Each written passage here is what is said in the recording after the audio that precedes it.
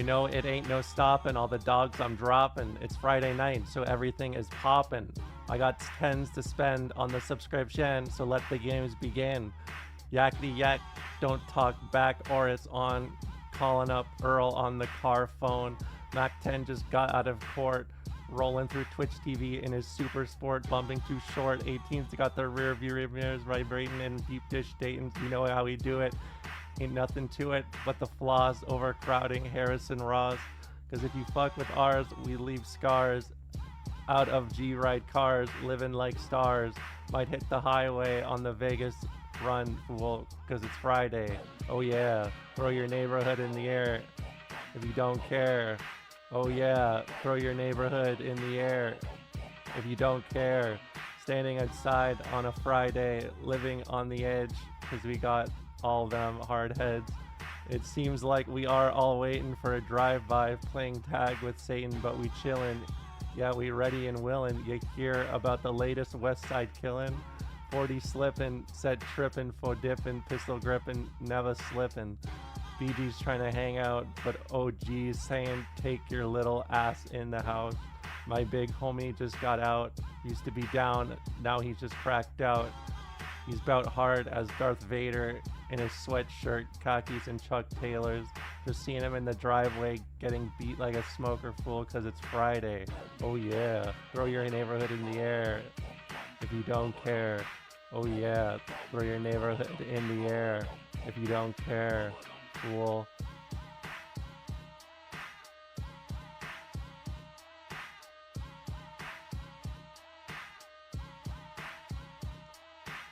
Why must I be like that and chase the cat or settle for flying in and out of town with half a chicken in her? She down to fuck around with the underground pussy hound and her ass is big.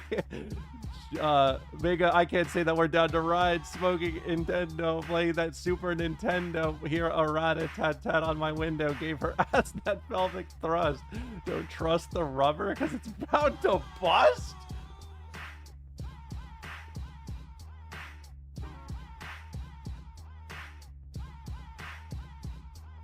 Because it's Friday, throw your neighborhood in the air if you don't care. Oh yeah, throw your neighborhood in the air if you don't care.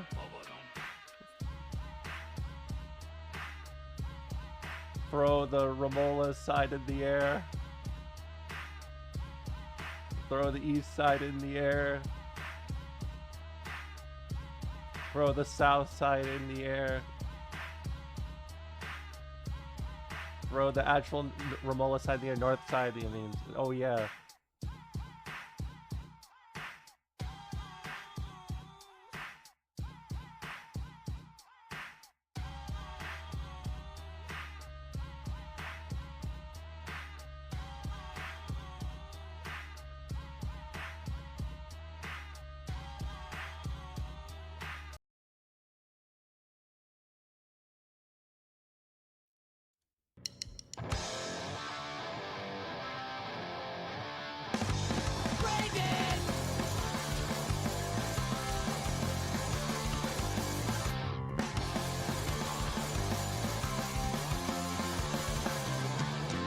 So you think you've had enough of this world? You can't even find yourself, you can't even find a girl. Someone who will look nice standing next to you, telling you bullshit that's nowhere near the truth, yeah. Pick it up, pick it up, pick it up. Huh, huh. You've burned all your bridges, now there's nowhere left to run. It's kinda hard to have some fun when you're underneath the gun, yeah. Brain dead, brain dead. Brain dead. Brain dead. You're used up like a puppet and there's nothing there for you. Ow. Brain dead. When are you gonna start doing what you wanna do?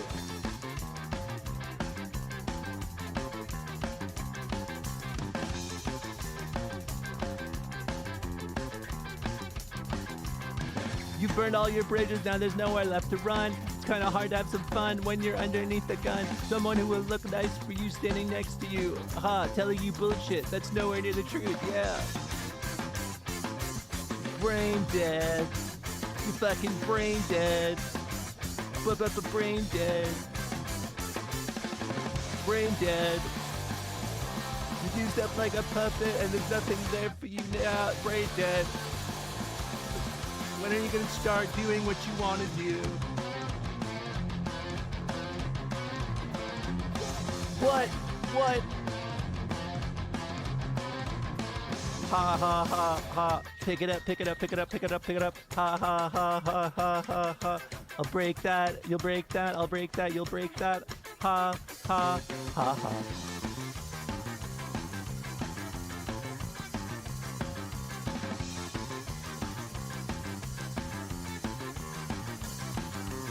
Feeling kind of brain dead. Don't tell me what to do, but I guess that's nothing new for you. When are you gonna start doing what you wanna do? Why don't you tell me what the fuck you're gonna do? Brain dead. Brain dead.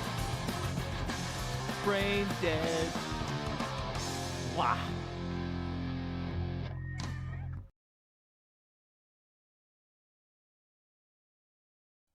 Hello, hello, hello. Hope everyone's having a nice Friday, doing well the usual.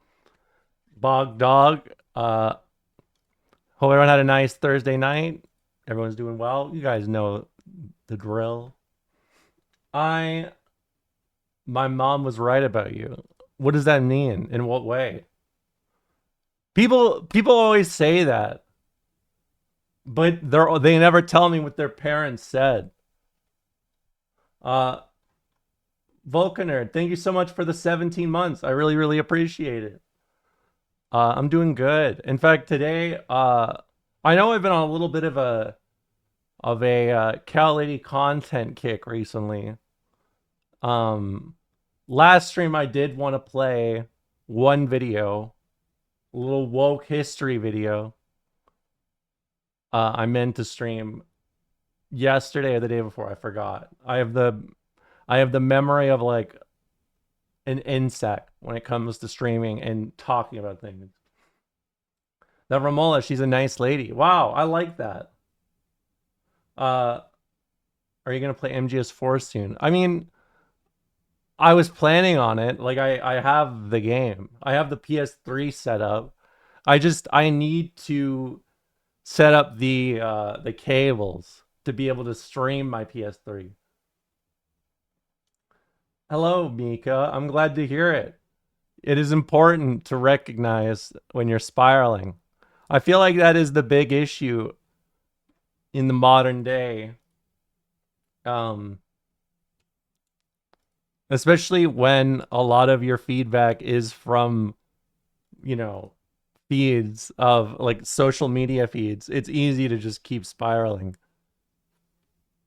Sometimes you gotta step away. You know what I used to do when I was younger?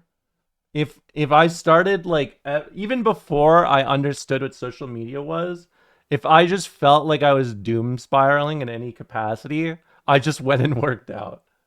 And I think the reason why I did that was because of the meme that's like, you know, lift heavyweight, voices disappear.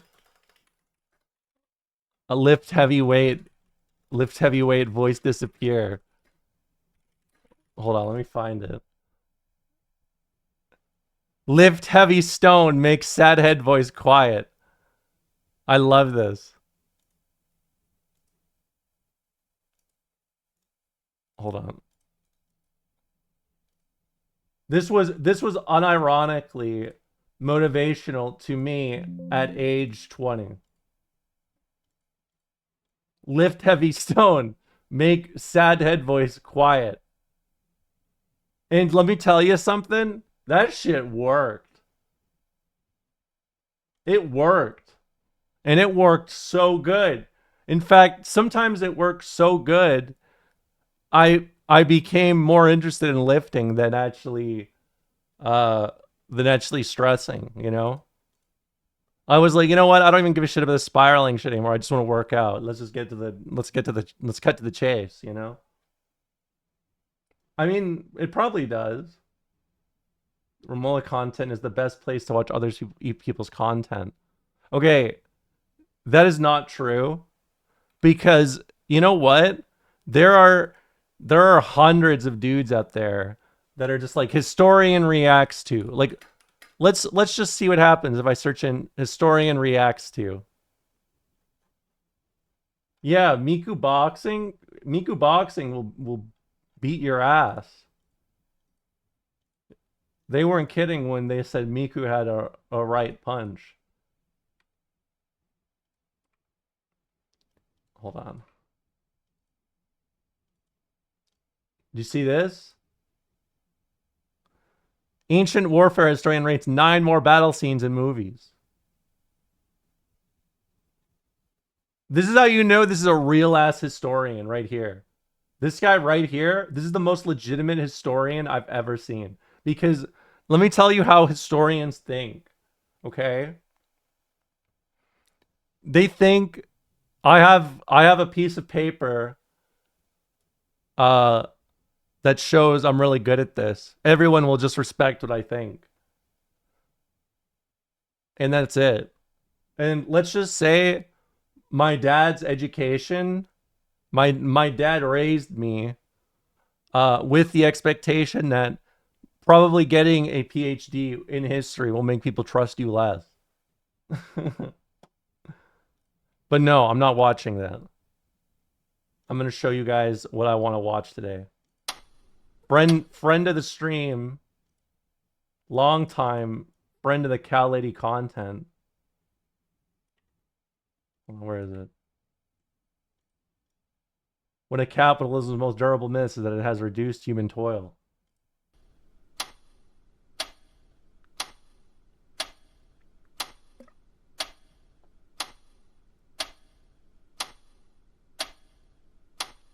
Have you ever had the urge for a too much. Hold on, sorry. I gotta make you wait. Have you ever had the urge for a sugary soda drink? A soda pop, if you will? I'm experiencing that right now, but I don't want a sody pop. All right, we can move on. This is a pretty recent phenomenon, and so this fact makes us unusual historically. It puts us out of step with our ancestors. It puts us out of step with nature.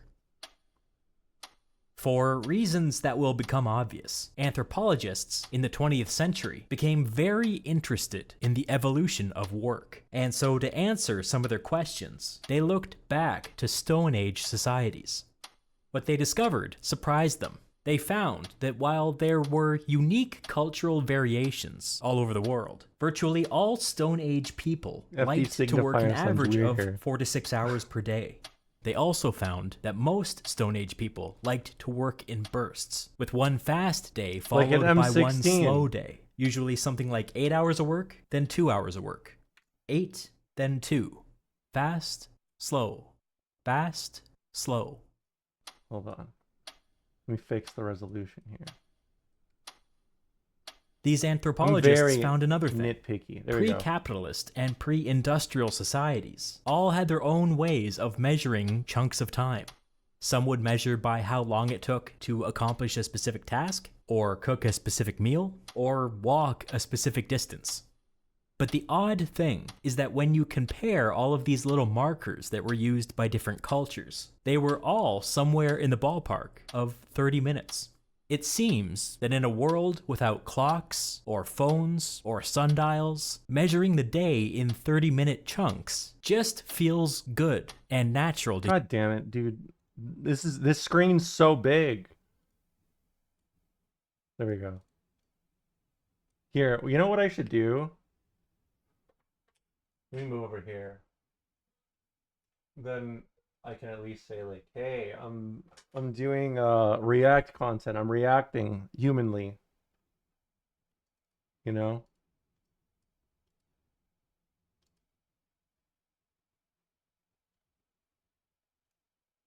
Here we go. Reacts eugenics controversy. You know, true story. I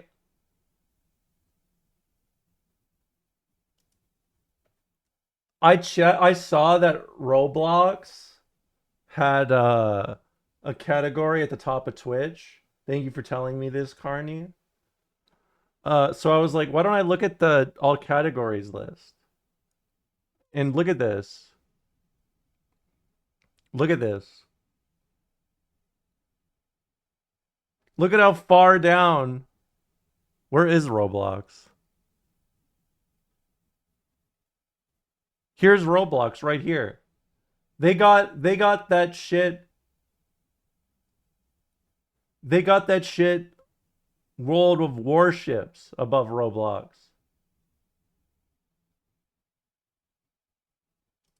That's sad. It's just sad, honestly. Humans. Very few societies ever felt the need to break the day into smaller chunks than that. All the viewers are in school? I guess so.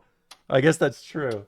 It's hard to go much deeper than that from archaeological evidence alone. But there are other pre-capitalist and pre-industrial societies that we can This look is the back shit to I to was help studying us. when I was 13. There are excellent surviving What were you records doing from when you were medieval Europe 13? that delve into this issue. So let's start there. For virtually all of human history, most work has been agricultural work.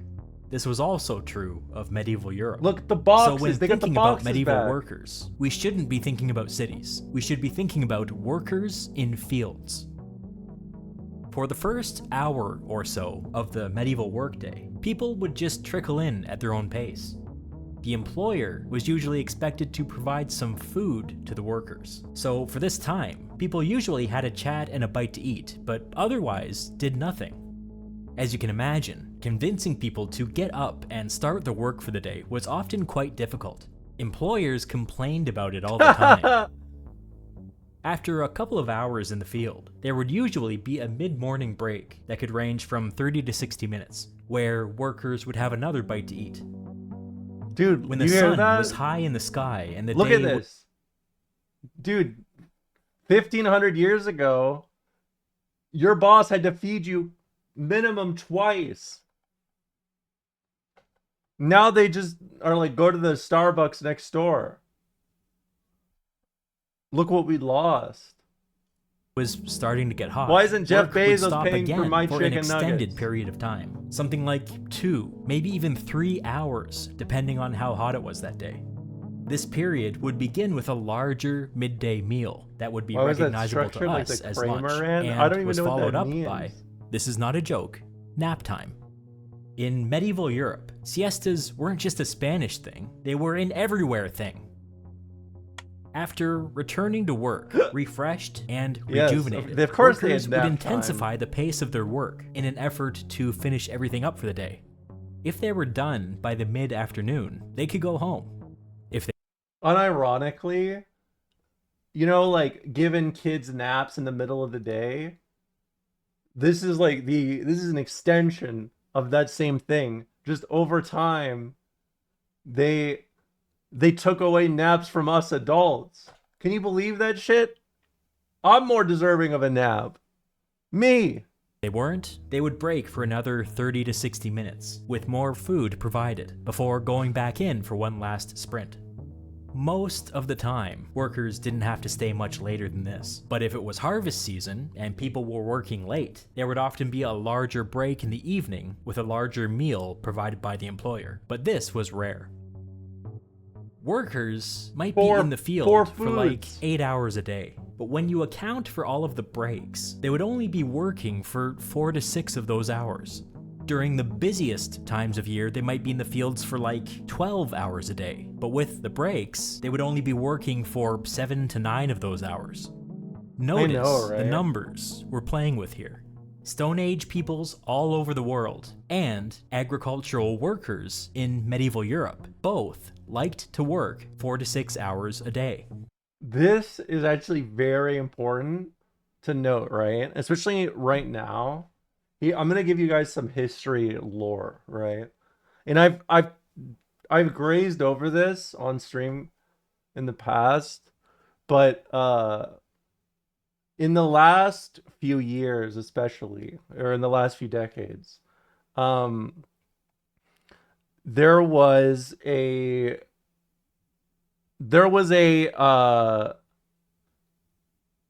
there was a period where a lot of the time they thought that like feudalism was a state that like you would like a country would always go through, basically, right? Like the Marxist sense, right? You got to go through feudalism to go to capitalism, right? That was the major like consensus, right? And this was attached to a very Eurocentric perspective of what it is, right? So let's do that again to re-emphasize here. The Eurocentric writing at this time is actually more specifically like one or two states that they kind of focus on, and that's it, really. Um, there's not really an expansive kind of understanding of all these different like aspects of feudalism that these old societies went through, right? Um, through their own, like, of course, saying it like this, their cultures all impacted what kind of state developed out of, their what developed out of their circumstances, right? And an extreme example of this is the Kievan Rus, which is it is identified in a lot of what, like, Eurocentric, like British focused. I mean, really Anglo-Saxon, Byzantine, Italian perspectives, right? Um, but nowadays we tend to view the Kievan Rus more along the lines of a patchwork of groups that were unified together underneath one state. So even like comparing it to a kingdom is not really applicable, right?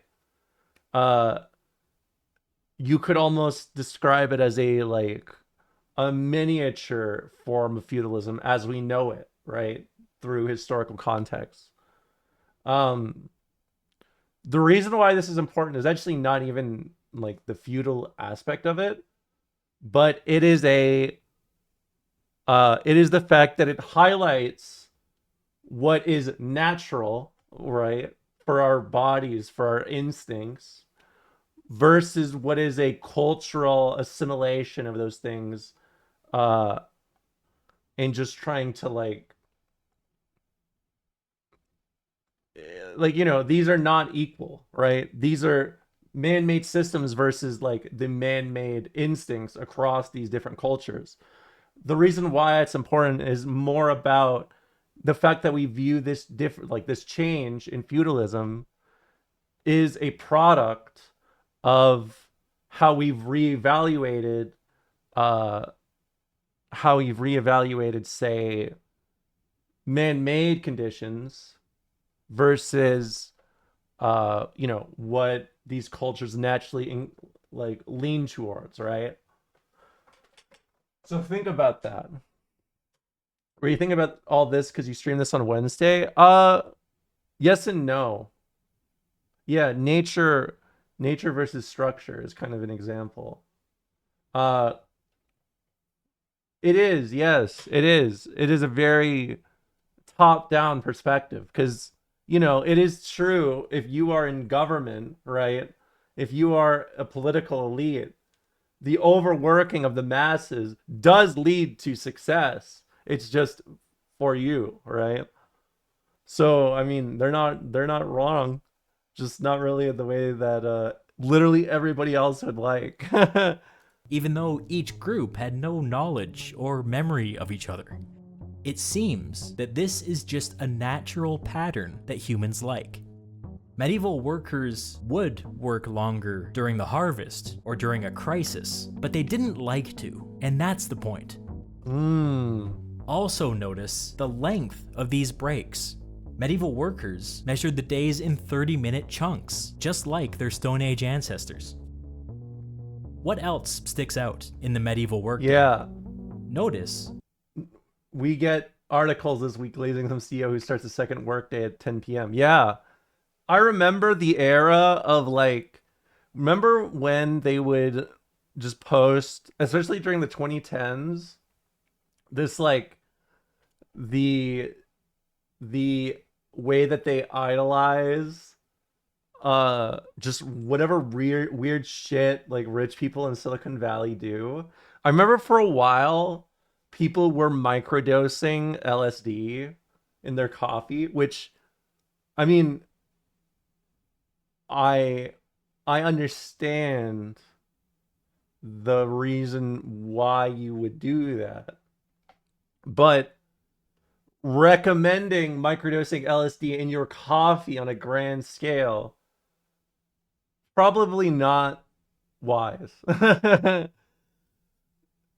And that's what I think. I mean, yeah, like that is like the same sort of thing, right? This billionaire became a billionaire by doing one nasty trick, lying about the things he does. Listen to him now. How the workers were constantly eating. This was one of the perks of being a day laborer. Food was a worker's biggest expense, and so part of their compensation exactly. was that their employer would take care of the food for that day. It would be like if part of your compensation was that your boss paid your rent. It I gotta relieved grind. a Let me massive microdose financial burden. my coffee. One other thing Nothing to note says like was that the start of the work day was like generally 100 understood milligrams of to be a thing caffeine. that happened during the day, and although there wasn't an exact science to this, With a a little workday was trip. broadly understood to be half of daylight hours. If there was an urgent need for people to literally work from sunrise to sunset, there was kind of a gentleman's agreement that this would count as 2 days of labor. What can we take away from all this? Work used to be a lot more informal and a lot more casual. Labor and leisure used to be intermingled. One was expected to relax and even nap on the job. Work was a part of a worker's life. Kicking back and passing the time wasn't just something workers did at home, it was equally something they did at work. Unless there was some sort of unusual crisis, workers were not expected to experience great stress while working. This is very true. When I started studying Roman history and like, I've mentioned my dad was a Greek historian, right? Like a Greek history historian between specifically like, I mean, starting at the like, the Homeric period, as much as you really can be, specializing more in the city states. But he was also pretty good after like Enlightenment kind of perspectives on Greece. And I remember I remember reading about how Roman landowners would work at their jobs because they had a lot of like there was a heavy an emphasis on glorifying farmers in the Roman era. And I thought, I mean, I get it. Farmers work hard as hell, you know. They're always out there, busting their balls and shit like that.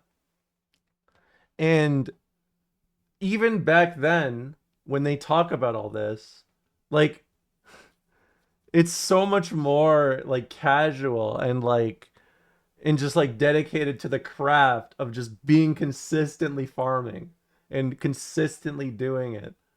Like a workout routine is really how it was conveyed to me.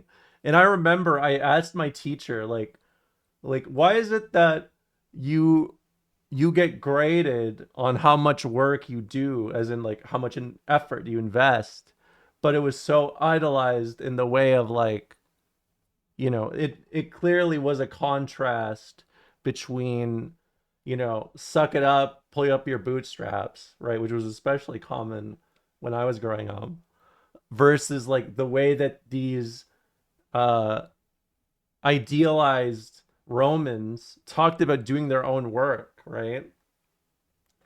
And like literally every time I would ask somebody about that, their response was like, it's a different time now. And that's it. That's all they could say. Oh, it's different now.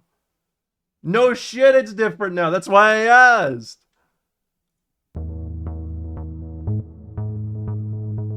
There's a chance if somebody had a real ass answer to me, I The would have been a week liberal always right now. began at a leisurely pace. What's up, Monday Clive? and Tuesday are described as days with a holiday spirit. Employers write of their difficulty in getting people to even show up. Thursday and Friday are described as fast days. Mondays and Tuesdays were slow, Thursdays and Fridays were fast. An echo of the Stone Age pattern of working. Fast, slow, fast, slow. I mean, yes, that is the real Saturday answer. was payday, and so it But I mean, functioned you know- as a hurry up and finish everything so that we can get the hell out of here. I mean, day. I think probably It they seems wouldn't even that know. Under normal circumstances, Right. Saturday was kind of a half day. Although during That's busy not seasons, something it could you come to easily turn terms into with, another and fast then- day, like Thursday and Friday. You know, After the week's work Go was on done as a and teacher. everybody got paid, workers got a full day off and on not Sunday. have any like kind of class awareness. But by the right? 16th and 17th centuries, a new custom invented by workers disrupted this Yeah. pattern. They called it Saint Monday. Saint Monday was kind of an unofficial holiday This is where like that absenteeism was Metallica permitted and even expected on the first day of the work week. People were still flush with cash from last Saturday, and Monday was a slow day anyways, so it just organically became a thing that workers just didn't show up. Employers learned to tolerate it, and workers gleefully looked forward to it. Yeah, exactly. Countless labor actions in early modern Europe can be traced back to some dumbass boss with something to prove, trying to crack down on their beloved Saint Monday. This was the real origin of the 2-day weekend. This is true. Literally, what he said was true. They would beat the shit out of a boss who is mad about like the way that people would work. If you were asking for too much, I mean, back then there was a lot more disconnect between class, you know, the classes in general, and it was a lot more egregious, to say the least. So literally,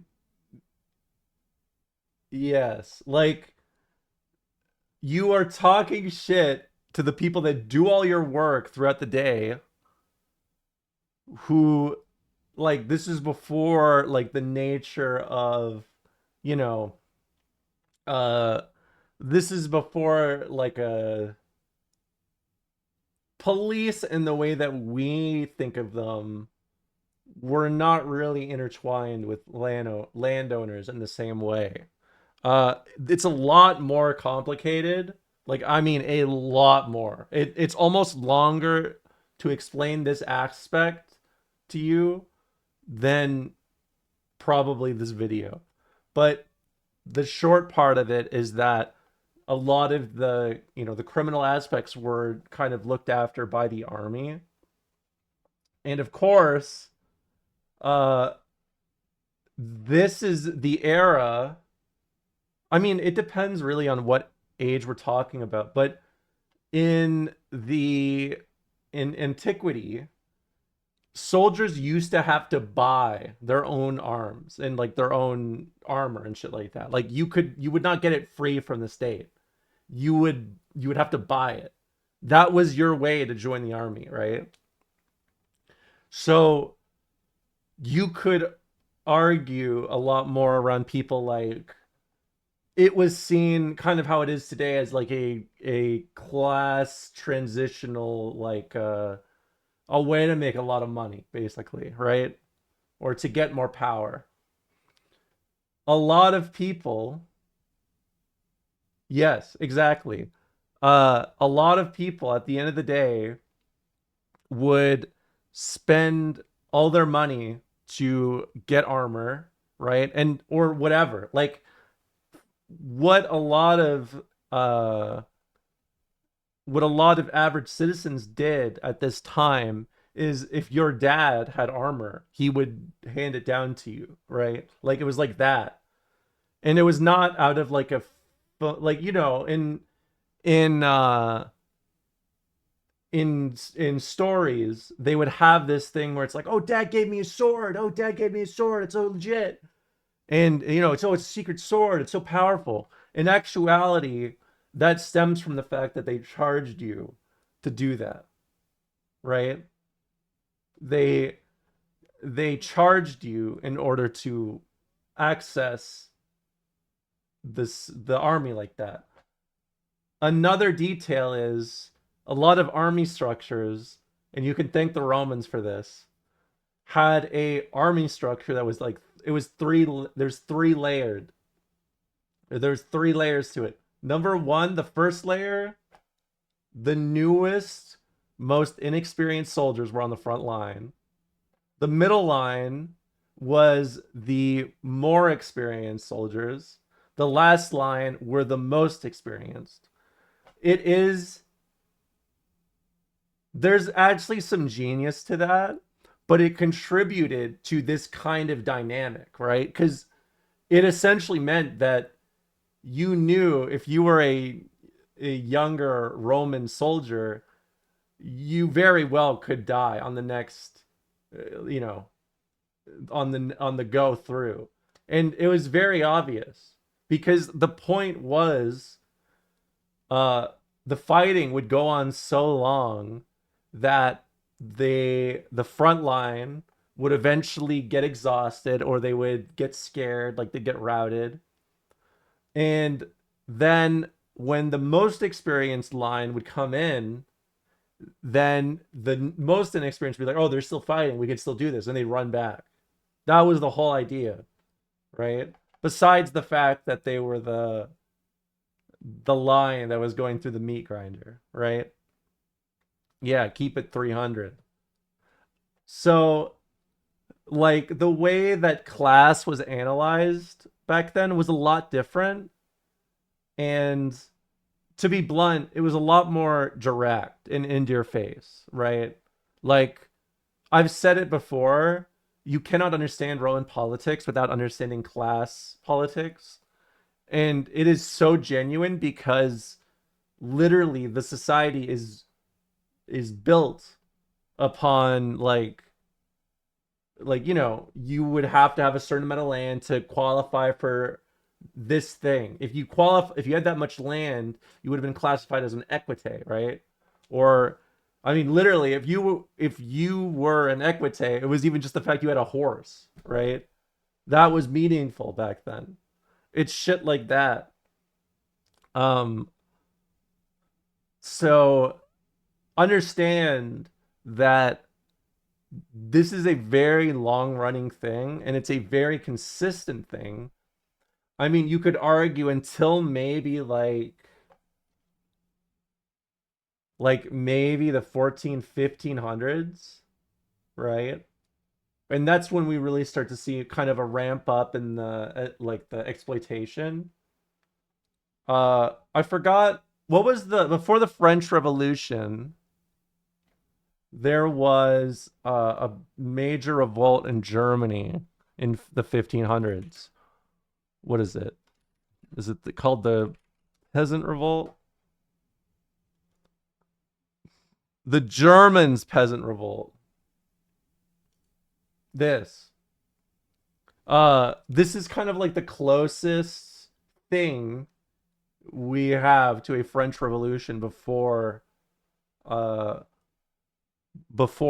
actual French Revolution. And again, this is also a note for Marxists. If you're a Marxist in chat, if you're unfamiliar, this was the blueprint that a lot of like revolutionaries studied for the French Revolution. Hence the nature of dialectic materialism.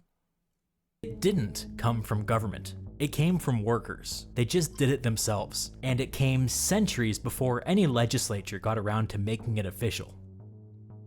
But leaving aside St. Monday, it's striking how different the mentality of medieval workers was from the mentality of workers today.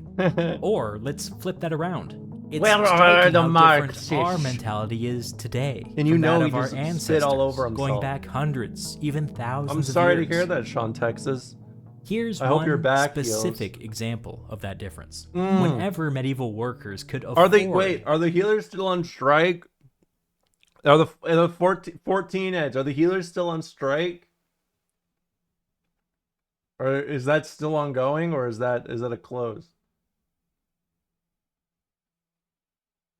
Okay, well, I hope you get healed, Sean Texas. To stop Sorry, you know me, working. I'm pro They labor. did.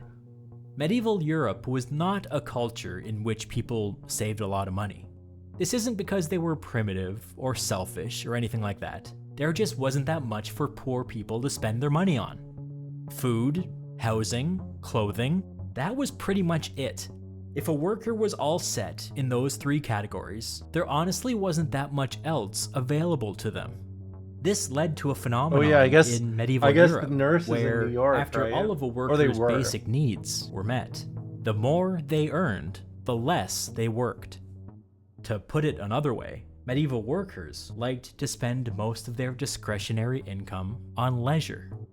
This isn't such a strange phenomenon. If you survey people today and offer them a choice between more money and more time off, Oh, I most see. people would take more time off. It's just that under our system, people are never offered that choice. Or when Hold they on, try to I want to see this source real quick. Exchanging earnings for leisure. Findings of an exploratory national survey on work time preferences. Thank you. exercise that choice for themselves, they are either professionally punished or fired. In medieval Europe, people could make that choice for themselves, and whenever possible, workers worked less. A lot less.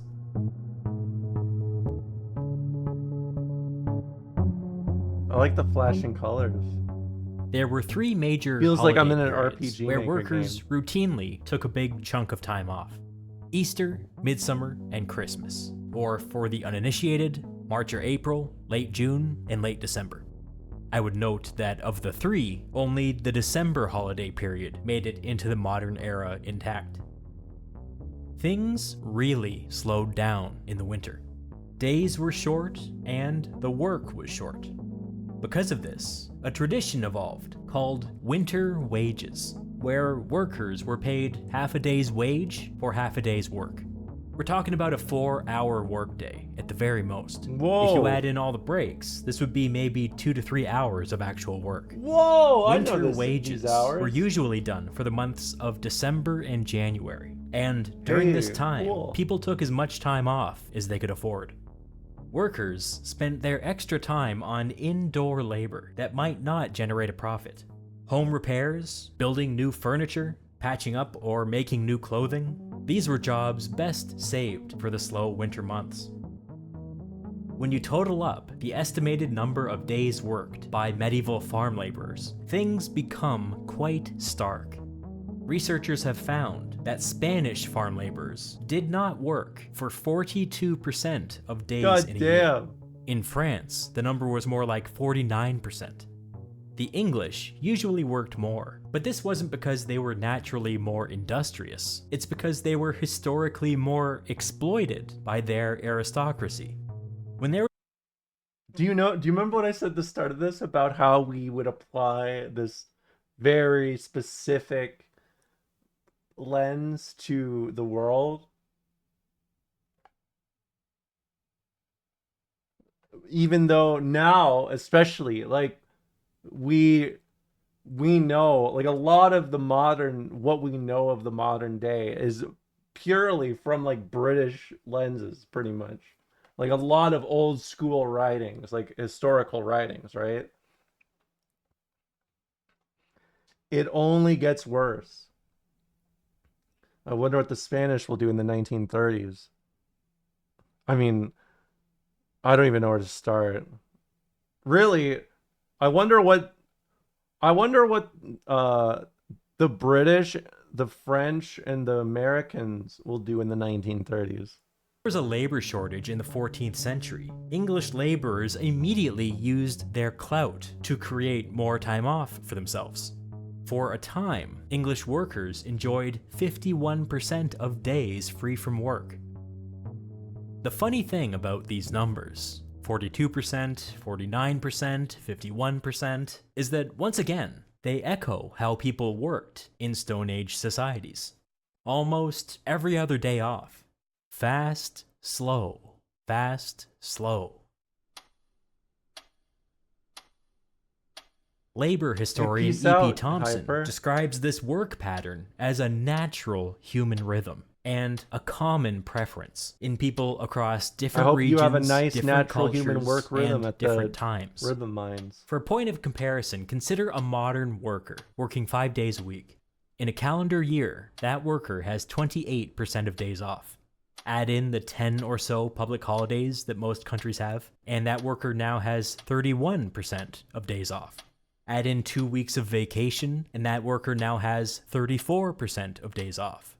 Assume instead that they get 6 weeks of vacation, and that worker has 39% of days off. In order for a modern worker to even begin to rival the amount of time off enjoyed by a medieval French farm laborer, that modern worker would need to be provided with 3.5 months of vacation per year, plus weekends, plus public holidays. Medieval workers were operating on a level so far beyond us that it's difficult to even dream that big.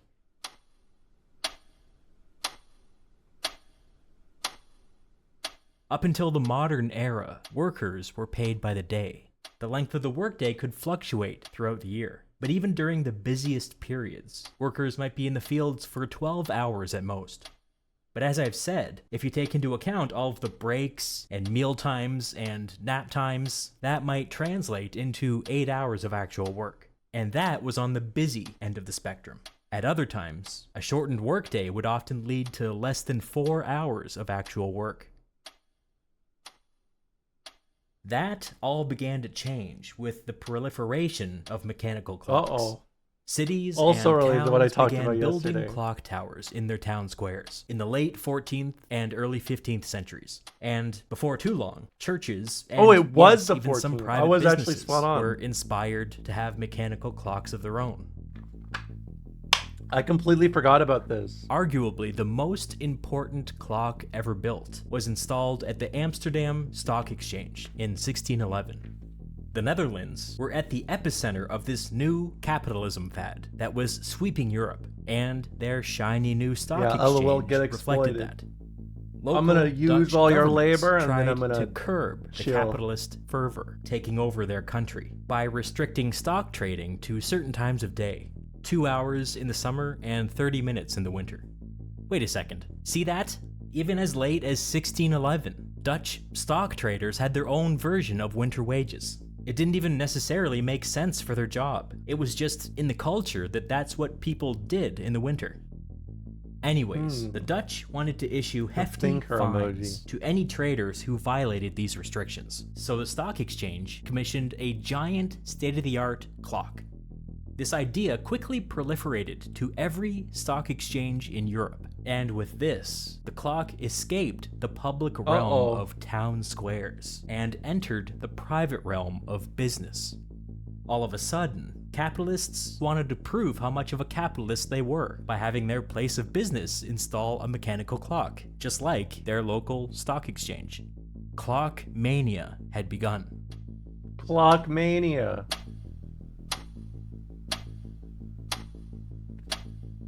You know, this is one thing I love about talking about like history is no matter how much you talk about it, you will always end up segueing into like, you know, random weird like detail that like will fry your fucking brain for like just I did not think this was a thing that could happen, you know? Like that mouse getting acquitted by the judge, or the dancing plague. Hold on. Do you guys know about the dancing plague?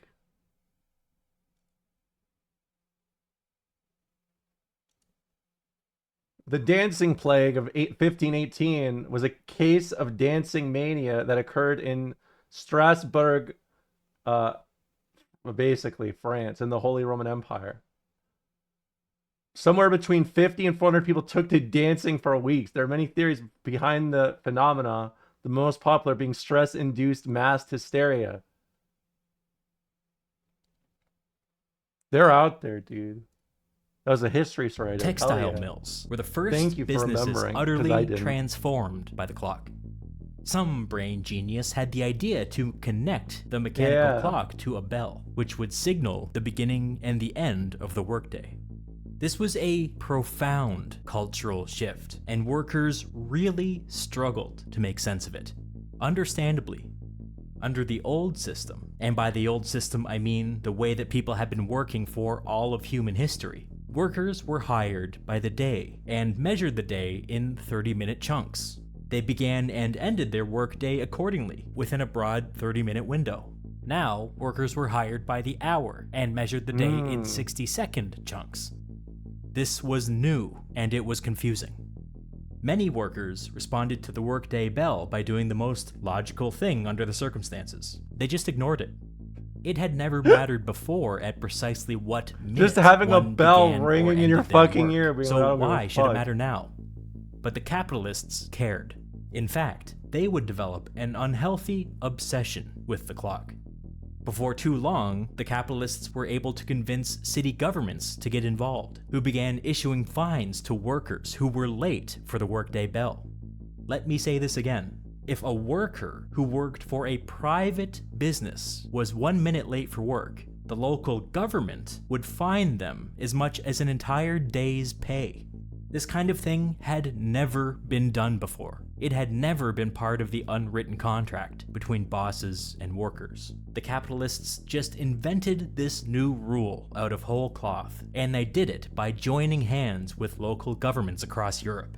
Industrial capitalism and the heavy hand of government. Friends since the very beginning. Cute hearts. The owners of the textile mills wanted to change the culture of work, and they did. But they did it by basically beating their workers into submission.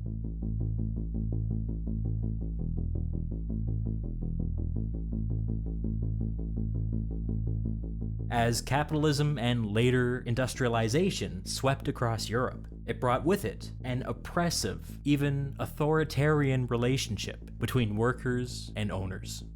Shortly after the introduction of the clock, the capitalist We need to class go back in time and take the these clock customary guys out. afternoon nap that had Is been that what part you of the think? workday I mean, for as long as If people that's what could you remember. want to do. Absolutely tragic. They also stopped providing food to the workers, which dumped an extra financial burden onto the working class. Yeah. Mealtimes, which We got a up lot of until now boxes had been in the long area. and informal and subsidized by the employer, were shortened and regulated down to the minute. The entire workday was just squeezed and squeezed until all of the air and all of the culture and all of the joy was taken out of it. But soon, even having a maximally productive workday wasn't enough. Workers quickly figured out that they could educating. not trust the company Sit clock. down and learn. Many bosses liked to fiddle with the time so that the workday started a little bit Hey. too early. Big Yellow, thanks for the raid. I really appreciate it. Hope you had a nice stream. I'm gonna play Eastward in a moment, but I'm watching a history video and I'm talking about history. If you're interested in the history of labor in Europe as a whole, fantastic video by Historia Civilis, very spot on. Honestly cannot say enough good things about this video. And ended a little bit too late. Yeah, if you're interested in getting One pissed trick off, feel that free to bosses liked stay. to You're pull welcome with here. early company Come clocks on, was to come on rig them in. to the production line. So Yeah, that if there I was any streamed sort extra of day. Now I'm feeling a little technological like problem, as there often can was, call me, then the clock would stop. Later generations of company Lenin clocks had Stalin. mechanisms built into them that caused them to periodically pause during the workday, accumulating minutes, only to suddenly jump forward to the real time during breaks. It's funny, because the capitalists were the ones that invented this idea that the clock must reign supreme. They were the ones who had the government fine people if they were 1 minute late for work. They were the ones who unilaterally Damn you, blue box. imposed this new social contract on workers. And then they were the ones to immediately break this new social contract. Why?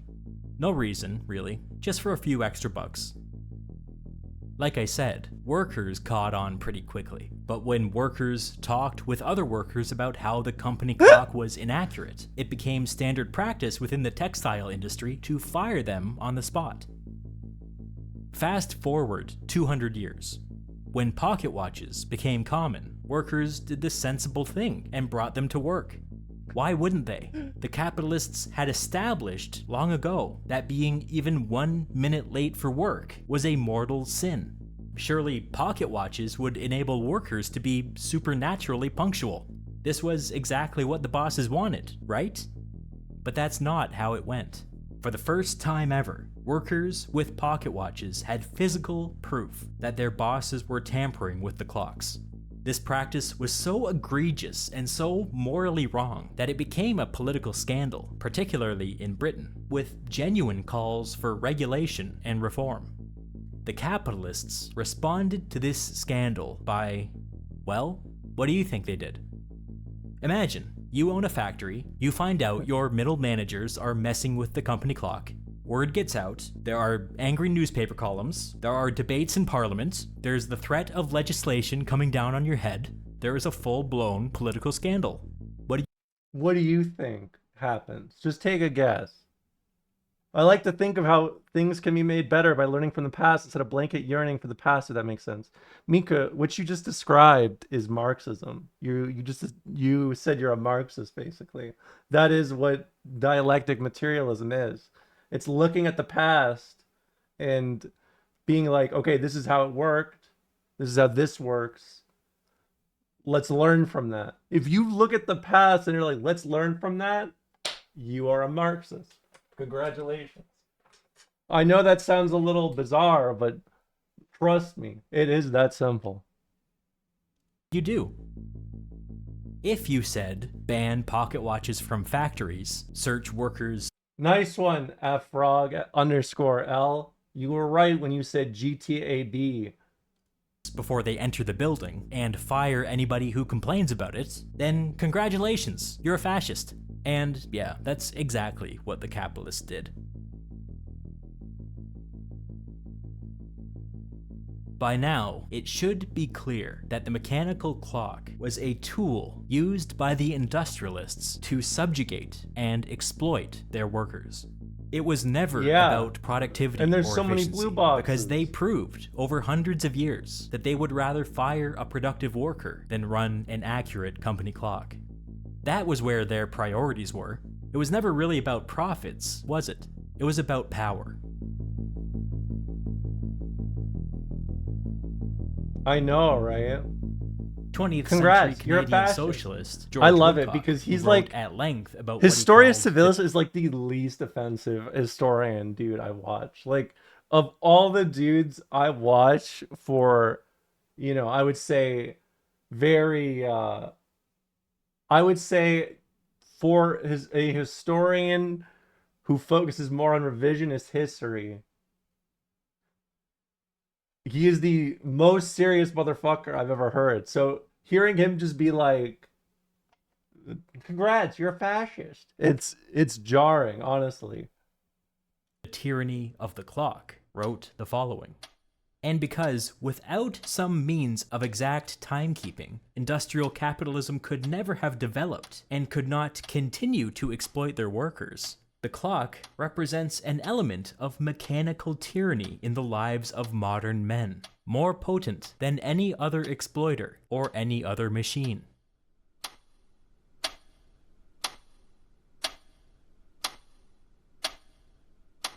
All of the trends that began with the mechanical clock kicked into overdrive with the widespread adoption of artificial lighting.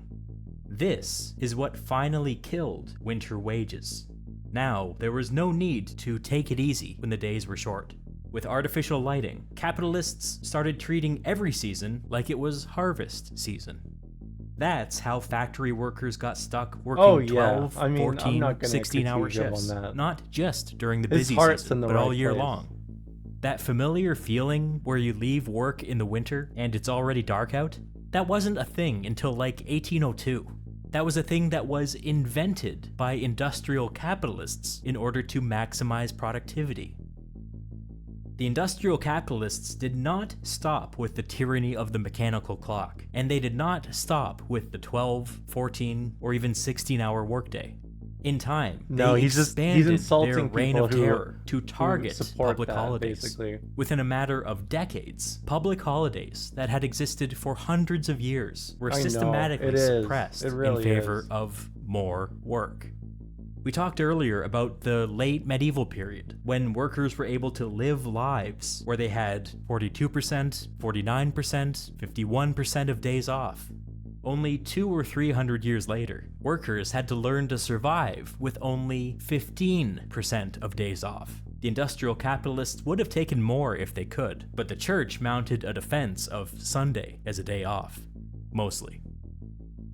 At the end of it all, the lives of workers had been completely transformed. English workers in the 19th century were working 80% more than English workers in the 17th century. Check these stats, though. 17th century England, 1440 to 2300 hours of work to 3150 to 3650. That's quite a bit, isn't it?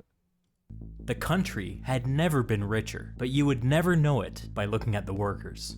Over the century leading up to this, the British GDP had grown by 50%, but over the same period, worker pay was not just stagnant, but in decline. They were doing almost double the work for less pay. And the transformation wasn't just in the number of hours worked. Owners and bosses used their leverage to force their workers to live in a tiny authoritarian world run by capitalists.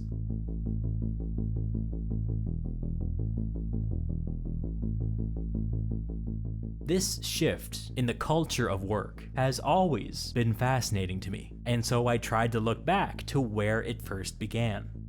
When and why did we shift from the more casual and laid-back work culture that came out of medieval Europe to the more totalizing and authoritarian and inhuman work culture that came out of the Industrial Revolution? I think I've figured out where things started to shift, and I think I've got it pinned down to the exact year: 1664. In 1664, some absolutely psychotic capitalist named Richard Palmer, cursed be his name, paid the church in the town of Wokingham, England, to ring their bell at precisely 4 o'clock every morning and at precisely 8 o'clock every evening. Wokingham? He did this because he was still seeing the cultural evidence of winter wages, where workers woke up later during the slow winter months and worked half as hard as they normally did. As a capitalist, this drove Palmer crazy. He felt that it was deeply important for workers to be up 4 hours before sunrise every day, even if they didn't really have any work to do. If they didn't want to wake up on their own, he would do it for them. So he had the church bell ring at 4 o'clock every morning, 4 hours before sunrise. He also felt that it was his job to tell people when to go to bed, so he had the church bell ring at 8 o'clock every evening. Also, shout out to this church for straight up abandoning their religious mission and surrendering to this capitalist weirdo. Way to go, guys. I hope the money was worth it. According to Richard Palmer and this new breed of 17th century capitalist coming up with him, private time was an outdated concept. This new generation of capitalists wanted a say in how workers were spending their hours at home. They even wanted a say in what time they went to bed. They had a totalitarian worldview. As far as they were concerned, all time was company time. Inspired by the work of Richard Palmer, this particular form of abuse became a fashionable trend in England. Psychopaths all across the country started co-opting churches and victimizing towns, all in the name of productivity. 20th century Canadian socialist George Woodcock writes of this new breed of capitalist.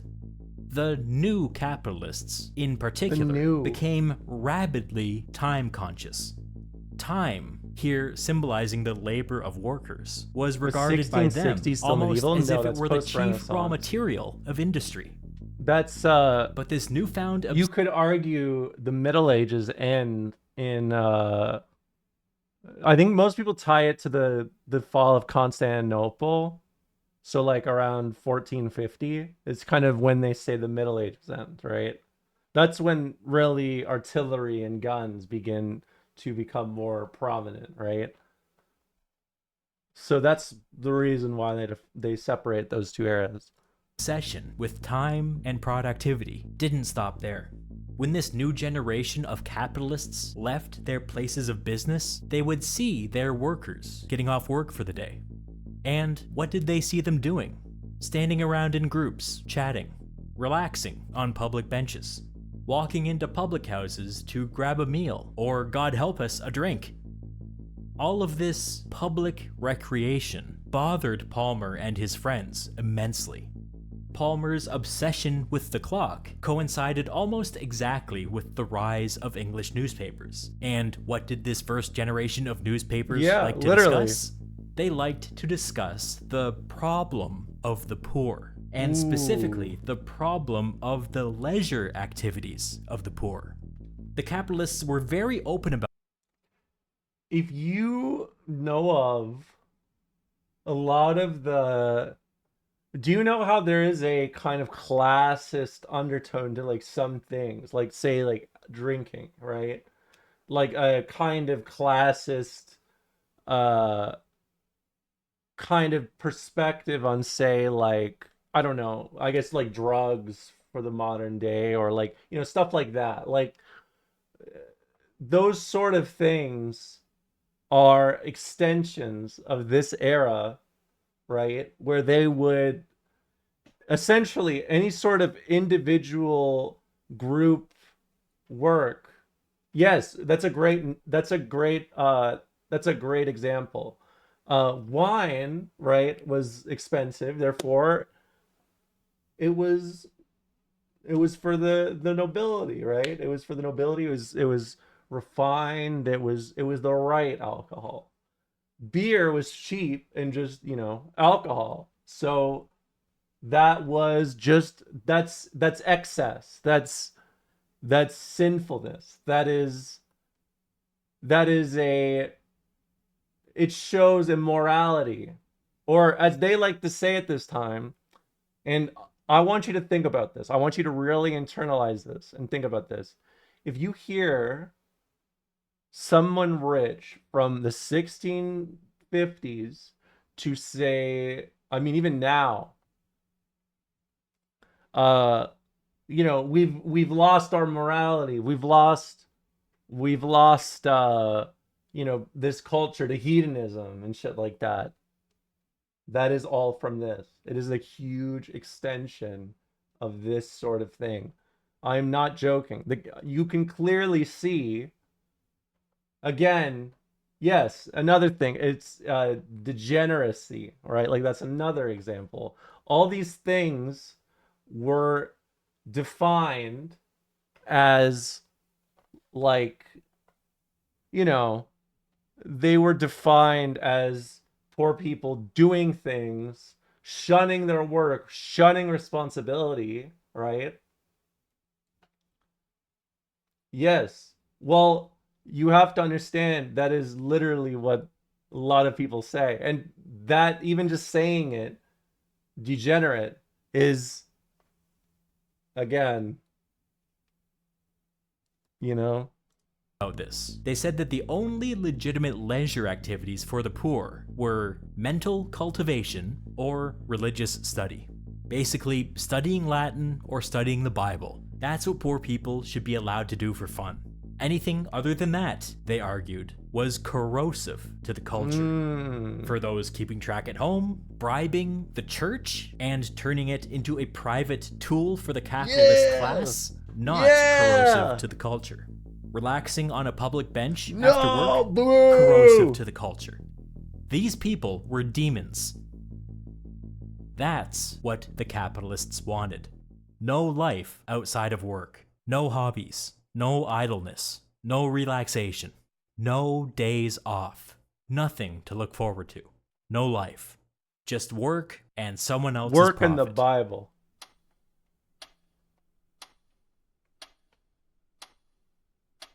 20th century Canadian socialist George Woodcock He loves concedes Woodcock, doesn't that mechanical time is valuable as a means of coordination of activities in a highly developed society, just as the machine is valuable as a means of reducing unnecessary labor. But, he argued, the modern use of the mechanical clock did not reduce unnecessary labor. It did the opposite. Hurried meals, the regular morning and evening scramble for trains or buses, the strain of having to work to time schedules, all contribute to digestive and nervous disorders, to ruin health and shorten life. Yes. I mean, like, okay, I hear this, I used to hear this a lot in fighting games, right? It was people who would say, like, I have to get this good this fast. Like, I got to get this good in like 6 months. And like that level of thinking, like the way you think, if you are thinking like that, that is literally like it's capitalist thinking. You're thinking about your outcome of it as opposed to the structure of the hobby you want to enjoy, right? When you start thinking about like time is money, my labor is time, I should be laboring, or perhaps I'm sure many of you who have, grown up in the American community or culture, or I mean, really anywhere in the world, it's it is literally like so many people will take like an extra day off, or they're like exhausted and they're feeling like they're melting, and they feel bad taking a day off or like relaxing or resting because of this like inherent shame, this shaming, right? This is the this is the reason why Marxist thought process, right? It differentiates cultures of the bourgeois versus the proletariat, right? Yes, exactly. Like I've cried because I had to skip a work day because I physically couldn't stand up from pain. Like when how you can tell when a system is fucked up? The people who have struggled under the system are only able to take solace in the fact that they may not have to do it as much as they used to, in that their struggle was valid, right? Their experience was valid, right? If you take that away from a lot of people and you make them sit with it, right? In the same way, like, uh, student loan forgiveness. A lot of people will be like, why would I want student loans forgiven uh, when I paid through them myself, right? Like, that is the kind of core issue. It forces a lot of people to press up against this structure, sometimes without even knowing like the foundation of it.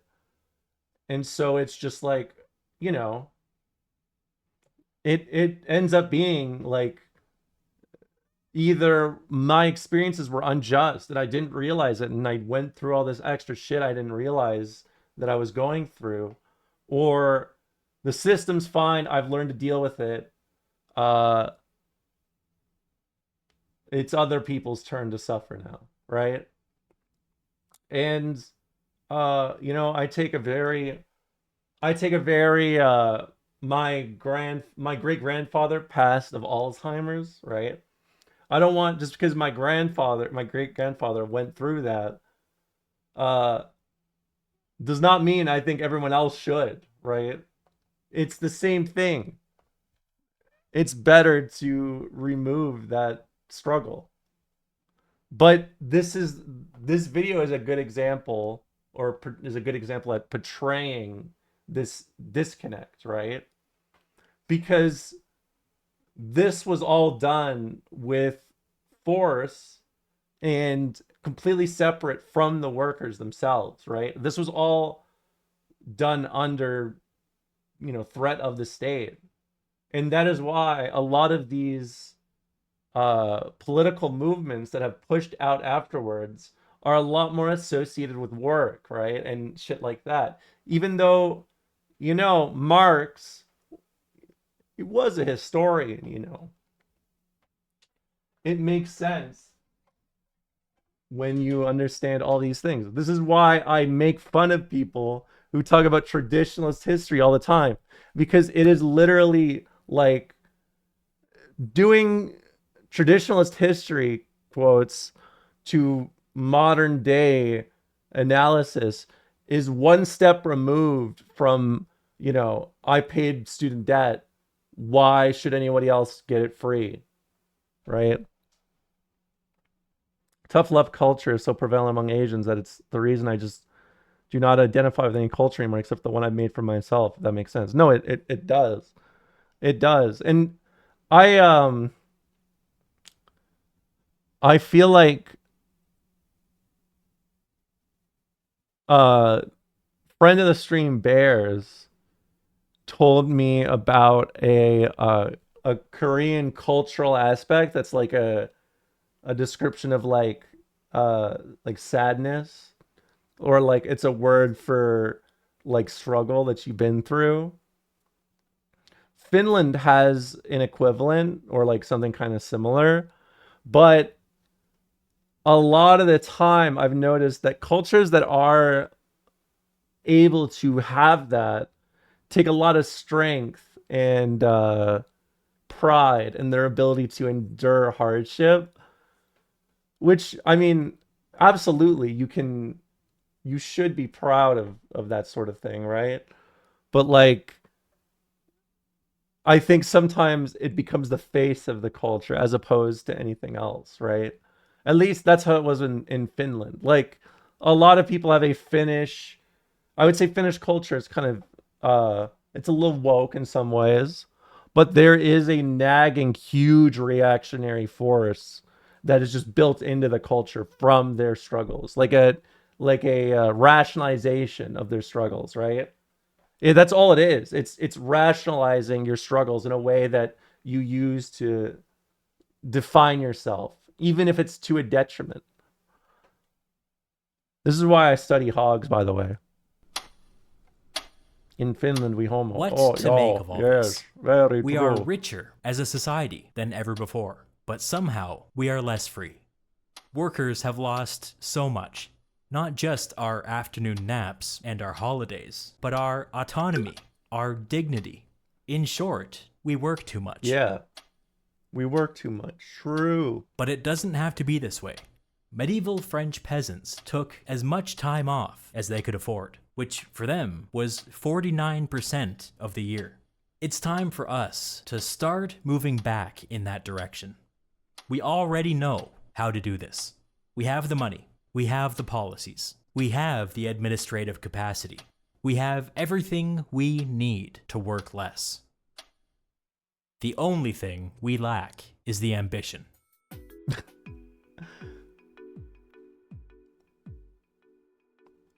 Look at my guy. Think like a woke, act like a woke. Look at that. Good little video. How will we defeat China if we work less? I love you saying that. I know you're joking, but you know, how many times have they made an article about like China's economy about to collapse?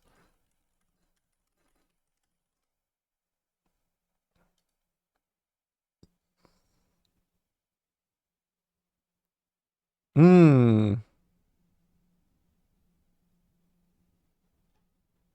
This is my favorite kind of thing.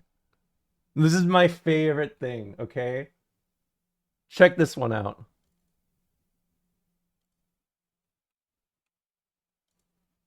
China's economy on cusp of a deflationary death spiral? Deflation isn't an abstract threat in China. It's visible, statistical, and spreading as fast as good made for exports redirected to local markets. China is sliding deeper into economic weakness that is being worsened by its response to external shocks. Tariffs are drying up international demand for Chinese goods. In a bid to keep factories alive, Beijing is urging exporters to turn inward. However, that pivot is compounding the very problem it aims to solve. Chinese authorities have been positioning the domestic market as a pressure release valve for the manufacturing section. Oh, thank you. This is awesome. This is awesome. Thank you so much. I love this. I love the picture at the top, the 29 days one. He's mad. Oh, the 28 trillion disaster is also the same one. I guess no one is safe. It started, game over. This is my favorite kind of like my favorite kind of video. I fucking love I fucking love videos like this. Look at this. Trains to nowhere. Dude, this is what I mean. This is what I mean. Americans will be like, what do you mean? What do you mean we should reevaluate history? And then at the same time, they're like, I can't believe that our assessment on the free market of China is just, it's not working. It's a countdown. It is a countdown. It is a what is it? Like choose your own adventure. Yeah, I know, right? Dude, they do a little bit of fraud, just a little bit, just a smidge, and they love it. Uh, I love this. This is accelerating a destructive process. Prices are falling, and not because productivity is rising or technology is improving. They're falling because companies are desperate to shift stock and survive. Deflation isn't an abstract threat in China anymore. It's visible across the economy. After barely holding above zero for much of 2023 and 2024, consumer prices have now dropped for 2 straight months. Producer prices have fallen for 29 consecutive months. March's figures showed the sharpest drop in 4 months, and forecasts point to an even steeper decline in April. They got, dude, it's too nice. By the way, let's do a little bit of comparison, okay? Let's do a little comparison.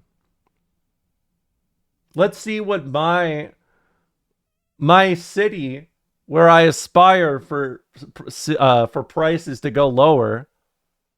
Let's see if they can compare to the deflation nation over here.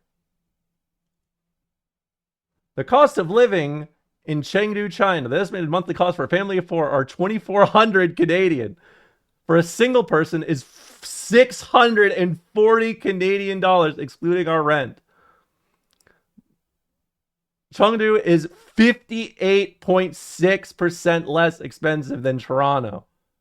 Rent in Chengdu on average is 77. What are you doing? Get the hell out of here. It's 77.5% lower than in Toronto. Look at that. Meal at inexpensive restaurant. Hold on. Let's look at the US dollar for the fans. No, get out of here.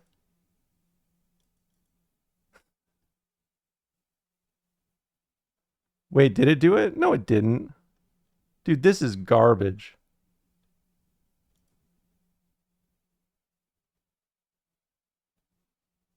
Okay. It is in USD $470, excluding rent, for a monthly estimated cost for a single person. Meal at inexpensive restaurant, $3. Meal for 2 at a mid-range restaurant, 3 courses without drinks, $21. Combo meal at McDonald's, $5. Domestic draft beer, 1 pint, $1.45. Imported beer, $2. Cappuccino, $2.78. Soft drink, 48 cents. Bottled water, 29 cents. Milk, $2. Fresh white bread, $1.50. White rice, 40 cents. Get the fuck out of here. I'm not. Why does it keep saying North Bay? Eggs, 180. Local cheese, $6.11. Hold on. Let's amp it up. One-way ticket, local transport, 40 cents. Monthly public transport pass, $23. Taxi start, $1. Taxi 1 mile, 47 cents. Gasoline per liter, $1.13. Volkswagen Golf 1.5 or equivalent new compact car, 18,000. Basic utilities for 915 square foot apartment, electricity, heating, cooling, water, garbage, $40. Mobile phone plan with monthly with calls and 10 GB plus data, $9. Broadband internet, unlimited data, 60 Mbps or higher, $12. Monthly fitness club membership, $26. Tennis court rental, 1 hour weekend, $10. Cinema ticket, international lease, $6. Now here, this is where it's gonna really break your fucking ankles here. 1 bedroom apartment in city center, $409 per month. 1 bedroom apartment outside of city center, $228. 3 bedroom apartment in city center, $760. 3 bedroom apartment outside of city center, $450. Now, I'm gonna gank you with something. The city I chose, Chengdu,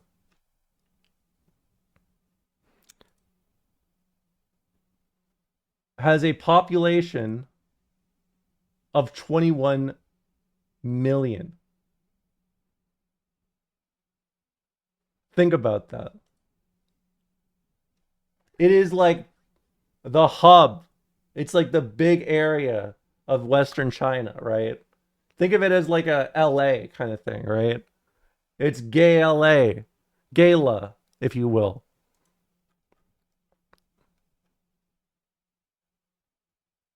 Yes, that's a great example. Let's compare LA.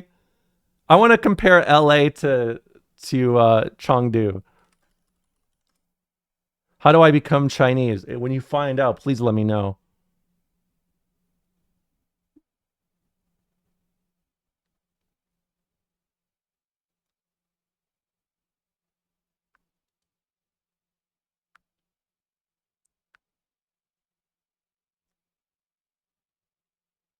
You would need $2,250 in Chengdu to maintain the same standard of life you can have with $8,800 in Los Angeles, California, assuming you rent in both cities.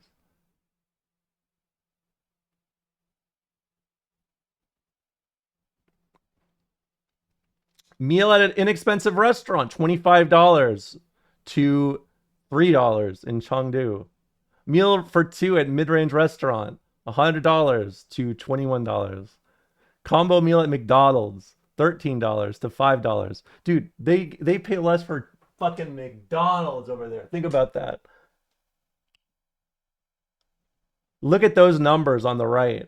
Okay, I guess you're paying more for milk. How does it work in these comparisons? I think it is a literal uh what is it? Like a collectivization. Or not a collectivization, a aggregate. Thank you. An aggregate. Yes. But I mean, look, all I know is rent rent in LA, I dated a girl in the past who was working in LA, and for a like very shitty one bedroom apartment that was like,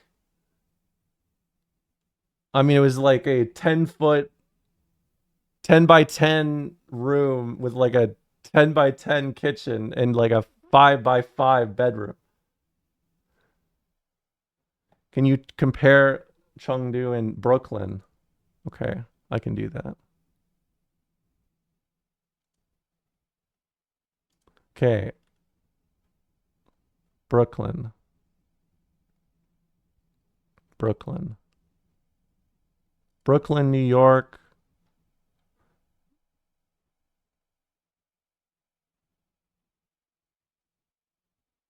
Chengdu.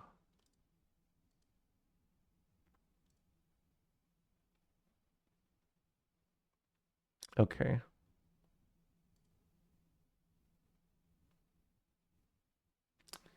Cost of living in Chengdu is 67% lower than in Brooklyn, New York. Cost of living, including rent in Chengdu, is 76.8% lower than in Brooklyn, New York. Rent prices in Chengdu are 89% lower than in Brooklyn, New York.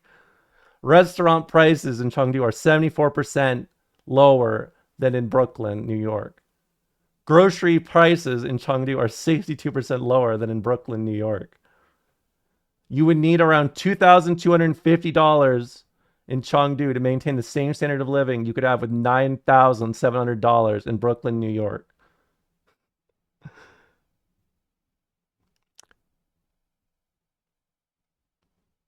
Hmm. Hold on, I gotta double check something. I'm a little confused.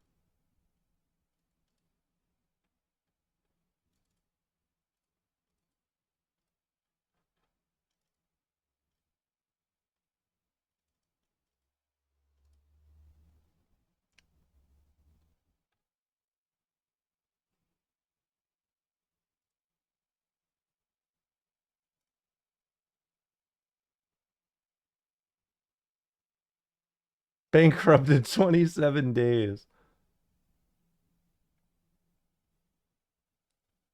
What website is this? I don't even know. This is just a random site I chose. Numbeo.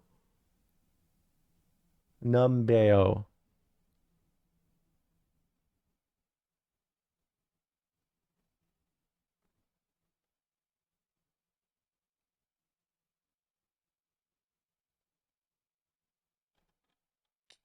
What is a what's a SE salary in Chengdu? I don't know what that means. Uh okay, there is something very important to understand. In Actually, you know what we should watch?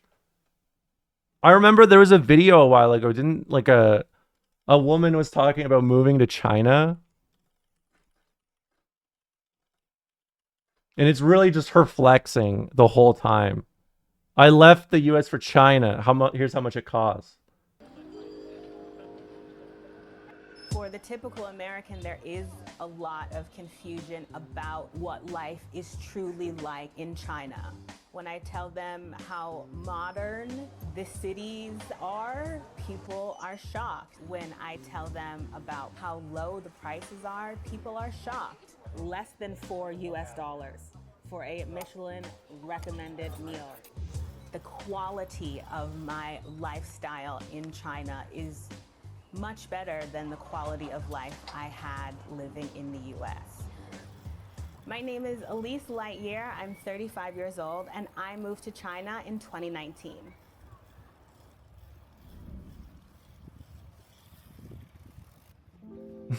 Yeah, I grew up exactly. in the city of Ann Arbor, Michigan. After I graduated college, I moved to New York City and lived there for 10 years. I was working in reality TV production. I was tired of working 70 hours a week for 10 years, being in my 20s. I felt like a 50-year-old woman. I was exhausted. I was living check to check, which sucked. One day I just woke up and it just clicked that this is not the life that I want for myself I came up with this idea that I wanted to leave New York. I moved to Beijing in 2019 and lived and taught there for Is 4 gay years. town actually a thing? Then I don't in even know what you mean by that. 2023, I Like moved there to are Chengdu and have been Chengdu in is like Chengdu ever the since. queer place. It's where a lot of He's gonna queer let the duck folks be free. do their, you know, Good luck, Mr. Duck. conglomerations. There are just some It was really areas that, difficult to say you goodbye know, to my family and create friends because I didn't know when I would see them again. an I environment didn't that know just makes how we people would be feel able safe to going there or communicate, uniting and there, whatever, I you know. was scared. It's hard to I really was explain scared why it of happens. This 15-hour flight that I had to take. I was scared about what food I was gonna eat. I was scared about this new career, about being a teacher. I was Oh, I scared about guess, but making I think it's friends. because a lot of people don't think But I was that ready and I was excited. I think a lot of people don't My excitement think trumped that my these sort of anxiety towns and exist, my right? Like scared I don't think that feelings.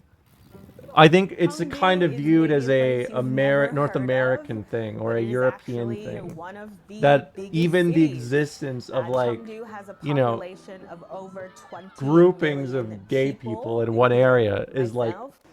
they just don't get it. It's very Currently, you I'm a know, university teacher, west versus and east I sort of work a thing. total of 18 hours a week, 4 days a week, and I teach freshman first-year university students who already speak English, and I teach them essay writing. I take the subway every single day to work. It's really easy to navigate. Yeah, All of exactly. the signs are in English and Chinese. All of the announcements are in English and Chinese, so it's foolproof. This round trip subway trip cost me 2 yuan, which is 28 US cents. Even like My Russia current yearly has salary in similar China like is gay 30,000 US gay dollars. cities, right? 30,000 US dollars It's just a like year the is extent of them. poverty in America. But Hold in on, let's China, listen again because I was talking over her, currently, I'm and a you know, university teacher, I'm sitting my white and ass I down work and a listening. total of 18 hours a week, 4 days a week, and I teach freshman first-year university Listen, students who I want you to already listen speak to this English. loudly. I Listen. work a total of 18 hours a week, 4 days a week, and I teach freshman first-year university students who already speak English, and I teach them essay writing. I take the subway every single day to work. It's really easy to navigate. All of the signs are in English and Chinese. All of the announcements are in English and Chinese, so it's foolproof. This round trip subway trip cost me 2 yuan, which is 28 US cents. My current yearly salary in China is 30,000 US dollars. 30,000 US dollars a year is poverty in America. But in China, I'm living large. I am upper middle class. For my 3-bedroom apartment with a balcony located downtown Chengdu, just a 5-minute walk from the subway, my rent is $556 per 3-bedroom apartment with a balcony, $556 a month. And again, this is a major fucking city in the western half of China. Like this is it's literally comparable to like, you know, like something like Los Angeles in terms of like size, right? Or like scope, I guess. Obviously like it's a little different in China in comparison to America, but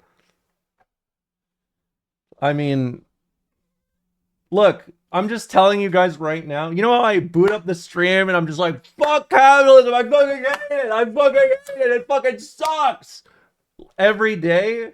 I hope you understand why I think the way I do now. month, but my It only job gets worse, by pays the way. half of that as a benefit. I'm going Which to means repeat what she just said. Just a 5-minute walk from the subway. My rent is $556 per month, but my job pays half of that as a benefit, which means I only pay $278. She pays 10% what you would pay for a studio apartment.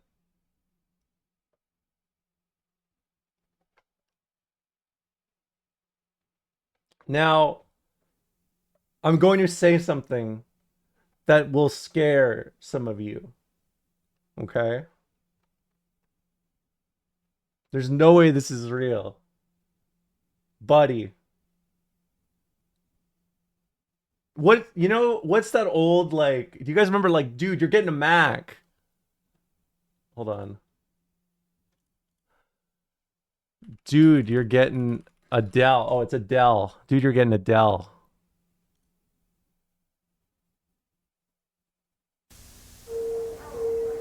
Hello, Mrs. Lindsay. William? Hello, Stephen. You're not by any chance computer shopping, are you? Mm-hmm. If I can get some help.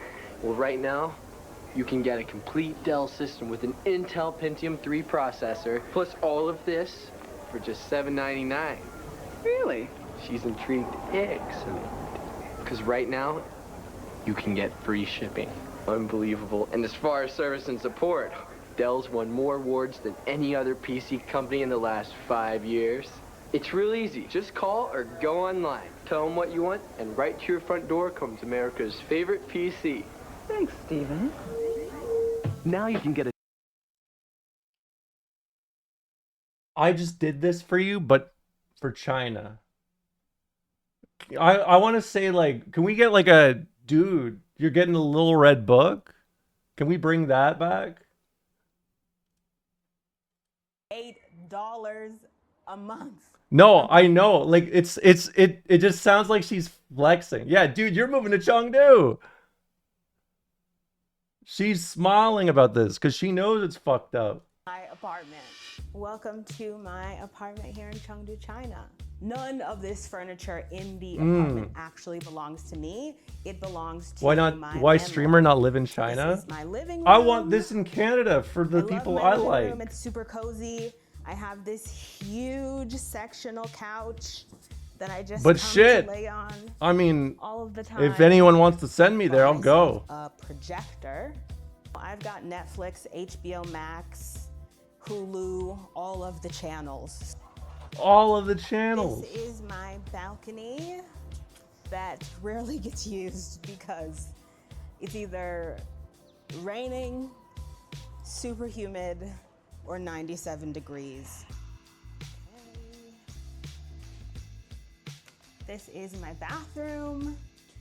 It's small, but it's effective. This is my wardrobe. I love the room. girl This is power third thing on the bedroom, sign, but there's no or on the bed. wall. So I've turned it into my wardrobe closet. Get ready. I mean, space. it's small.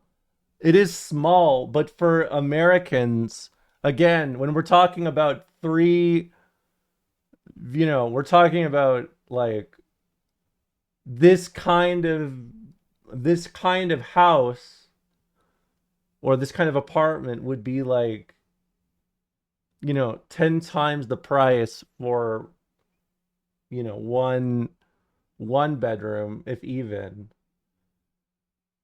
I feel like when you especially are like kind of born in North America or like raised in North America, your perception of these things is like kind of warped. I think it's a normal sized bathroom. Yeah, the air quality is better. And I mean, like, okay, here's the thing. This is the issue about talking about China, because Americans, and honestly Europeans too, and Canadians, let's be honest, uh, you become accustomed to the fact that your politicians don't do anything, right? You become quite used to this. In China, the authority of their structure is built from the people, right? I'll give you an example through Marxist-Leninist structures, right? Um, if you are a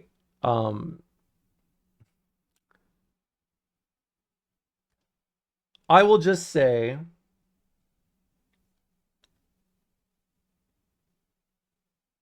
there is a lot more expectation from the average person because Marxist Leninist work in this kind of, or the perspective on this is purely around the American, bourgeois democracy kind of approach, right? Uh, what I'm saying is you can literally say my politician isn't doing anything to fix my situation. I want a new one, and they will give you a new one. This is something that a lot of Marxist states do that contributes to their growth. If you have ever seen like actual growth out of a Marxist state, like for example, Burkina Faso is a great example, right? Uh, Even though their approach is typically not in line with how capitalism would approach these things, uh, that is kind of the point and kind of the reason why these things are done in that way, right? Like, yes, it is like call your congressman is a preemptive, like, hey, like I know this is controversial, but look, we're paying attention to you, right? Now,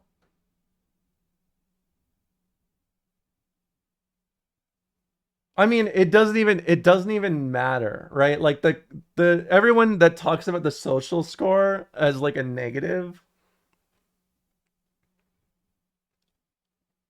I mean, if you're in America, you already have social credit, you know?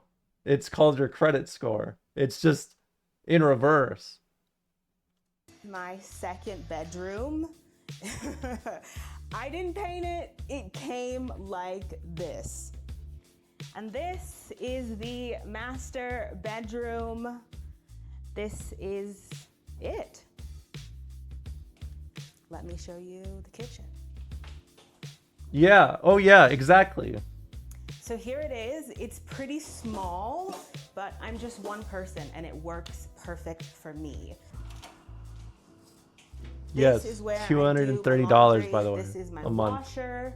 My Furnished, by the apartment way. came with this really cool built-in feature where I can hang my clothes on this hanging line that again is perfect for shorties like me.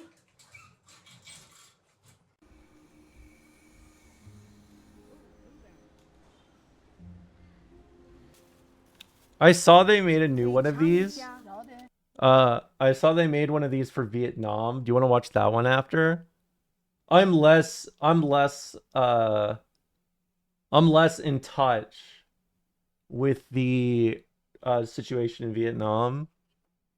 Obviously, I have a lot of respect for Vietnam, but we could see it. And I heard Shorty, yeah.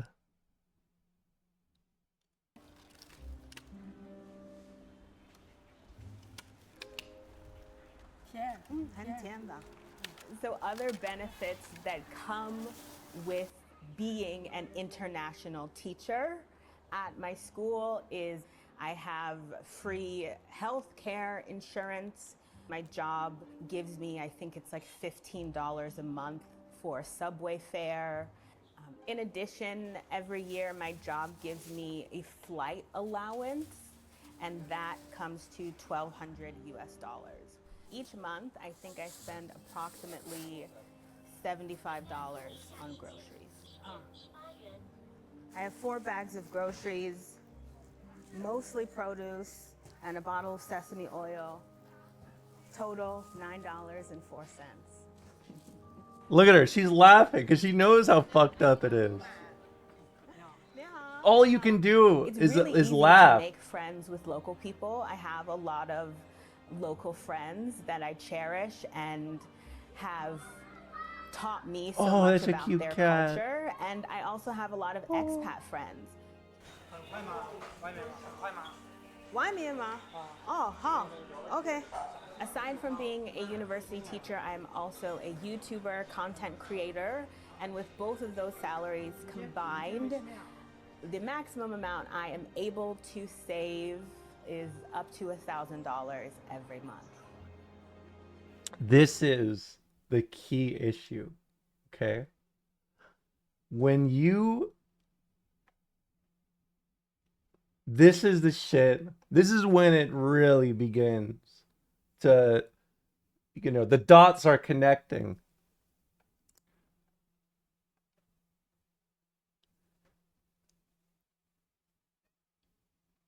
You can save money, but you are limited in how much money you can save, right? That is the balancing act, right?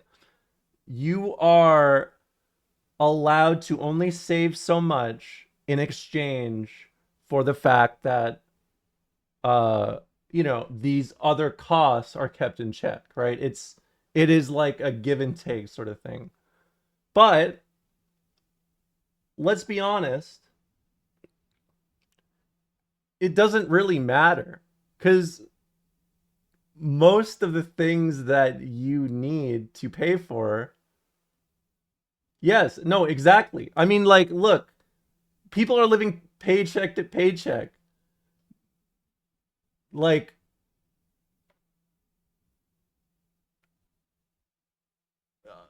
I mean, I honestly, I guess I don't even really need to expand it past that. It's literally just, you're right. They're going paycheck to paycheck. So when it comes to eating out, it really depends on where I'm going. If I'm going to Cheesecake Factory, then I'm spending US Cheesecake Factory money, $60 for a meal. But if I'm eating local and No, going... she does have a lot of benefits. It is related to your job, but again, you have to remember that even things that are not covered are still exceptionally, and I mean exceptionally cheaper than in America, right? Like, okay, think of it like this. It is a both sides kind of balancing, right? If you have a limitation on the amount you can make, right? That is not just for you, right? There's a reason why China gives people or business leaders, the people who are fucking around with their economy or disrupting their economy, they give them the fucking death penalty, dude. It's serious as fuck. Yeah, but she's not a special case being shouted money by the state to make things look good. Oh, you mean like she's just not like and living in luxury. It's just like a very standard kind of ideal living scenario. Is that what you mean? I agree with you. Like that's how I view it as well. Like I think I think if you look at a system like this and you look at a system like capitalism, you know, things start to make some sense. Now, with all of this in mind, I want you to think about the fact that these these China has a deflation problem. I'm wondering if this is a realistic standard or whether this is a special case. I don't really know what you mean, because like how much money they make is still like, it is not as much as you would make in America, but the prices are not the same, right? Like they're they are specifically lowered and kept at a lower point by the government, right? For through a variety of methods, right? I think the highlight from this, what you should consider, is the average cost, which is also why I showed that cost of living standard thing, right? it doesn't really. They're saying this gives the vibe of someone getting extra treatment as propaganda.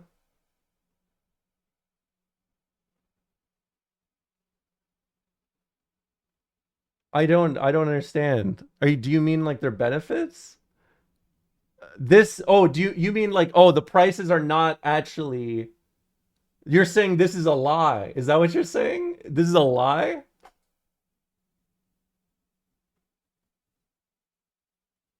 This vid is like a state sponsored piece or puffed a bit. I mean, I'm sure it is like puffed, but the school paying foreigner better benefits? Oh, I mean, maybe. I don't know. All I know is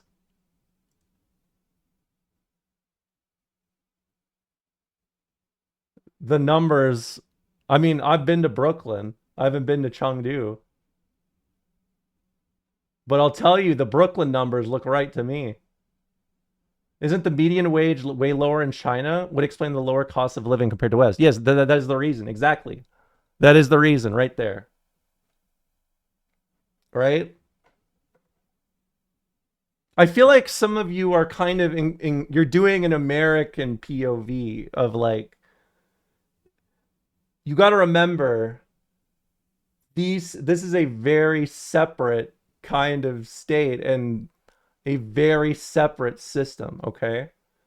This is a form of capitalism, right? It is state capitalism, right? They are not under socialism yet. Nobody is. Nobody's reached that point, right? All it is state, it's state enforcement for these fields, right? Now, how how much of this is a lie, I don't know. But here's what I would say to you in response. If you remove all the benefits, right? Like let's remove like the healthcare, the travel, the housing, it's still a lot better than what we got going on in North America or anywhere else in the world, to be blunt, right?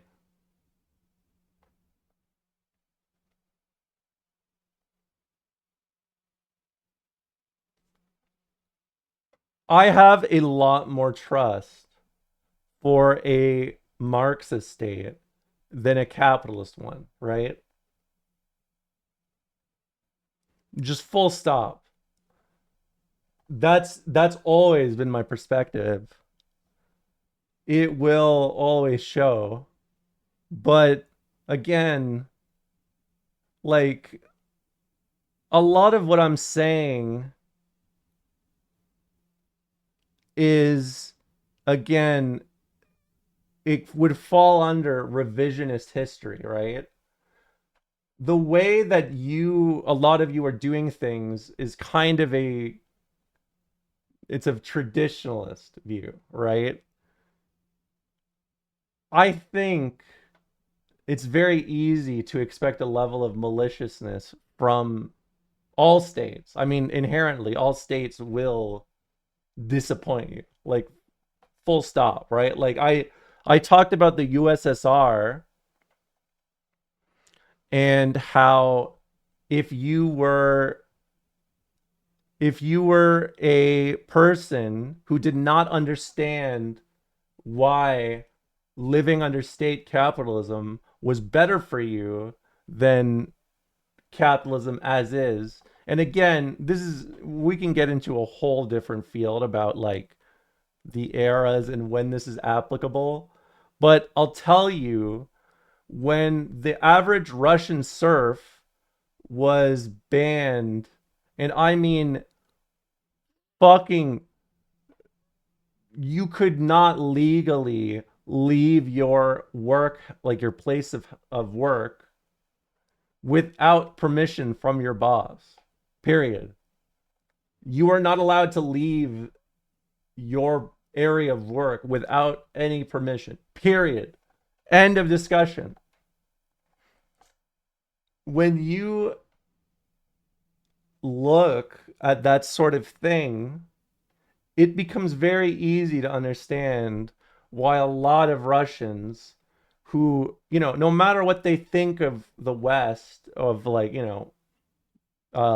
America, of France, of the UK, like they were aware of a lot of propaganda, and they were aware of the fact that there was propaganda being pushed on both sides. They still willingly chose the Bolsheviks because they thought that if they just kept going down the same path, they would still be essentially under a feudal institution, right?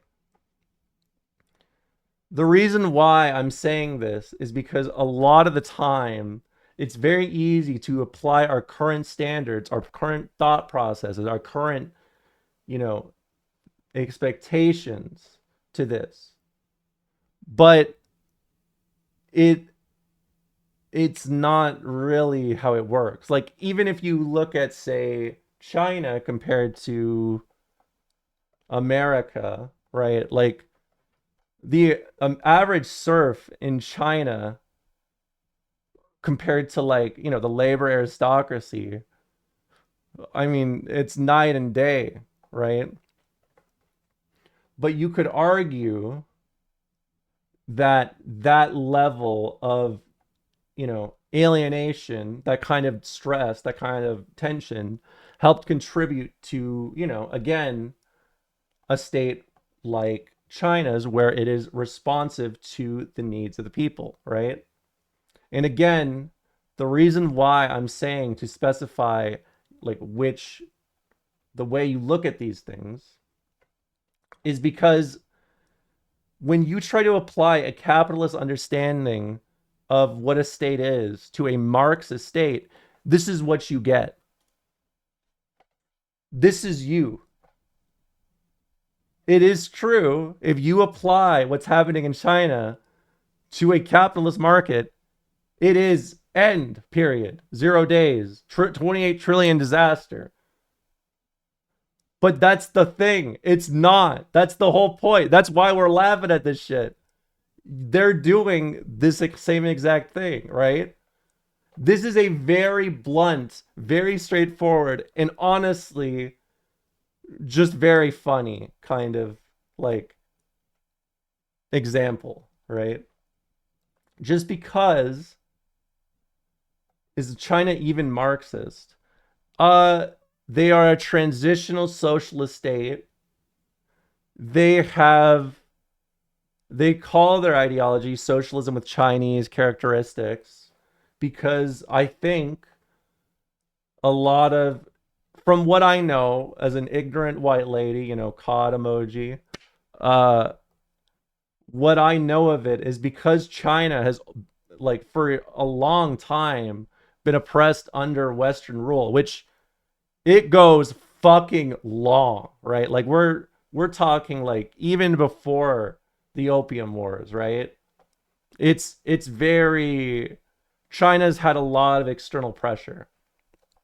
Um and even with the USSR, they had Marxism, traditional Marxism is uh a party line sort of thing. So what I mean by this is they do a thing called democratic centralism. Democratic centralism is essentially how democracy works in these parties, right? Like if you're ever wondering how would these Marxist states identify themselves as like democratic, it is through that. Um, you are essentially allowed to join the party, and at a meeting you are allowed to bring up like any kind of idea or point or whatever you want to, unless it conflicts with the later half of this, which ultimately is you bring up a topic, you debate it, and then you vote on it. And that is what becomes the party line. If you reject that, you are breaking from party lines and you are considered, a revisionist, right? It's an internationalist movement. So there is that kind of connection. China has always wanted to be very isolated from even other socialist states, right? They want to just do their own thing. 2 hour stream, we watch 30 minutes of video. I'm educating you. People come in here and they're like, oh, like a React streamer. Motherfucker, sit down and learn. Sit down and learn. I'm teaching you something. All that to say,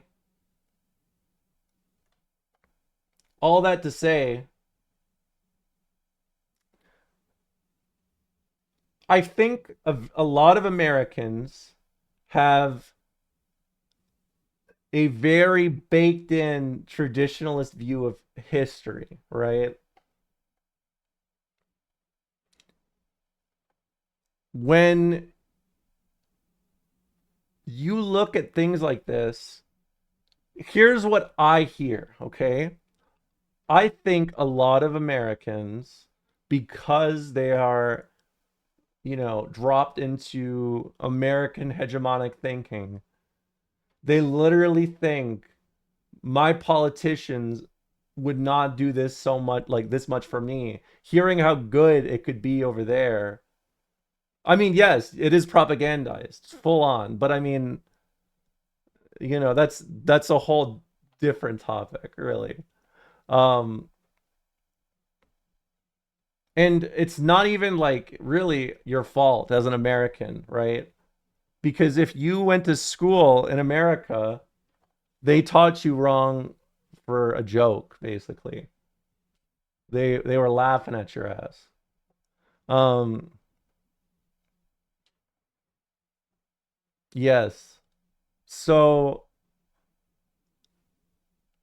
here's what I would say. If that aspect of it makes you nervous, I would think more about the structure of their system rather than the individual policies, okay? Like think more about say even the fact that their rent is $500 for a 3 bedroom apartment. That on its own is pretty amazing to me. Um the level of like public transit, I mean, let's see. China's rail network.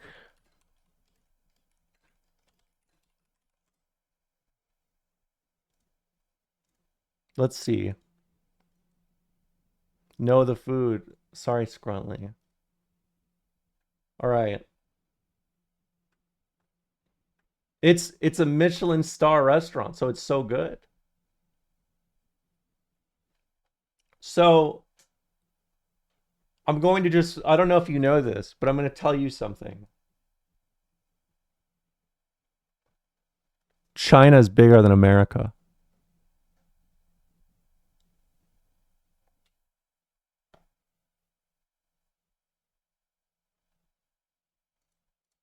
To my neighborhood noodle spot, I'm spending $2 on a bowl of noodles. In a month, I'm spending about $150 eating out. I feel completely safe as a woman of color. I just feel very at ease in this country. Overall crime in this country is quite low. Some of the challenges I face in China is just simply being different. China is a homogenous country, so I stick out like a sore thumb. Yeah, I'm jealous of their infrastructure. A day being outside without someone pointing at me and saying in Chinese, "Look, there's a black person. Look, there's a foreigner." Another challenge is, do you think if they look at me, they would say like, "Oh, look, a white lady," or do you think they'd be like, they just be like, "Oh, business as usual"? Missing what do you think? the understanding of just how to do things. that was the hardest part, is that learning curve of trying to figure out how China works. Do you think they T-House. Gaijin da? Gaijin da. With all the money I've saved in China, I plan I don't think they'd on say that in China. buying a house not in the US because can't afford that. I haven't saved enough money to buy a house in the US, but I have saved enough money to pay off a lot of my student loans, and I think It I've would saved probably enough be my money height. to buy a little casita on the beach in Mexico. Fingers crossed, that is the plan. I've learned a lot about myself living in China. I think my self-confidence has Thanks. improved I think so through too. the roof. So you know that saying about New York, if you can make it here, you can make it anywhere. Well, throw that away and apply it to China. Ooh. Ooh. All right, let's see the one for Vietnam. I don't know anything about this one, so I'm fascinated. When I leave Vietnam, I'm constantly longing to come back. Traveling in the past for me was always about escaping. Here, I feel like I have nothing to escape from. My name is Marquez Ryan. I'm 36 years old, and I've been living in Ho Chi Minh City, Vietnam for the last 6 years. I grew up in Maryland, just outside of Washington, D.C. He's brawling. He's yoked up. Look I at had a him. pretty good childhood. The issue was that the 2008 financial crisis pretty much wiped my mother's job away, and it really made things tough for us. I joined the military at 20, spent about 3 years in Korea, 2 years in Germany, and 1 year in a few locations in Africa. I broke the military curfew, which is 1 a.m. I was 8 minutes late, and because of that, I lost the rank that took me about 4 years to get. After this, of course, I was very depressed. So during that time, I planned out a trip to visit my friend he's here in brawling. Vietnam, and it really lived up to all the hype. And that depression, just gone. And I wanted to hold on to that feeling as long as I possibly could. If we're being 100% honest, Vietnamese coffee is like a drug. It should not be legal in America. People will not be able to handle it. I can't handle it. I've been drinking Vietnamese coffee for a long time, and I am lit right now. I have no hope of going to sleep on time. Every month, I make a little more or a little less than $4,000. This is more than enough to be middle or even above middle class in Vietnam. I make about $1,500 a month through VA disability. Teaching, I can make anywhere between $900 to $1,300. It's part-time, no more than 12 hours a week. They pay me about $1,000 a month for my master's degree that I'm pursuing. Damn, look at him. He's gaming this shit. Next, we have day trading. Of Oh! course, this is dangerous and risky, so you can make... You want to tell me this shit's propaganda now? You want to tell me this shit's propaganda now? $100 a month, or I could lose $300 or $400 a month. Not gonna lie, my apartment is beautiful. My neighborhood is beautiful. They would not be showing This no apartment here fucking is gonna be costing you $850 fucking a month. capitalist So of course, here debauchery you have like the best that. part about my apartment, and that's the view. If you want something cheaper, then there's stuff available for $200, $300 a month. This is more in your high end. Now let's move over to where I get all my work done. He's And got a this fucking is punching bag. The bathroom, the bidet.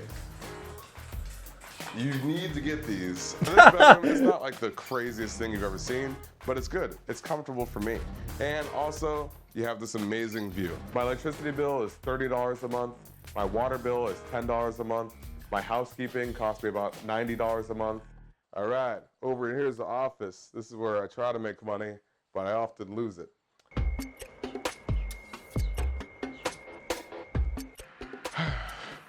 This is an apartment gym. Pretty standard everywhere in Vietnam. You're gonna have a gym like this on the bottom floor. I bought my motorcycle about 4 years ago. It was almost brand new and it cost $1,500. The gas tank is full with $3 of gas. Very affordable, and that's gonna last me about a week.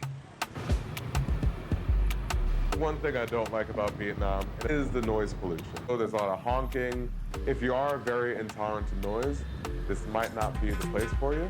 There's a lot of street sellers that say bop sao day, all throughout the day. It is very important that you get your health insurance here. It cost me $1,000 for 12 months. Got done seeing Dr. Mark. He's my favorite chiropractor. Dr. Mark! I've been seeing him for years. He cracked my back, he gave me x-rays, he showed me all my problems. That consultation cost me about 1 million VND, which is the equivalent to $35, $36. On top of that, I got the electrotherapy and massage therapy. That is about $20 on top of that. So total, I paid $50 to $60 for a full They're session. breaking his back like Bane.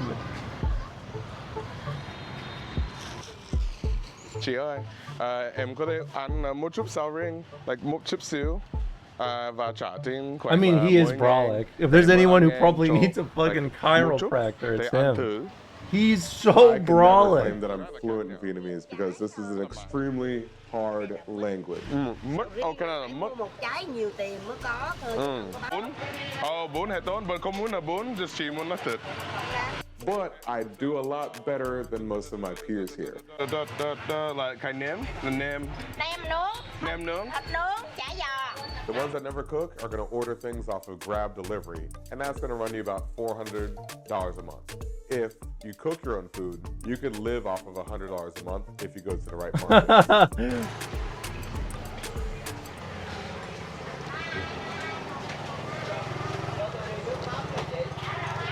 If you win, what can you do with that? Chia sẻ mọi thứ với bạn.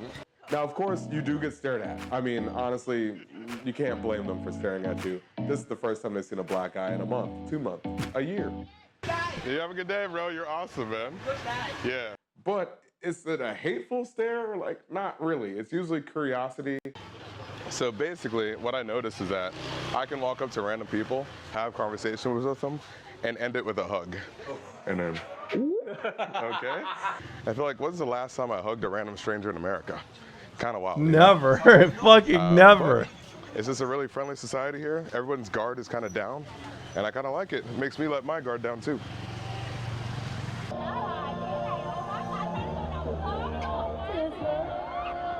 I don't see myself ever leaving Vietnam. All I really want to do is stay here and be comfortable for the rest of my life.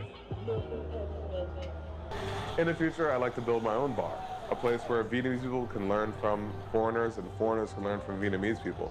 They can all come together, drink together, have a good time, sharing cultures. I think that's what it's all about. Guys, good to meet you, man. Gang, gang. No, black shake. Okay. Teach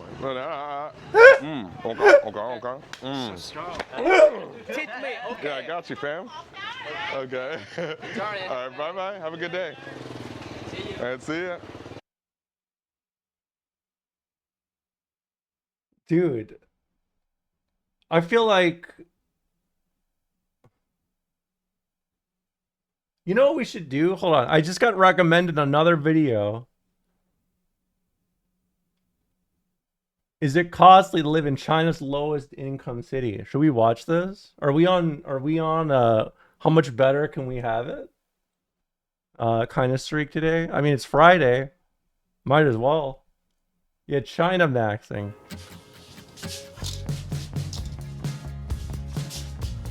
Let's be Chinese I today, visited yeah. one of China's most expensive city. Now I'm doing the what do you mean? I'm opposite. going eastward. I'm here to understand how much does it really cost to get by. I'm standing here in the most low-income province in China, Henan province. To be more realistic to know the living standard of Henan province, I'm going to explore the most low-income city in this province. Here we go. When people think of the low income, you might think crime and... I'm not here to judge or pity. Today, I'm also comparing Zhengzhou, which is the capital city of this low-income area, and bottom-income city to compare the different aspects.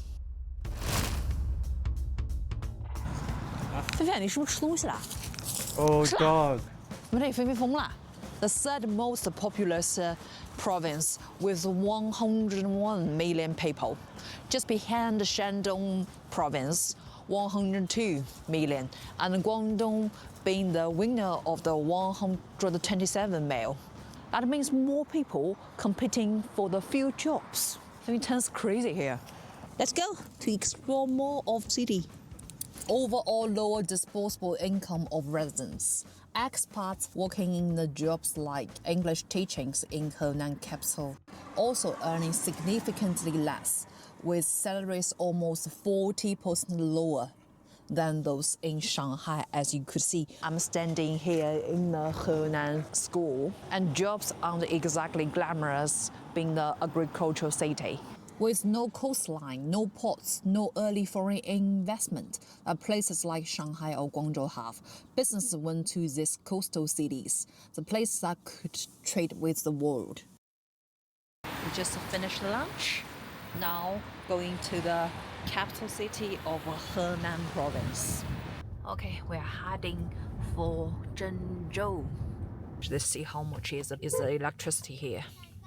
I noticed it's pretty expensive to charge in Henan province. I don't know why. It's most expensive to charge, I think.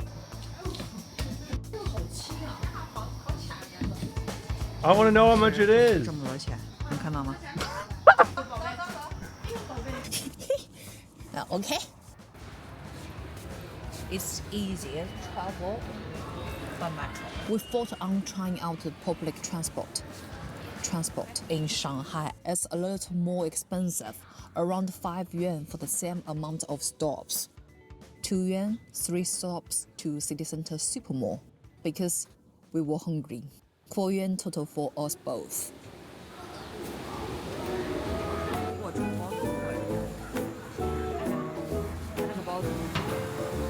4 yen, yes. 3个包子6块钱。 86 cents. 有 meat 的，也有 vegetarian 的 tofu。走吧。Their bread is the chicken from the bread shop. It has chicken stuffing. This makes me feel like I'm up too late sneaking around the house. The music? 9块。走吧。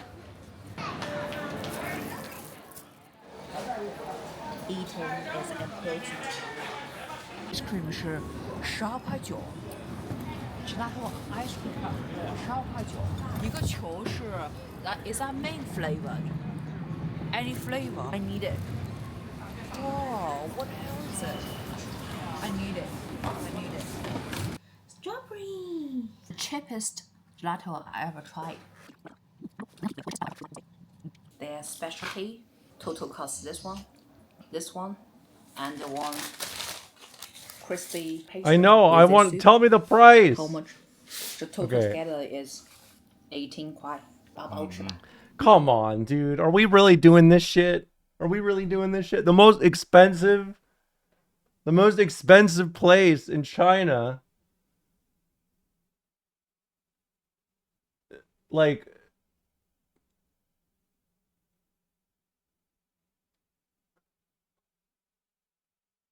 dude. This is still better than anything I've got in fucking North America. And on top of that, this is the lowest income place. So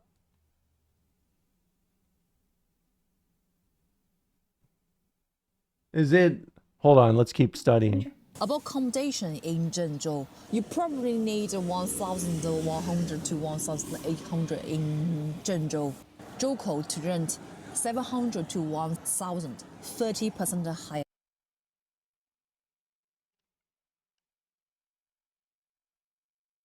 Let's find another one. I've seen enough. You know what? No, let's keep going. Actually, I want to. Joko, just I'm by saving looking my at our my negative hotel energy. offers excellent value for the I'm price. preserving it for now. So renting wouldn't be overly expensive per square meter of space.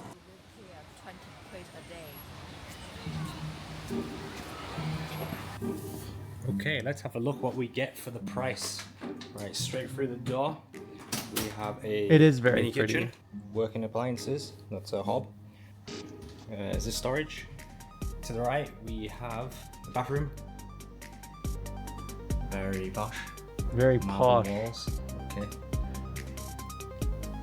Washing machine. Oh. Big TV. Fin fins included. That's dog. A little seating area. That is so Lots of pretty, view. dude. And so many jobs here remain in farming, basic manufacturing, or I like it when it looks like local Vegas, services. but locally. In Zhengzhou, it's about this much per month for the rent. Here, it's only this much.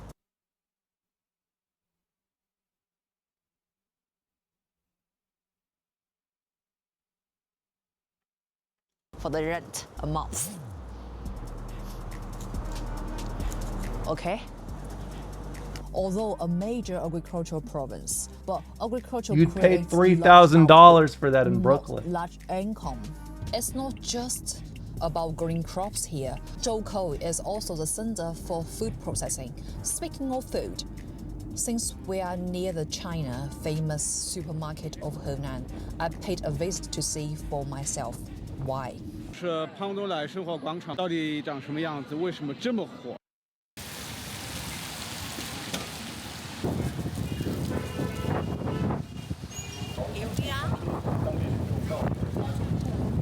It's nice weather at least. Supermarket, I'm a bit disappointed. It's just a big brand here with a supermarket. Let's see later. Okay, it was good. Selection was great and the price very competitive. But for the foreign imports, it was a little more expensive here.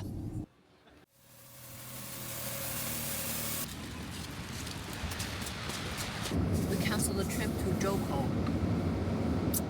We was gonna show you the Joko price. We can't make it.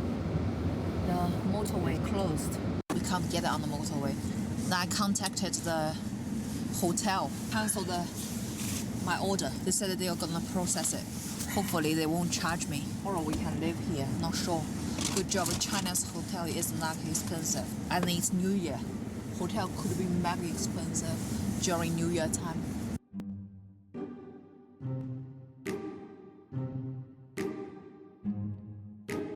Okay, I've seen enough.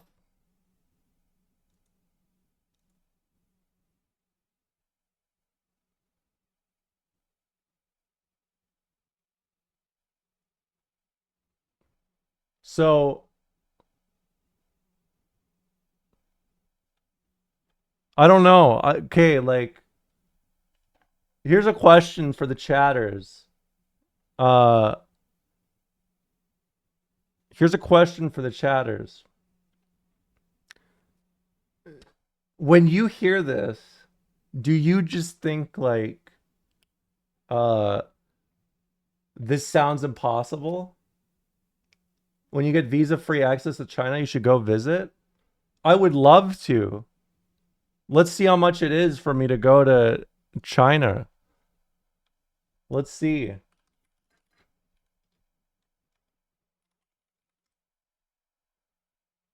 $1,000 flight.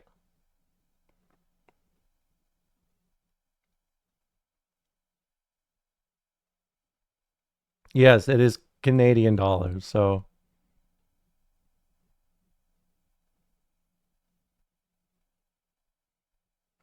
subathon time. I mean, I would love to. But look, the problem is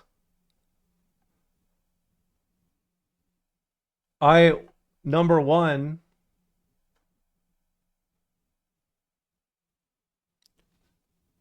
I don't have any like, I don't know if you guys know this, but yesterday I was talking about how, like, I was like, hey, I could, I could ask for more subscriptions and everything, but I don't know, I don't care that much.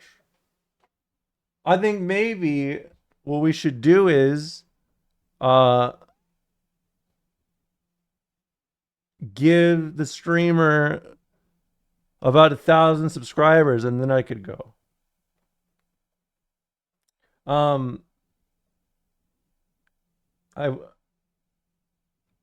I'm less interested in videos and more interested in how the economy functions. In what way? Like they're a state capitalist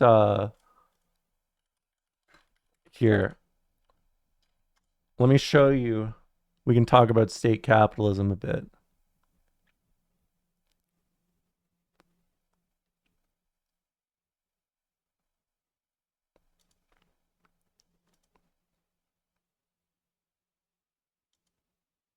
What do they call it? They call it something specific in China. Party state capitalism. Close enough.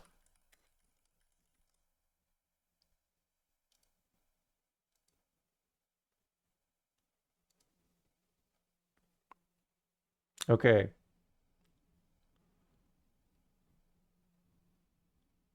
Let's see what this says for it. Margaret Pearson, Meg Rithmeyer have proposed to use the term party state capitalism as a variant of state capitalism, conceptualize the political economic dynamics of China since the late 2000s. Party state encroachment on markets. A fundamental indicator of the expansion of the Chinese party state system is the resurgence of CCP organizations within enterprises, including private enterprises and foreign firms. A second prominent feature of this Chinese party state capitalism expansion of state capital beyond state-owned enterprises, a process that scholars have termed state financialization. In China, the ambiguity surrounding the definition of private ownership has called into question the apparent distinction between state-owned enterprises and private enterprises. Politicized interactions with foreign capital. I'm going to summarize. Oh, I see what you're saying. Okay. Here is what I would describe this as.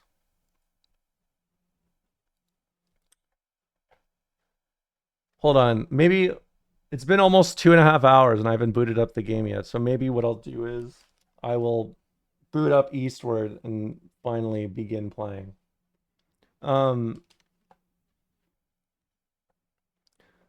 Basically, how it works is the government specifically takes control of, or took control of, a lot of nationalized industries, right? It's a traditional socialist approach. China has leaned significantly more into like global capital, like, interacting with global capital. A lot of what they do, for example, in comparison to the USSR, is based around just how they trade. I mean, really, it is in their trade. China has a lot more. It's allowed its industries to be a lot more closely tied to the rest of the world, which is both a strength it is a strength in both ways, because what they're doing is they are essentially nationalizing industries, and they maintain these industries when they are expanding their cities. Because again, I should start here in case you're unfamiliar. This is for all of you. Socialist states work under usually years-long plans. They are a command economy, right? That means whatever issues they may have, they will just handle it themselves, right? This is what a planned economy means, okay? A command economy is essentially like, let's say we need to expand these industries for whatever reason, like we don't have enough, we don't have enough of whatever thing, people need more, there's not enough housing, whatever. A good example is we could even look at the 2020 5-year plan. I believe it was the 5-year plan from the 14th 5-year plan is what it was.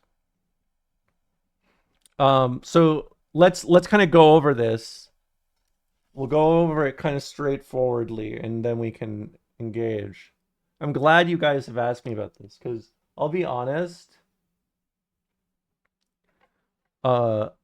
Again, because like I was raised by people who are like, you know, they were very informed historians.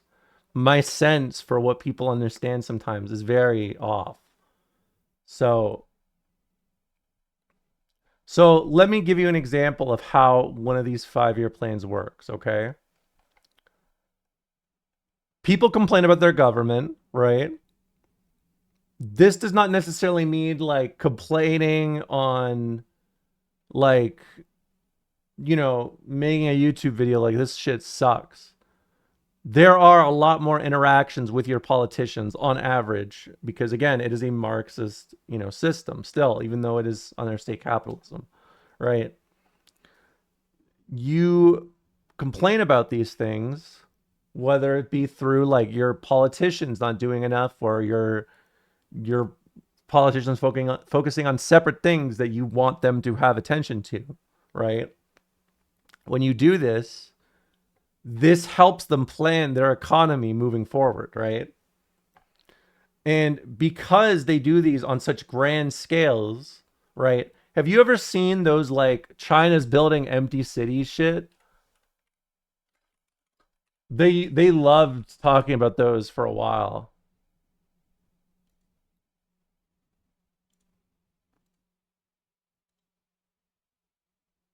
Here, let's look at some examples. There's a Wikipedia page for it.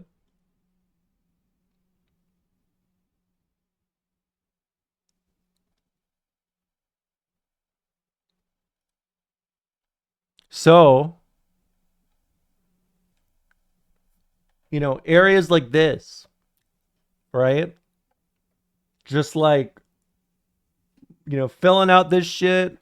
Nobody's there yet, but you know, they're building all these housing units and all that shit. Like a lot of people, for some reason, they saw this shit and they're like, what are the nefarious Chinese up to this time? Building shit, building houses evilly. People complained about the housing market in 2019.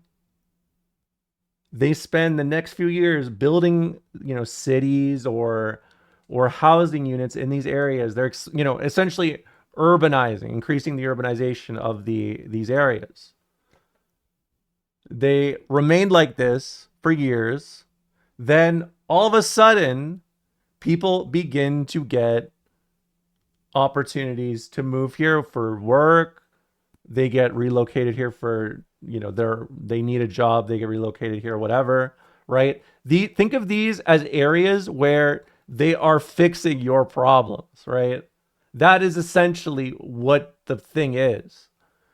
But because of the way that this system is, and because it's tied from the top down, it is a lot more of a, like, it's a big show for a while.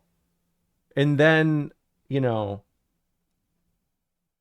it just becomes housing. It just becomes a city people live in, you know? And that's it. Right? This is kind of, again, the issue with trying to view it from a capital lens. Yes, Xi already, that's exactly what I was actually going to get into, right? Because, oh, here we go. Right? This is the 14th 5-year plan, right? This is like the whole approach of how they do things. They plan these out and they just execute them best they can. Because they are still under, you know, a state capitalist system. And I mean, honestly, they probably prefer that because they are essentially the production hub of the planet, right? Like, I think you can see a lot of the straightforward changes in how China approaches interacting outside of their sphere compared to like the USSR versus China, because the USSR isolated themselves completely. China assimilated themselves into it until they were at a point where like, if China stopped exporting things across the world, uh I don't even know what that would look like. I don't know what that would end up being like. Um yeah, I mean it would full on. But again, it's one of those things that's a lot more complicated, right? Um but you can see like a lot of what they do through a lot of these 5-year plans over the years is kind of like, they allow their production power to be used. In exchange, they'll have, markets or connections with Western capital. While they do that, they prioritize their own, what's the term? Their own self-reliance, so they don't have to rely on anybody else, right? And they've just kept doing that. And now they're at a point where they are, the dominant global economy, right? Um, the environment is one thing they've focused on a lot. You could argue it is also due to the fact that they have a hegemony in it, right? They are essentially they are the ones that are the leaders of green energy, essentially, right? And I mean, it doesn't help that they've made it cheap as fuck to change over and incorporate green energy in the same sort of ways that they've done it as well, right? So I guess like because this is the way that, because they still have, the Marxist lens over this, because they still have a command economy under state capitalism, they are essentially able to manipulate the markets how they see fit and how they prefer, right? They are in control of their economy completely. It's called a planned economy for a reason, right? Or a command economy. And that is why they can have these numbers as low as they are, right? There's a reason why their laws on business are way, way more strict, right? All these things may be hard to understand if you are, again, viewing it from a bourgeois lens, right? If you're thinking from the top down, why are they benefiting another class, right? That is ultimately, essentially we view these things as like, they don't benefit from it as the political elite. Why it sounds like it's bullshit. When again, because of the nature of their system, because of the nature of their, I mean, really, it isn't very materialist of me to say this, but there is also there is a general kind of collectivist attitude that has always been there for a long time. Whatever you tie to that, I think it's very important to remember that the average like person in China has a political like understanding of things, right? Like full on. I feel like this is kind of a weird thing to say, but they are, they are educated. I know this sounds weird, but this is again like that. This is that lens, right? If you have a hesitation to understand this because of your own like where you're used to the culture being and what that culture was or is, like it's not easy to understand this because, to be blunt, you haven't been taught this for this reason, right? This is not new, right? This sort of thing, what people are in, like, if you look at this and you are confused how this can be real or how this economy can function under the way that I've stated here, right? Again, they make these plans, they have very rigid systems and expectations. Hold on, you know what is a better example? Where is that video of them doing the prescription debate? Like discussing prescription drug prices. I wish I could find it. Anytime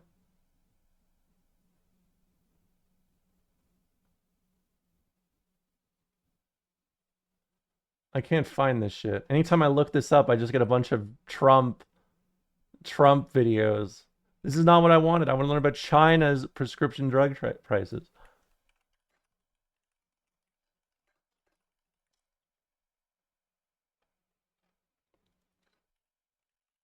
I wish I could find it.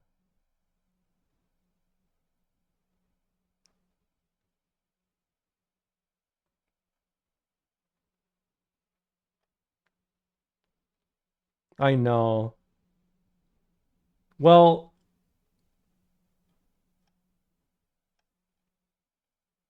let me tell you how these things work, okay? If you go to China and you are selling a prescription drug, you have to essentially offer a price you offer a price in the sense that it is their choice if it is going to be that price or not, right? And there are tons of limits, there's tons of restrictions, and there's a cap on how high that can go, right? Yes, I really want to find that because it is the best example of like showing people who are so American brained.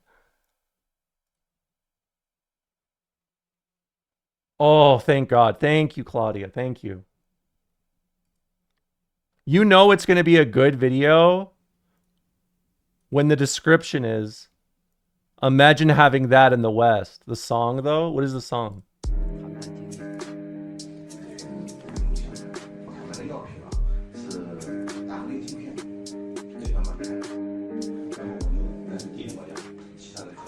My first offer.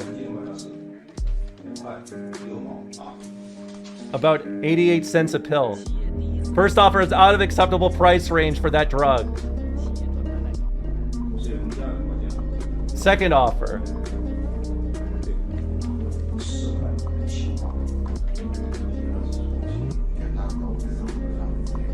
Government official. Now you're in our price range.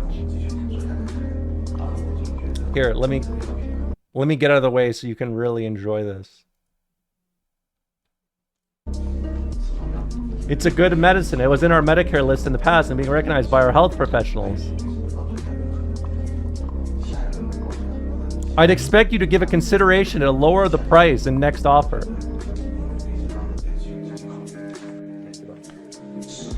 Third offer. $4.62 per pill. Any less, I have to call my boss. I don't have the authorization for a lower price. $4.62 per pill. I feel there are still some room left. There's still some room left. With such a big market in China, I will give you 5 minutes to call the CEO for price.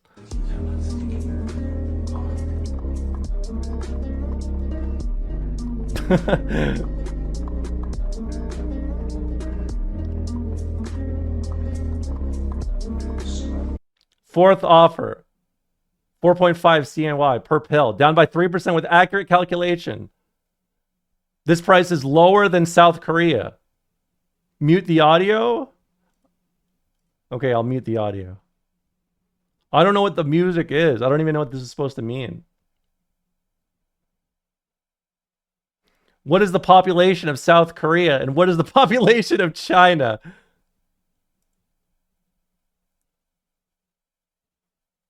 I'm here to negotiate on behalf of the whole nation's healthcare system.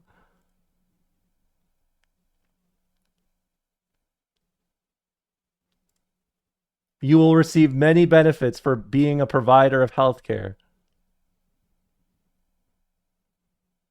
We can assure your medicine can gain access to hospitals in the quickest time possible.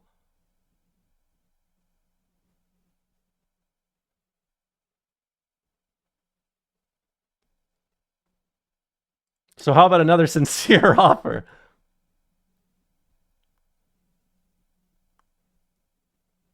I need to make another call.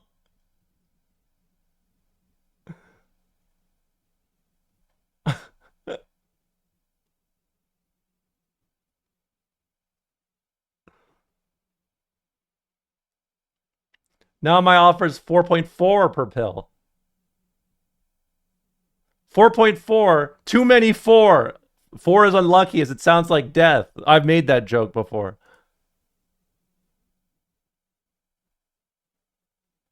So how about cut it down another 4 cents? Make it 4.36 per pill. Is that okay? Good. I agree. I accept.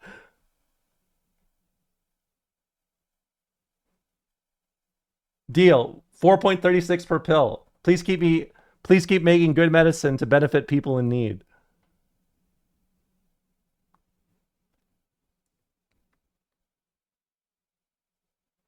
Contract being signed on site. As you can see, every cent we haggle down, we can save millions for people.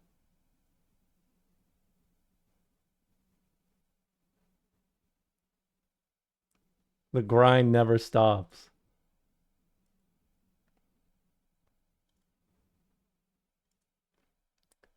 This is what I mean. I want you to think about this, okay?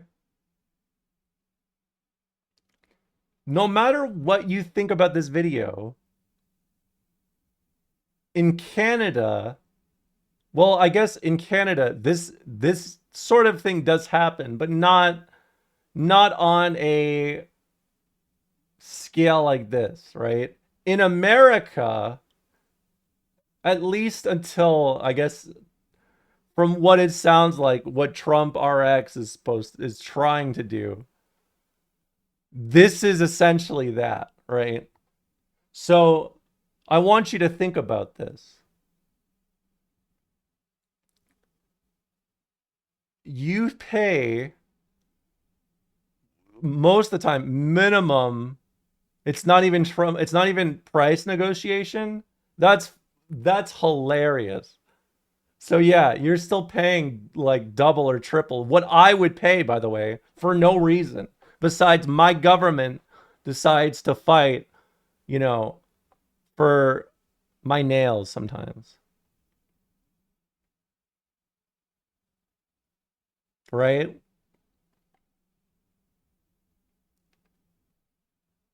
A lot of the prices in China do reflect this sort of thing, right?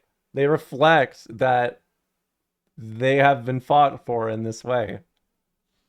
That's why, I mean, Bernie Sanders, that was what his big talking point was, right? Like way back. This is a Bernie Sanders talking point.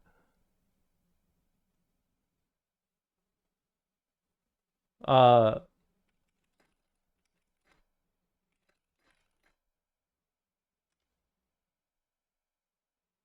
let's see.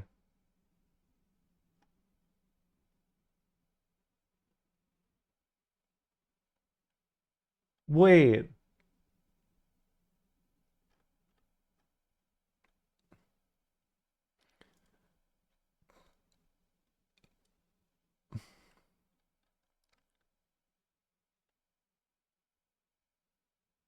As time of writing, Viagra was $2,771 for a box of 30 tablets in America. Thousands of dollars more expensive for the same drug in any other country. Canada, the second most expensive at $115. While in Australia, it was as little as $5.16 for 4 tablets from a generic brand, or US $38 for the same amount. This is what radicalizes, I think, me and a lot of other Canadians. When you see how Americans will fight for this kind of system, it is the most radicalizing thing in the world. And this, oh, maybe they talk about it. Is there anything on from China? Of course, China's not involved. So let's see. Comparison. Lyrica, $650 in America, $72 in Canada, $25 in France. Lipitor, I would pronounce that correctly, $1,700, $101 in Canada. Ventolin, wow, this one's actually more expensive in Canada. $33 in America, $78 in Canada. I mean, I guess, oh, look at me. Look at me, the big loser. Zithromax, 103 US dollars, 68 Canadian dollars. $77 for Lantus, 185 in Canada. Prograf, 765 US dollars compared to 116 in Canada. Yasmin, $416 in America, $127 in Canada. Prozac, $1,500 in America, $120 in Canada, $2.39 in France. Xanax, $96 in America, $75 in Canada. Zestril, $423 in America, $81 in Canada. Like, there is no difference. The only difference in what these areas, like what these regions are consuming, is purely just how they look at the, you know, these pharmacy corporations. You know, they're the ones, you know, arguing these prices and against the government, right? If you have no regulation, what they say goes, right? If you have no regulation, it's like, I'll just pick a number for funsy. Even if you have a small regulation about like, hey, it can't reach this much, right?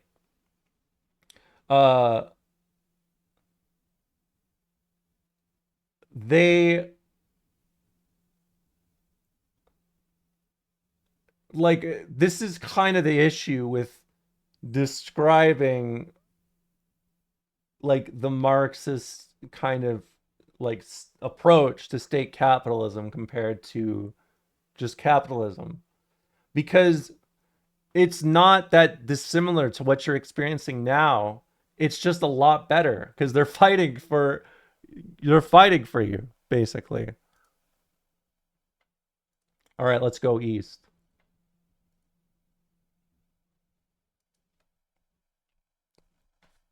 It's only been 3 hours, but I got it in me.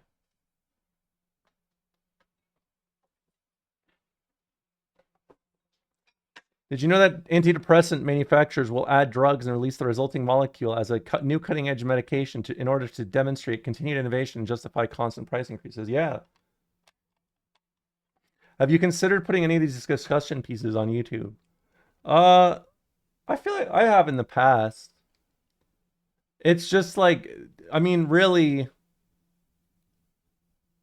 the problem is, like, these kind of discussions are best for talking back and forth, right? I think seeing it on YouTube can be difficult.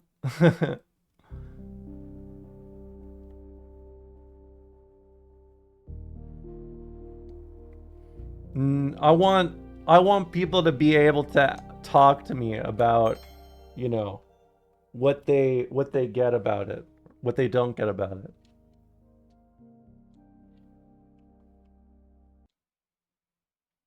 Yada Garasu enter the eastward. Wait, what? What the hell?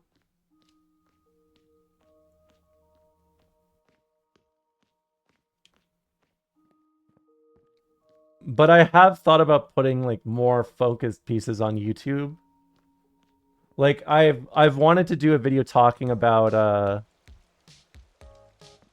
what's it called?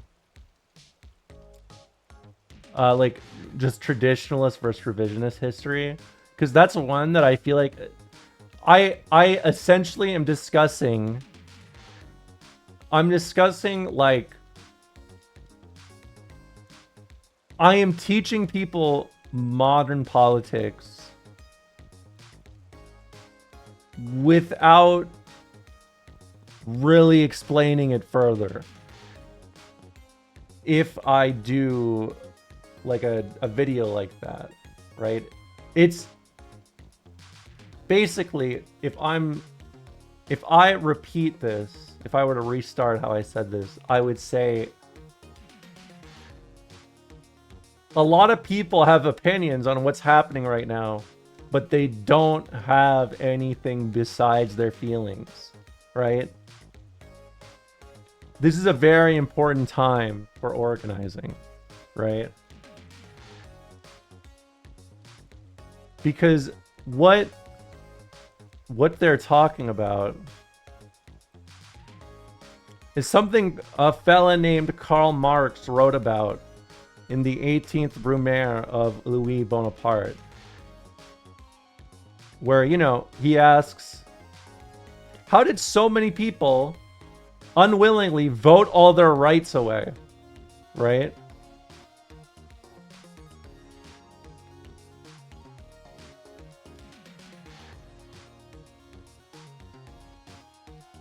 Where is it?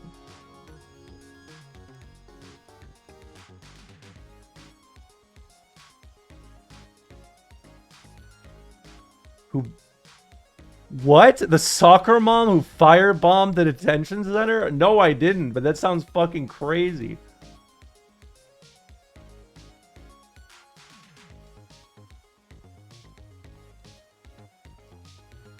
Pull it up, Jamie. Pull it up, Jamie. Pull it up, Jamie. Pull it up, Jamie. Pull it up, Jamie.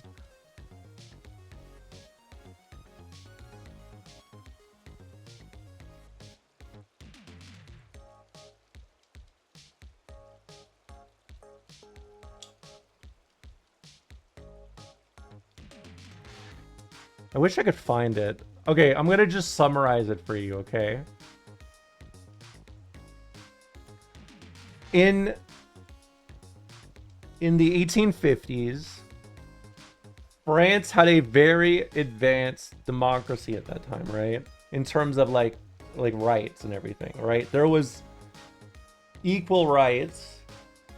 There was equal rights in the sense of like you know, universal suffrage, right? A lot of people were issued a referendum, and when they were issued this referendum, it was about essentially, would you like Napoleon to be your president, parentheses, emperor? He won the vote by about 97%, right? And then he essentially just made another French empire. Like just another French kingdom. Now,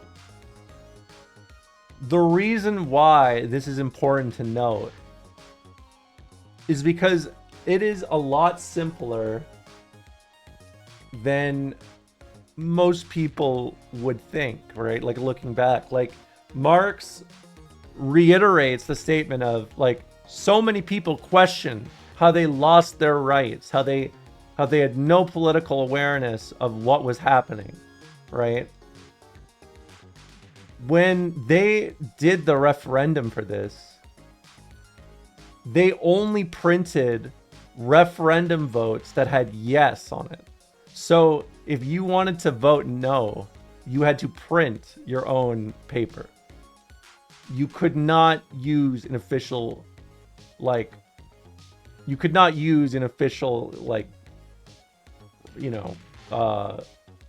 office for this. If you got an official paper from the government, then it said, yes, Napoleon should be my emperor, essentially. He becomes emperor, he makes a whole ass new constitution, and it's every gain is just gone, just like that.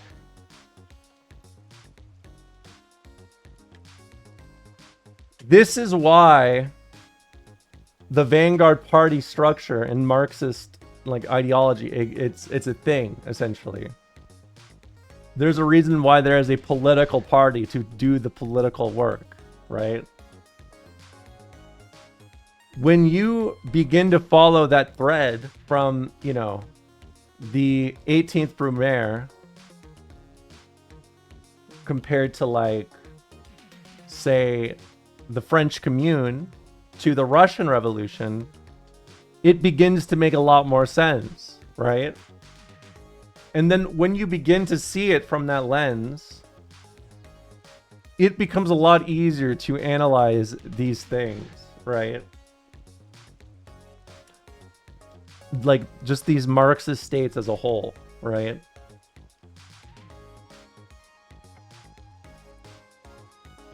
There is a difference between having a open party structure, right? And a party structure that is closed but open to discussion. This is another reason why the word totalitarian in its, you know, usage is a bit of a joke.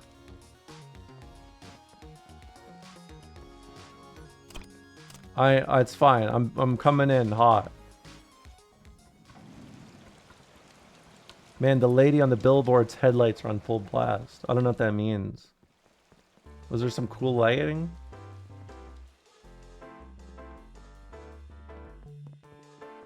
I think it's just very it's a very American and honestly a very like Western European POV where you see things are better somewhere else and you're just like, well, nothing's better here, so this, I don't believe it. Oh, are you off to Old Town? So terrifying. That place is rife with monsters, but you look like a pair of adventurers who can take care of yourselves. How brave.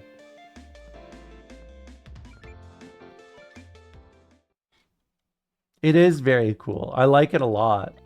Huh? Oh, hi. Haven't seen you around here before. Are you new in town? If you want to play Earthborn, you're going to have to get in line. These are the two I just saw headed towards the princess's house. No, that wasn't... I know you understand Marcus. Marxist, like... I know you understand Marxist structuring. I'm talking to the people who are, like, just naturally distrustful of it, because it's not, you know, what they're used to. Wow, I've never even seen that enemy before. Huh? Or this? This is the hidden monster in the mountain area, Fat Dragon. He's got a skill where he can reflect damage off his belly. You need basically the ultimate equipment to beat him. Marcus the Leninist, yeah. Shout out to Marcus the Leninist.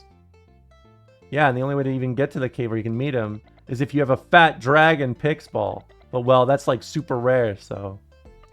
Awesome. Damn, shouldn't have lost my focus. Most crushing defeat ever.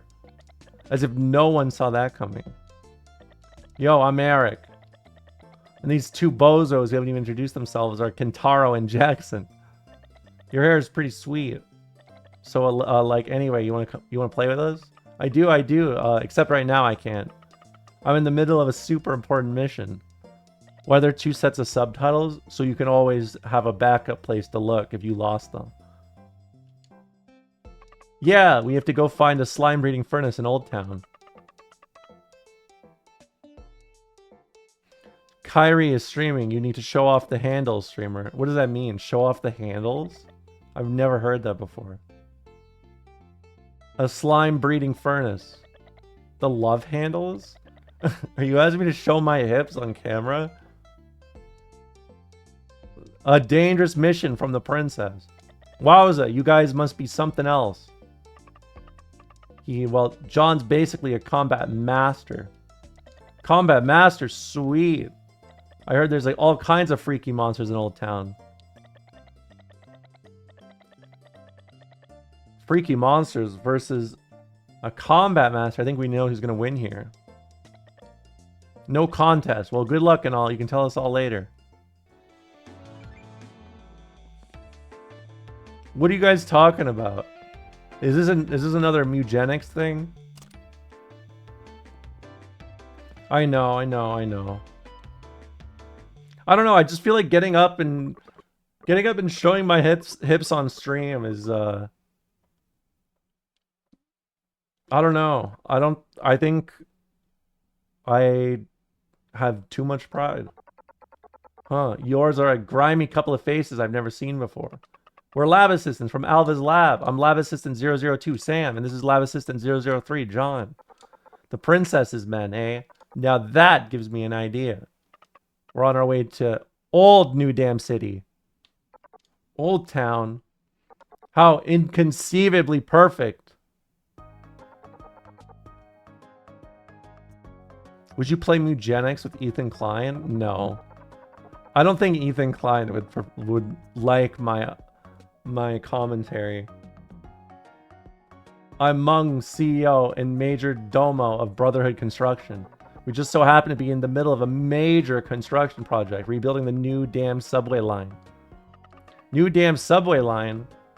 An underground railroad connecting New Dam City with all manner of outside attractions. No, I would not play with Ezra Klein. I'm doing politics the right way.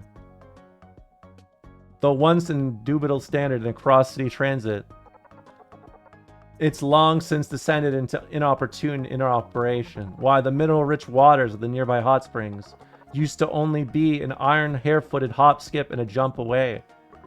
Them steamy waters. Oh, how I long to take a dip. Quit it with the long-winded history lesson.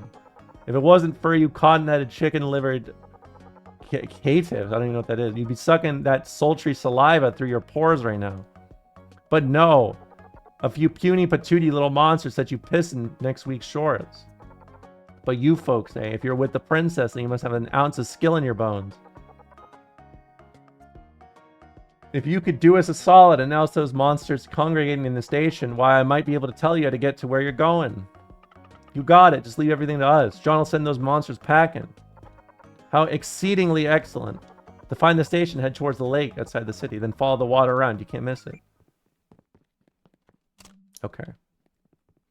We're mulling out abundance pilled? No, I got tired of neoliberalism after the third try.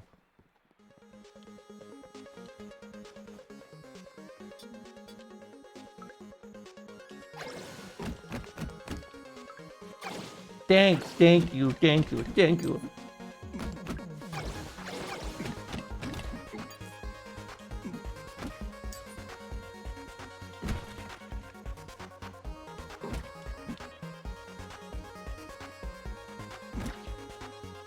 It'll work better because we're talking about abundance.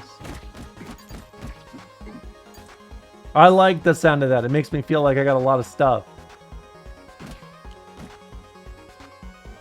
I'm just so tired of hearing dudes be like, we need to fix the housing crisis by opening up development to private companies.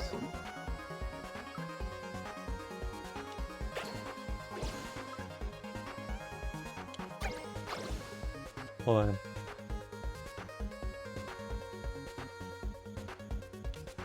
Fuck.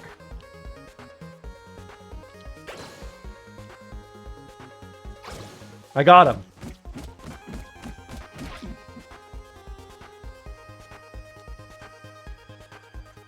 I know.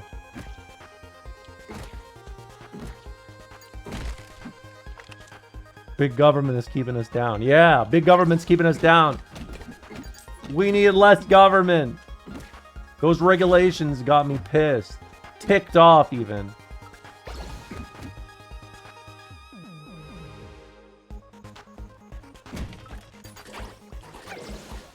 Whoa, what are you doing, champ?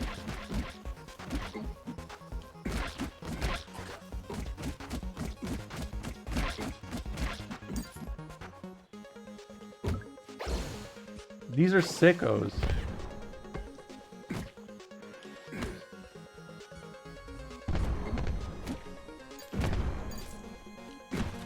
Not big on government. Small government for me, am I right, folks? A little bit of political humor for you, Polly High.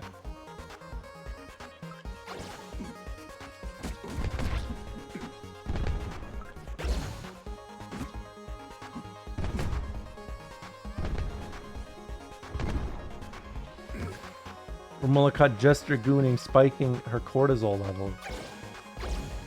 There's no way my cortisol levels are spiking without my consent. Thoughts on Zoomers smashing themselves in the head with hammers? I mean, the American government has already been pushing you towards it, so it doesn't surprise me. Your cortisol levels spiked when you saw that Chengdu run. I mean, I already knew about it. I live with my cortisol levels spiked a little bit.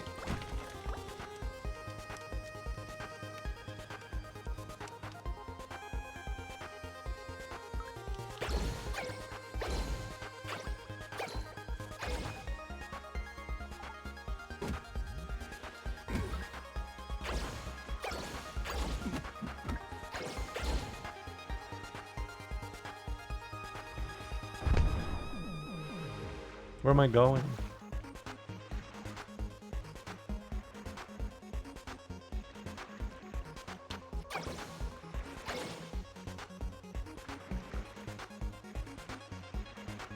Thoughts on Isaiah Stewart's suspension?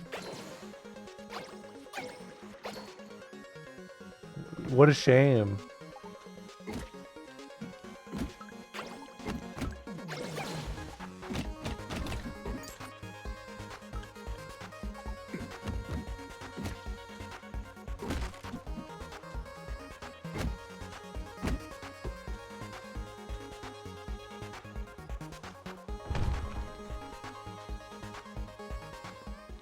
Clip it and ship it.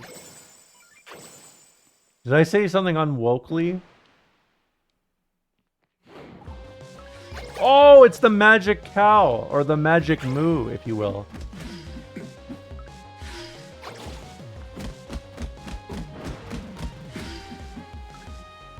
said something super woke? Oh, I love that.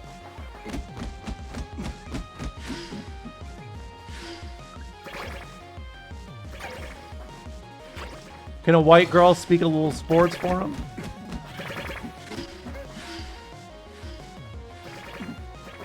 Fuck.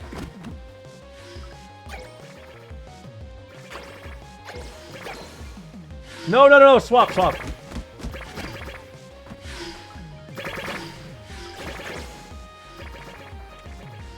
Fuck.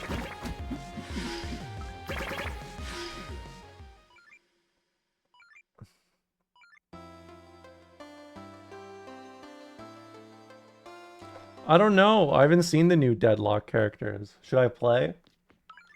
Is that the new game? That was a cortisol spike. Thoughts on that gonk Adam Smasher? You know, whenever I think about Adam Smasher, I always think about when he's introduced. His literal line, like, to show you how much of a badass he is you look like a piece of fuckable meat.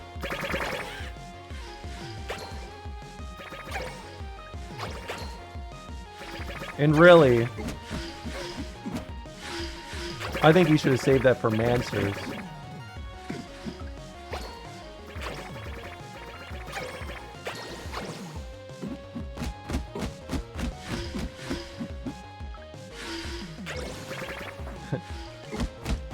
I do like the old You know, like when they make Keanu Reeves say no words. Cut a fuckable meat. Yes, sorry. Sorry, it was a cut. I'm sorry for misquoting.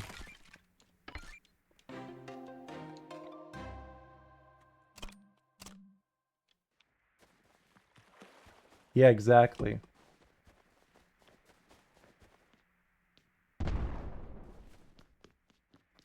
I know. It was like, look at how evil this guy is. He comes in and he's like saying like sex things to like a girl. What?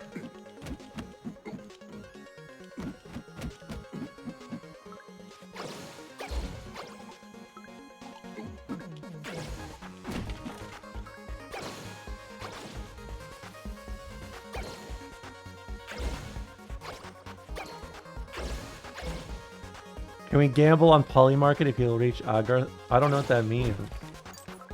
Are you againg? Are you gay? Agaying? Aga?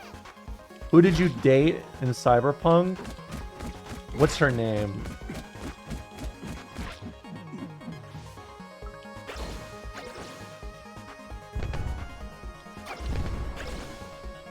Judy, yes, Judy.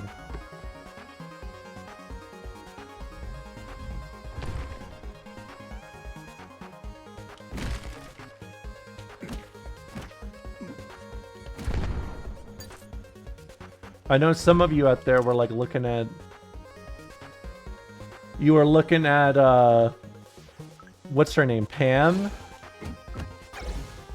You were like, I like that lady Pam. Panam, sorry, Panam. Did you shake your head while playing Cyberpunk? Not really. But she's straight. She is straight. That's why we remain just friends.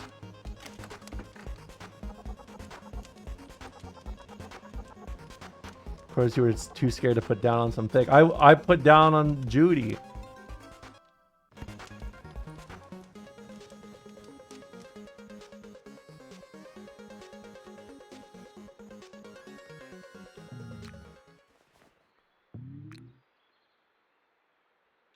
That's a bird? Oh, gun!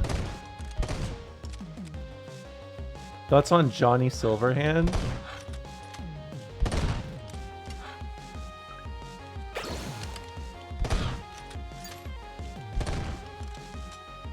I don't know. I mean, let's be honest.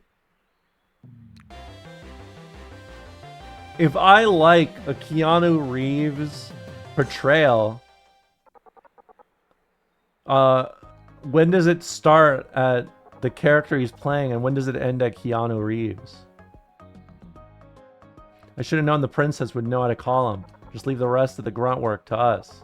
What are you ingrates just standing around for? Work, work, work.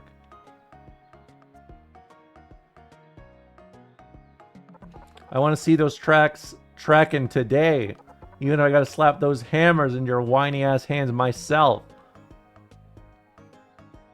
And you folks, take those stairs up and to the left and you'll be in Old Town. How do you feel about Johnny ideologically?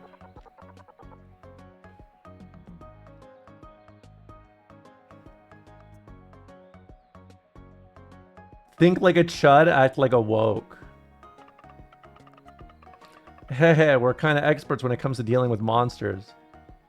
Expert or not, you best be keeping eyes on the back of your head. We'll wait for you here. By the time you're done, there'll be a shiny new set of tracks to cart you on home. I mean, he's a little more anarchist, I would say.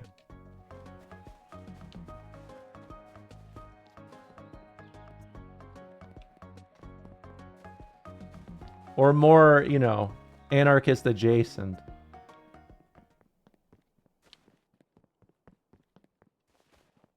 He's an anarchist from the era of when they were hype on that propaganda the deed shit.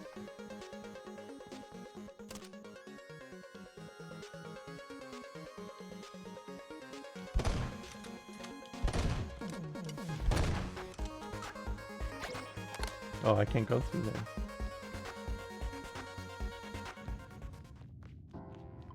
Or can I? I can't.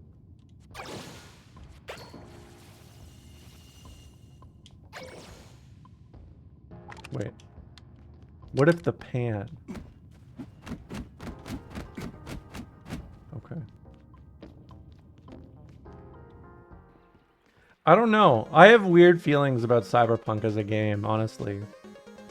I know I always rag on edge runners, but I did really enjoy the game. There are parts of the game's writing that do hit for me, for sure.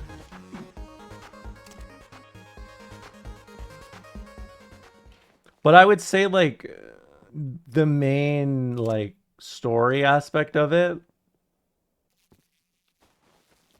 like, I think I didn't feel a ton of connection to that.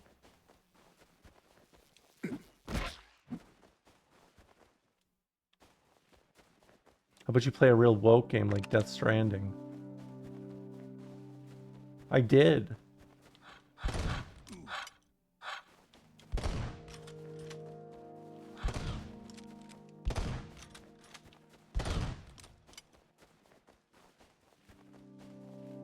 You're taking the TED Neuralink? No. That guy went and retreated into the trees and shit. I don't retreat. I only go. Like that. I only go.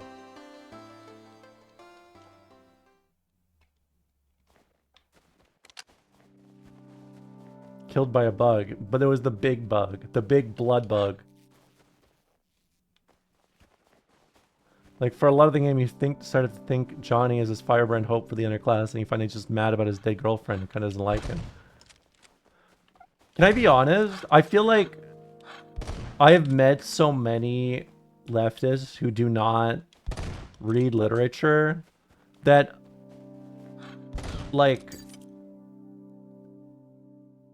to me, it feels very...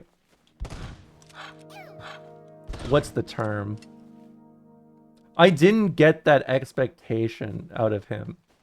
He's just a mad guy. I mean, yes, actually, like, think like a chud, act like woke is actually Johnny Silverhand. Like, actually.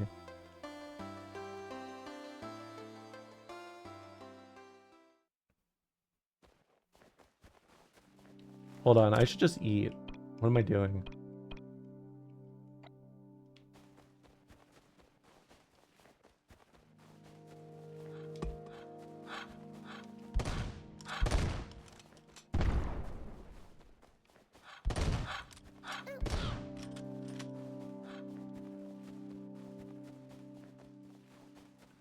Don't get me started on Fallout 3 right now. I'm trying to be nice. I'm trying to... I just had the politics talk.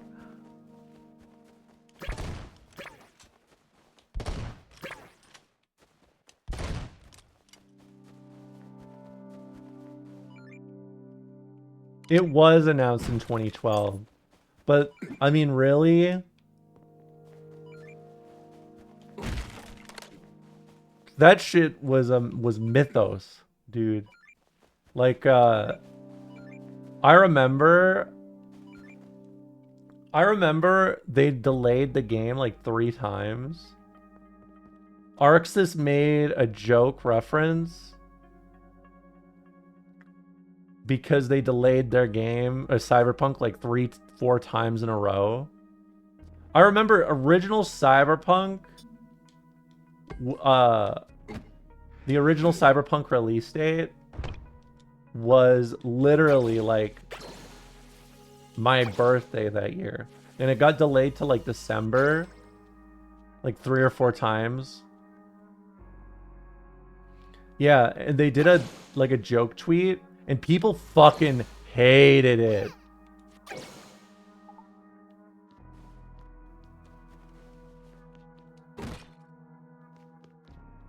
I don't want to hurt that fella.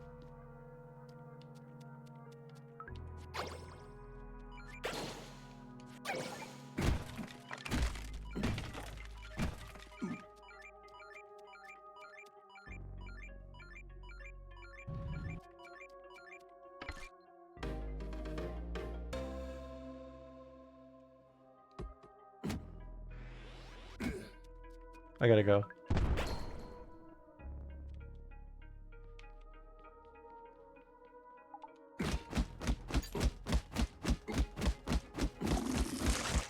Oh, okay. Okay. All right.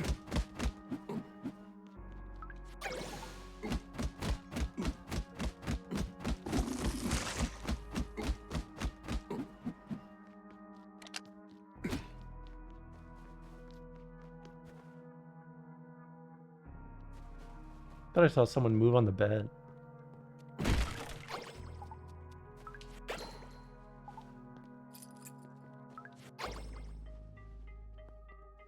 I mean, they were hella crunched. So it doesn't really surprise me. But I mean, obviously, that's that's not their fault. Well, it's not the developer's fault. Oh yeah, that's so true. That is so true. Vampire the Masquerade Bloodlines really did go through the same thing, didn't they?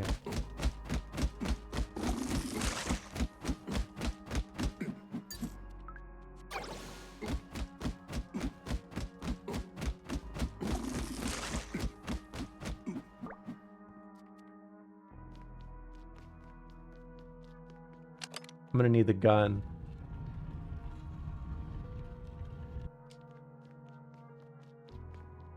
Well, I mean, I know they didn't give up.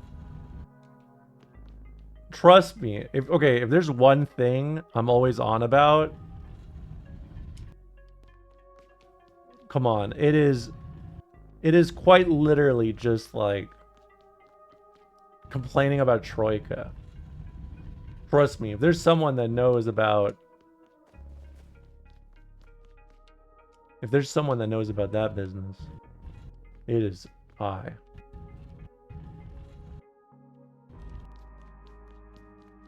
What is this? Is there really no...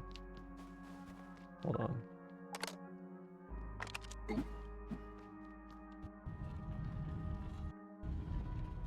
I do want to see you play Vampire the Masquerade Bloodlines 2, though. Oh, I know. I just mean, like... Have you seen Tim Kane's YouTube channel? I've seen a bit of it. I do like when he talks about Fallout. I do like that a little bit. It is. I know. You gotta understand, this is a little more finicky than you may realize.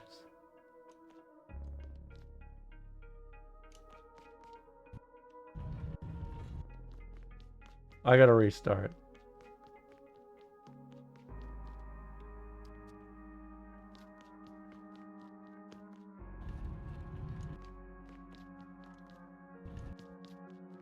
He talks about Bloodlines also. You should watch them. Maybe I will. Maybe I will. I somehow shifted this box in a way to make it so it cannot go past there.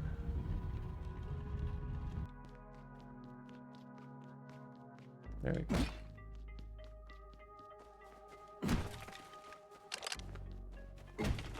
I mean, I'd love to do that, but let's be honest.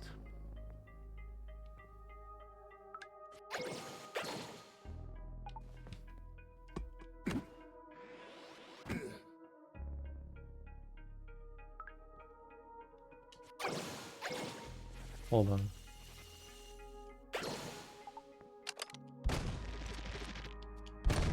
Oh.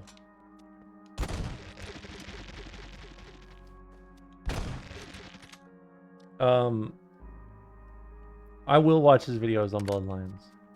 But I feel like most of the time talking about Troika, it really just is like, oh, we didn't have enough money, we didn't have enough time, we're too ambitious, as always. Can you shoot that? I mean, that has kind of always been their issue, right? It's always that they've been very ambitious with what they've wanted to do, but they've never had the funding to do it. Or the time, I guess, really. No, stop that. Fuck. The fucking Mazma. Yes. Like, so much of Fallout is literally just that. Like, oh, we had this idea that we really wanted to do. It was awesome. And then it is literally just like, they said we didn't have enough time. They wanted to get it out by Christmas, so we just had to suck it up.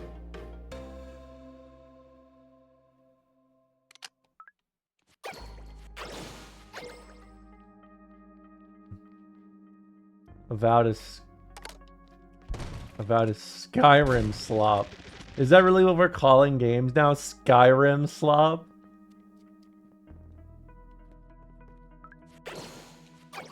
That's cruel. I know. We've come a long way since games demanding that we spend 13 to 14 months for a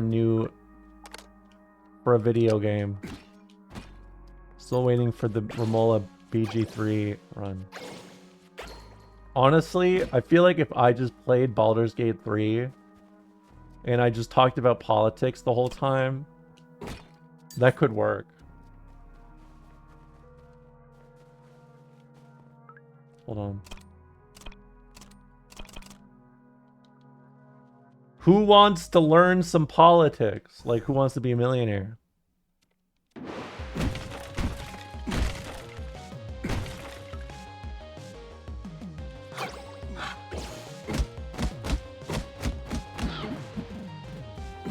Oh, we got the bird gang.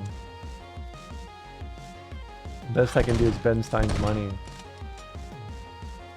Yeah. Sometimes I feel that way too.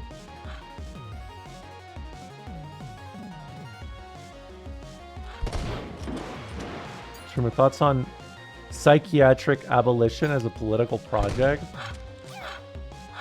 Like, abolishing... Oh, like,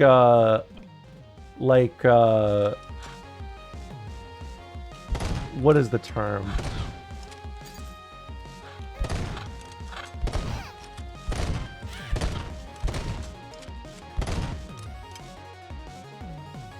Abolishing psychiatry? I thought you were talking about,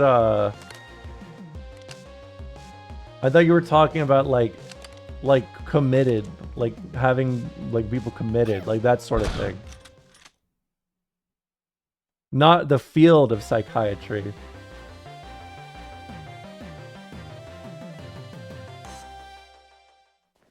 I mean, it is for sure. I mean, that's the problem, right? I think inherently a lot of the more enforced in like especially like intense parts of it, I think especially in the past there's always been a huge overreaction, even from like socialist states, right? With stuff like that.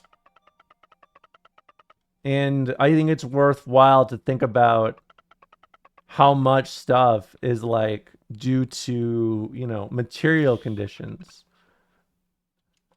and what that means. Because really, there isn't really a... I don't think the need for that stuff is really there. It's a over... Like, you know, having people committed like that, right?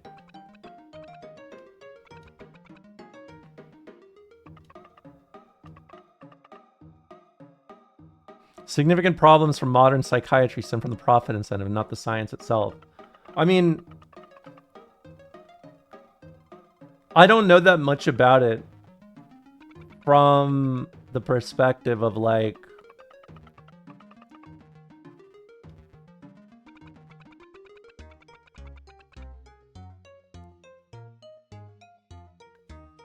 How do I describe this? I think a lot of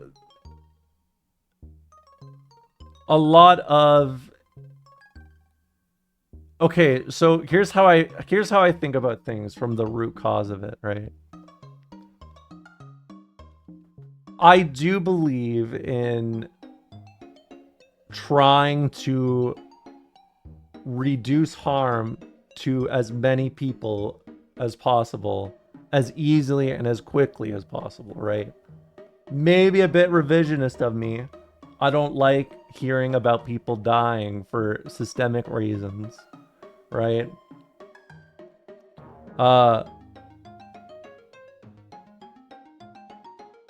Because of that, I think there are a lot of things, and a lot, not even just in psychiatry, but there are a lot of hobbies, or there's a lot of, even again, science fields. I mean, generally, like, even history is impacted by this issue, right? Like, historical, like, chronicling, right?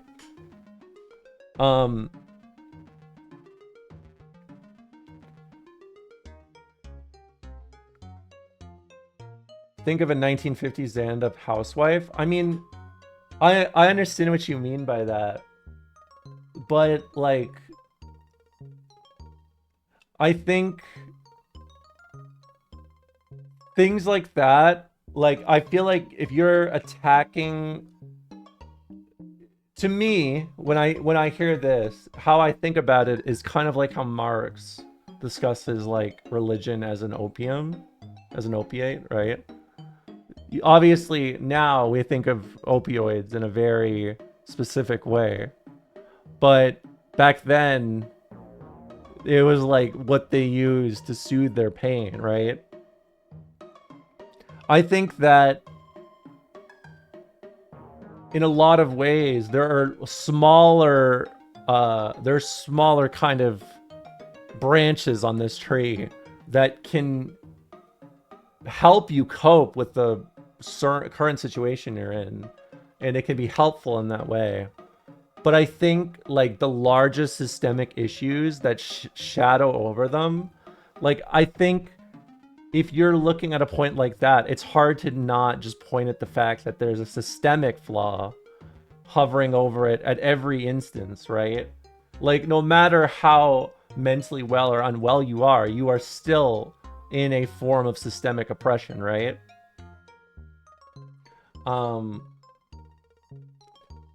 So like, because I don't know that much about psychiatry, my perspective is more focusing on the bigger ends of things that are not, they don't remove the help from people, right? Like, Marxists 100 years ago thought of religion in the same way that we're talking about it now, right? In that, or like psychiatry right now. The root cause of it and the root function of it is good, right? I think you could argue, no matter what, religion can add a lot of fulfillment to people's lives, right?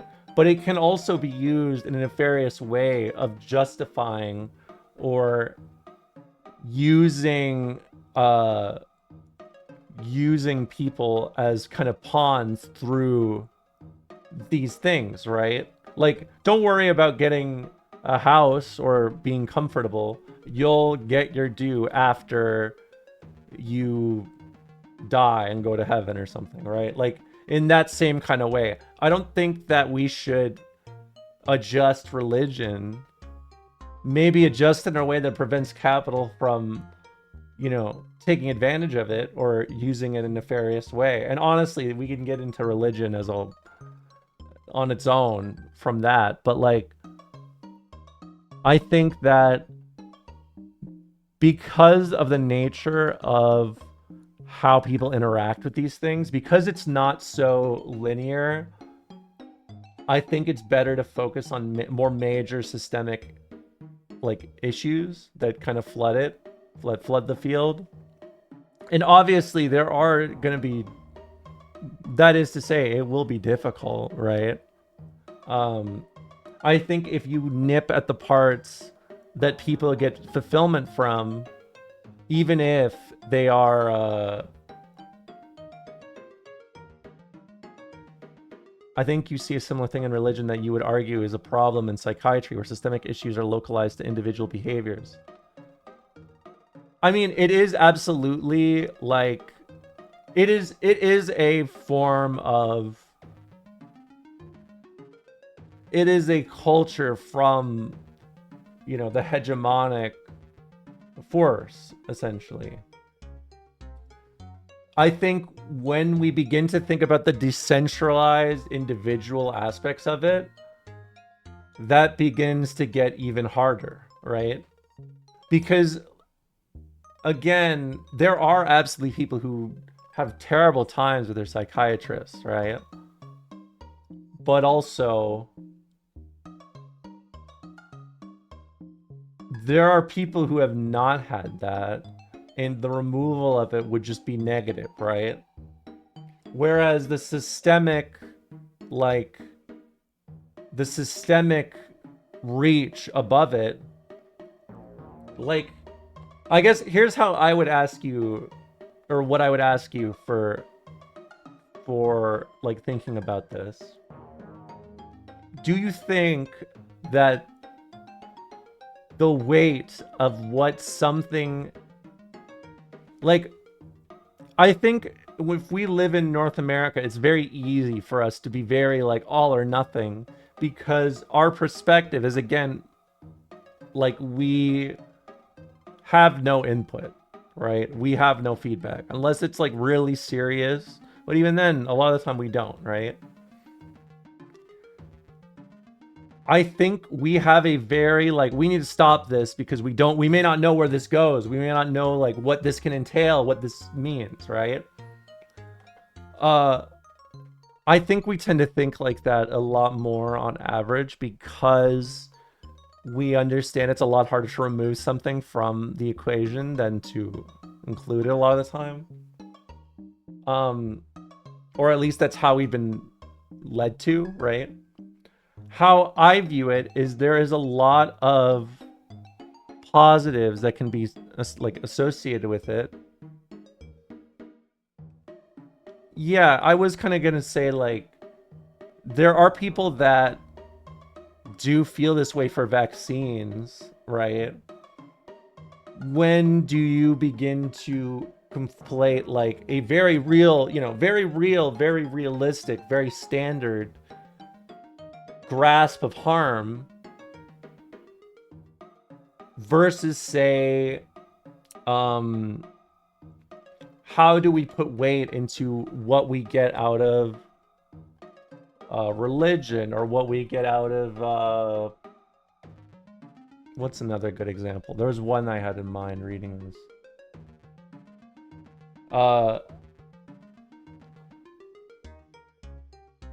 Here's just how here's how I think about it, or what I would do to think about it. I think you should debate kind of the measurement of, it is an unknown field of science that can be misused, and there can be absolutely issues with it, and there's a lot of things that can come up. But I think that you get into a very difficult kind of position when you are trying to rank these things on a curve. And a lot of these mistakes are, you know, very similar to ones even the Soviets made, right? What I want you to focus on is the individual, like, intake of it, right? For a lot of people, psychiatry is absolute, right? For a lot of people, I mean, I shouldn't talk on the amounts, but there are a lot of people who feel this way about anti-vax, right? In the same way that forcing to vaccinate them would probably cause the same amount of stress as if you remove this if you remove this comfort blanket, I guess, from people who use it in the same sort of way. I think when you view, like, when you are not informed and you are opinionated about something, like, I guess it is a very, your mileage may vary sort of moment, right? That is my point. It's hard to navigate something like this in a way where it is also progressing a science versus like locking down a science field, right? Because I mean, there are fields of study that, I mean, look, we used a lot of Greek philosopher theories for a long time, and there were theories that we thought were sound for 1600 years, and then we had to just look at it and be like, well, fuck. How to measure that, I don't understand. I think it's hard to measure it because it is a very individual, your mileage may vary thing. But I think it's worth thinking about from, like, if the concern is around the maliciousness of decentralized, like, you know, if you're worried about a decentralized aspect of this, I feel like probably the thing to do is to make these crimes excessively, you know, that make them very big, right? I mean, that is what China does with businesses, right? It's hard to measure a science field on its own that is just underdeveloped versus disproven, I guess. And even then, like, again, it's all just so subjective that it's very difficult, right? I understand why a lot of people would have negative feelings about it, right?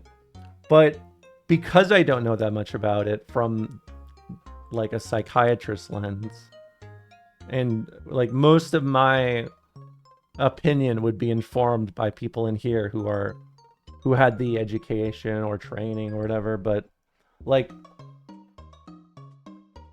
to me, I think I would prefer to regulate around areas that are less certain and to prevent, I mean, really just to maximize well-being. It's really just that. And I think the thing that sucks about evaluating things like psychiatry, where they are, you know, they are very, again, your mileage may vary. It's difficult to navigate that because of the lack of education, not just on psychiatry, but really in general, right? Does that make sense? I think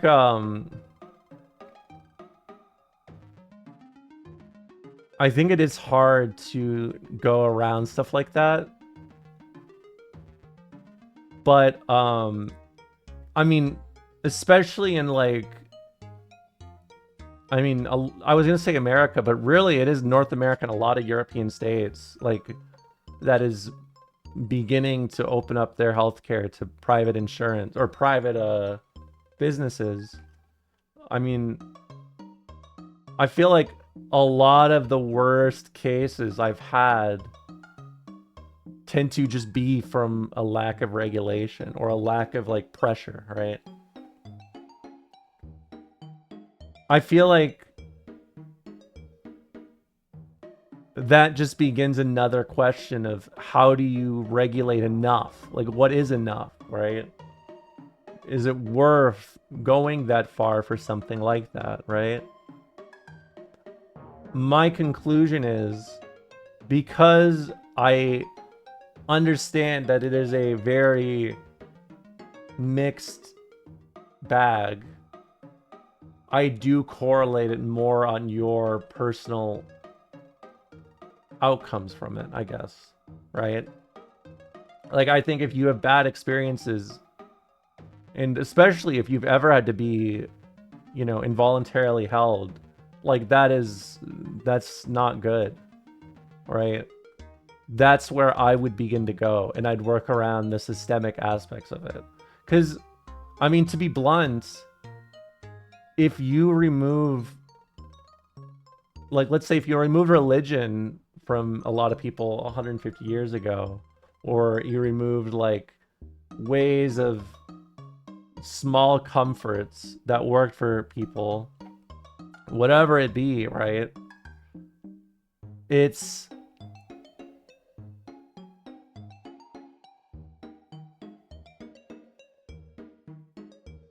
No, I do agree. It's just like, I think we agree on the same sort of thing. I think we agree on the analysis of it, but our conclusions from it are different.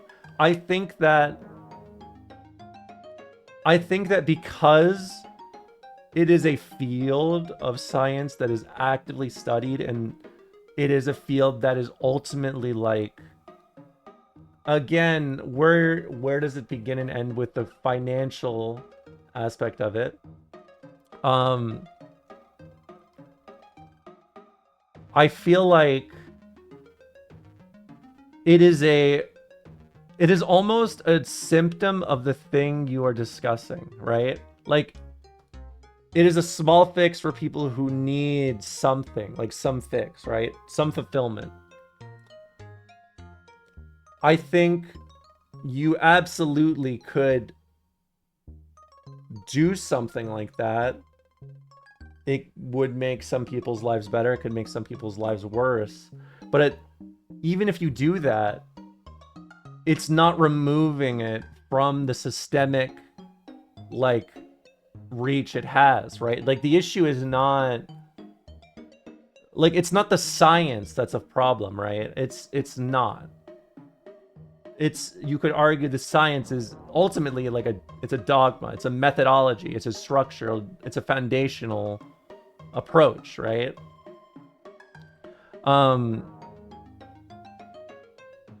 So my conclusion is, I think we should maximize our attempts for the most that we can fix, right? Like, I would use psychiatry more as a radicalizing point, right? Because it is a methodology of the system that enforces it, right? That ultimately gives it this shade. I think that, yes, there would be people who may pick up arms if, you know, they didn't have some sort of relief. But I don't know, like, it's hard for me to say, because it feels like there is an issue that carries their own issues along with it. If you were shot multiple times and you went to the hospital, I would want to work as your doctor, as your medical professional in this context. I would want to maximize the amount of gains for the least amount of risk. And when I think about these systemic issues, obviously there's a lot of, like, smaller scale things you can do that can make a difference. But I think you can also fall into the category of, like, essentially locking I think the argument is so open and it's so perspective based that I think you can just as likely make an argument around the fact that somebody who, you know, was being, you know, taken care of, or somebody who was, you know, enjoying the care they got, could get radicalized in the opposite direction, which I know it sounds silly, but that's kind of my point, right? Like, it's because it is a gray area for a lot of people where it is purely not even about your interaction with the science as much as it's interaction with people. It makes me lean towards the systemic, the most wide-reaching, the most kind of dominant force, which I think of as capital, right? And I guess if we view it from another lens, I would also say, like,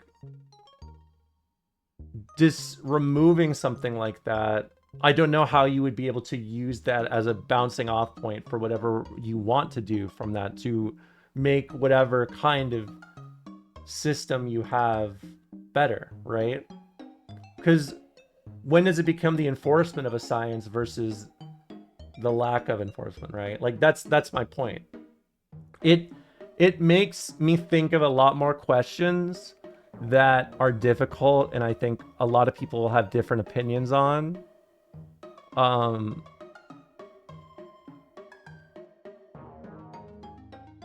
The removal of psychiatry leads to more accurate. I mean, I'm no longer looking at my brain, I'm looking at my abusive parents.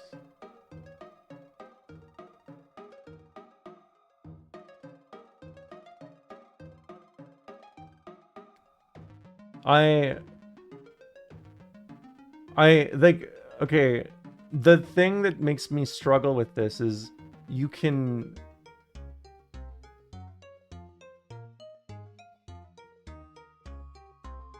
it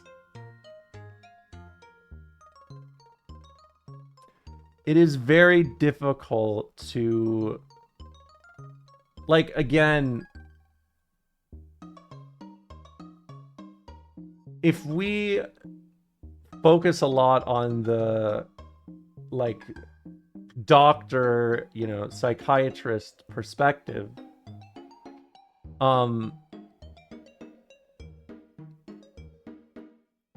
like, oh, I have so many things popping into my mind that I'm struggling to even look at this game's screen right now.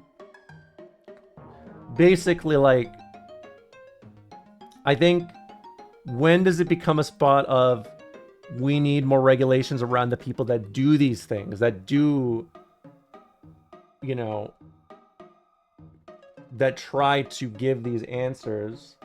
Or what if they take a different output approach? Like, I guess what I'm saying is, I do think that how a lot of these sciences and a lot of these things, I mean, again, I'm speaking as a historian here, right?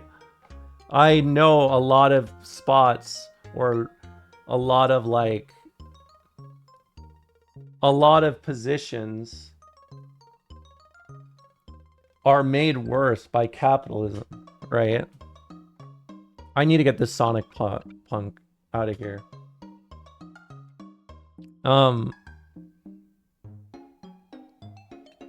If we worry about the individual assessment, should we worry about other people's, in other sciences, kind of direction of, like, how they can be individually, you know, doing nefarious things or not so great things, or being lazy or shitty?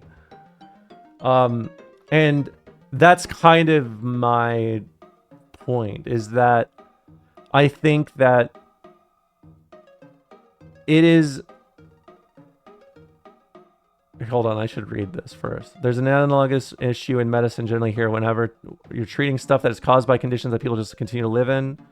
Oh, I mean, I guess I get it. Like, you know, experiencing anxiety because of financial stress and being given anxiety meds. Like, I guess that makes sense. Is that your point?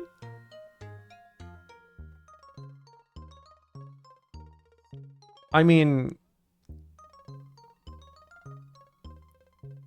it's like, I feel like it's too easy to say that. Like, it's too easy to say that you can apply that to almost everything outside of the material, like the material aspect of it. Like, I'm not super religious, but you know, spirituality means a lot of things for a lot of different people, right? Obviously,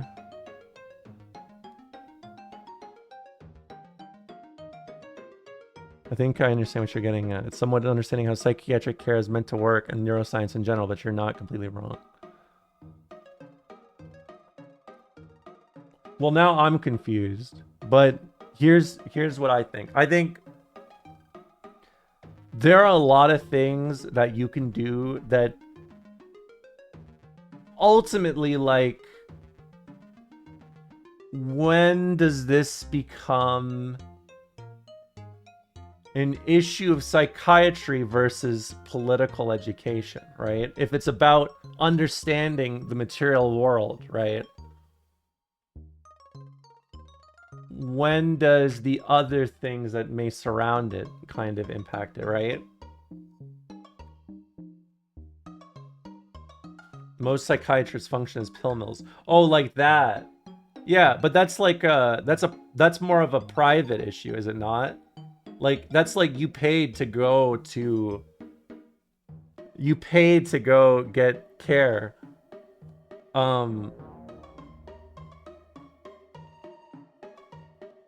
People, like, they may feel like, well, if I don't give them the pills, then they may not come back and keep paying, right? Is that the idea?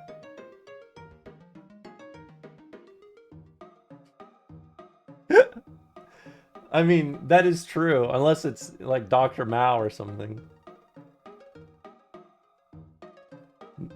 Not to be psychotically lefters, but the question is whether psychiatry is counterinsurgent. Yeah, like,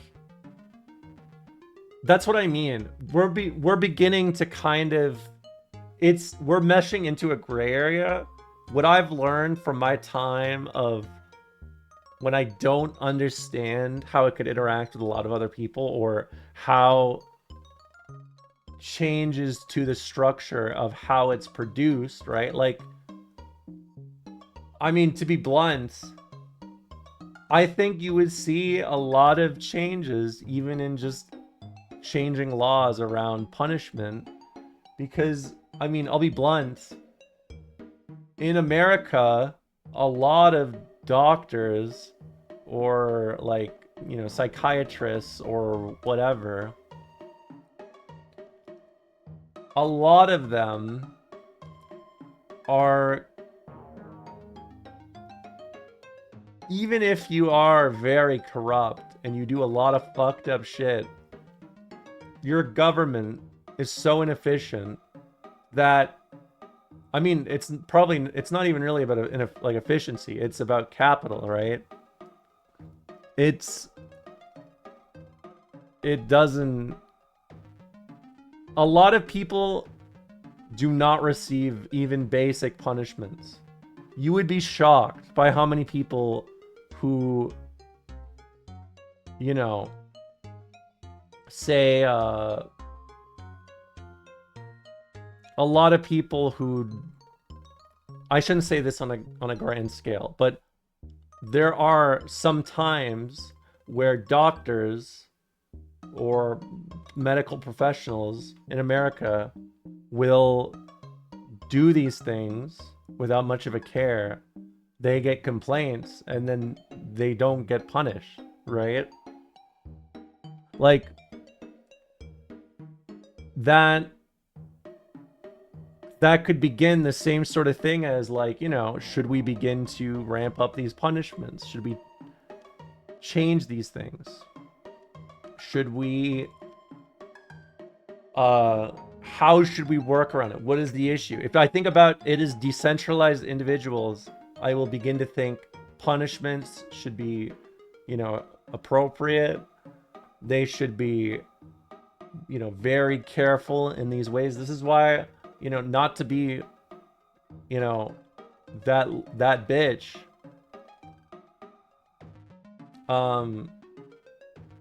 I feel like there's a lot of distrust, and there's a lot of distrust out of nature of the system.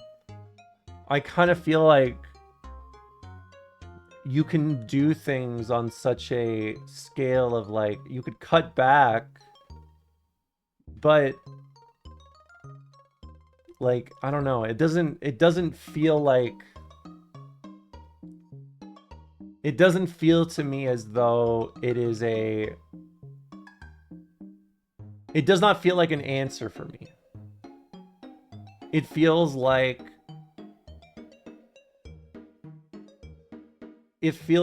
something that absolutely you could work around, but I mean, I don't know,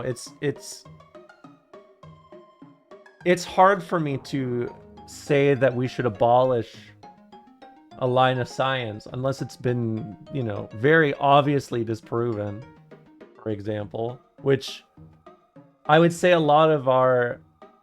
a lot of studies that can help us figure these things out. But, like, even studies, right? Like, they can have these same issues of people essentially paying for studies, right? Like, it's hard. It's such a wide range of things, right? It's such a wide range of things. It becomes difficult for me to commit to an answer because I think of something else that could fit into the same category. And so to me, it makes me want to focus more on the hood rather than the wheels, right? Or I guess the opposite. The wheels rather than the hood. I brought this up earlier, but if you look at the history of antidepressant developments, it's rather scientifically grim. I mean, I feel like that's true for a lot of things too, though, right? Opioids is definitely that, right? I mean, I feel like you could look at the opioid crisis of the 70s, right? Like, that's literally a kind of archaic... I mean, it's not even archaic because we're still feeling the ramifications.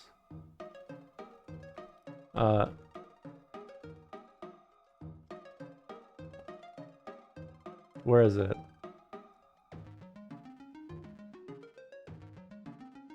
Oh!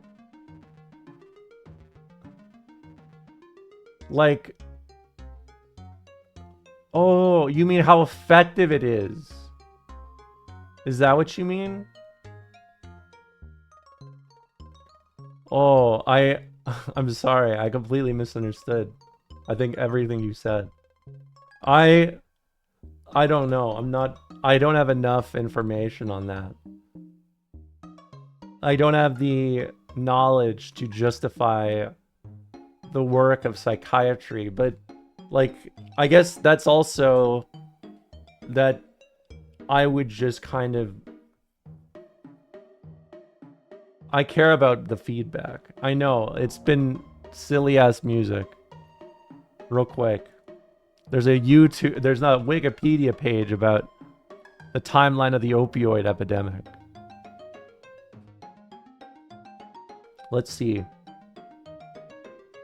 According to the FDA's timeline of selected FDA activities and significant events addressing opioid misuse and abuse, before the 1990s, most opioid pain medications were used to manage pain that was either acute or related to cancer. The FDA said there's an increase in the use of opioids because physicians were not treating chronic non-cancer pain and mental health.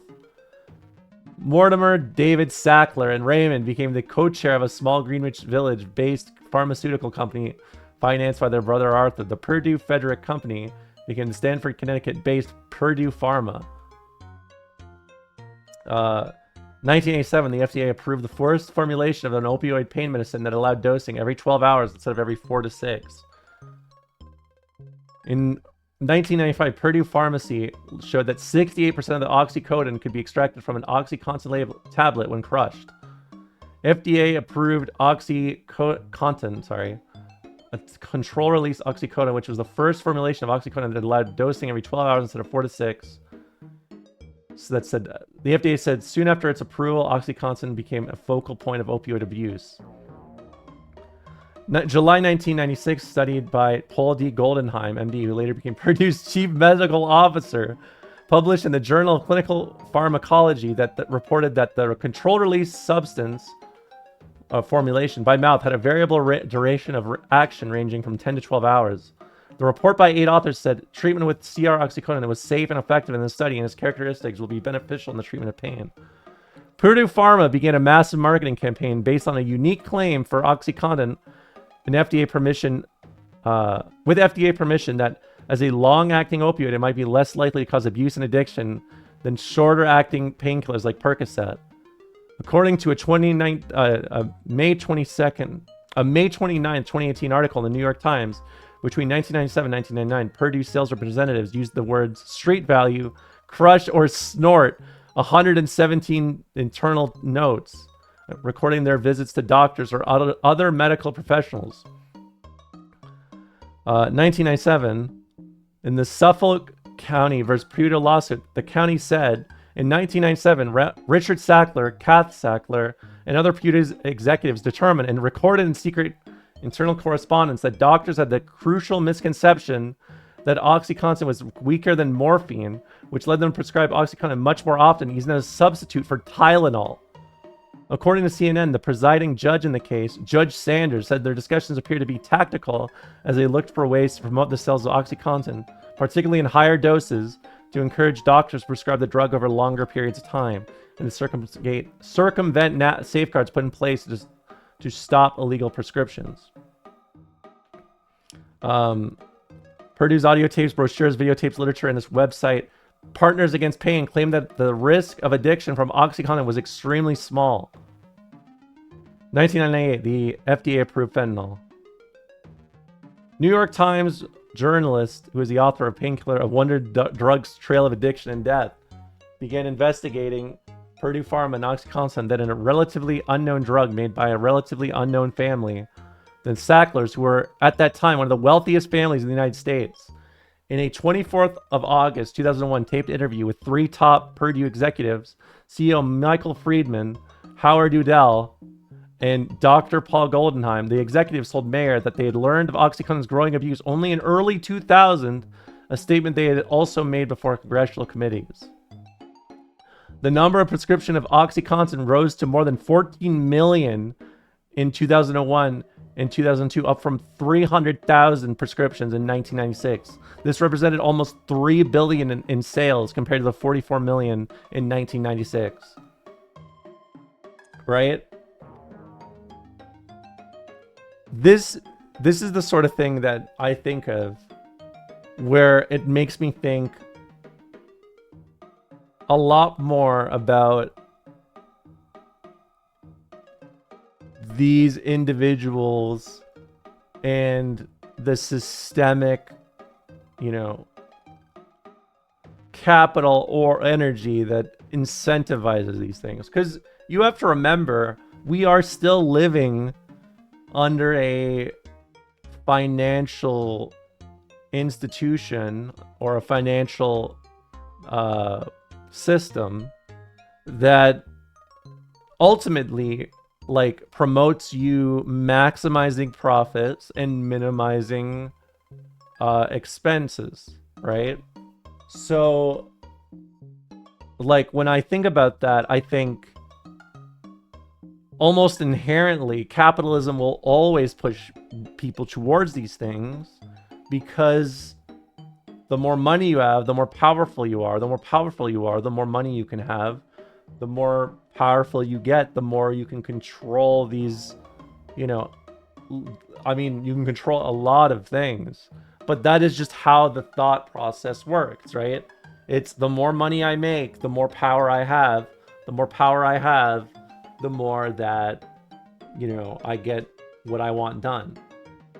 And I mean, I feel like the Epstein stuff is, I mean, it's really just it's the gold star on my thesis here, right? It does not feel to me like it removes the core aspect of it. Although I do agree definitely in fixing like how that science interacts with the system, right? I don't need capitalism to be abolished in order to, you know, feel like we need to put I feel like we can just put regulations, right? To me, MIAD in Canada, I don't think I've heard of this. I am still talking about capitalism. Oh, euthanasia. Oh, you're talking about medical assistance. Yeah, in dying. I mean, that is the, like, again,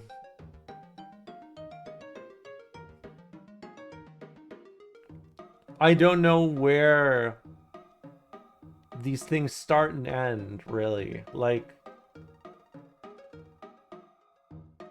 I guess, like,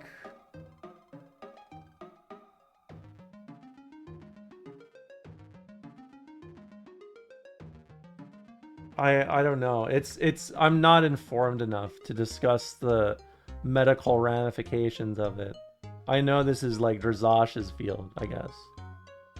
To try and be more specific about the hypothetical issues with psychiatric clinical constructs.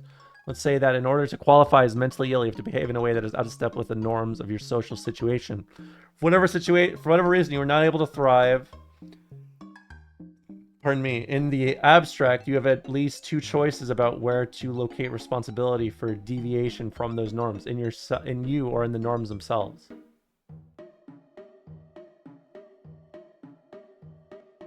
This is a completely abstracted argument, though. This is not an individual.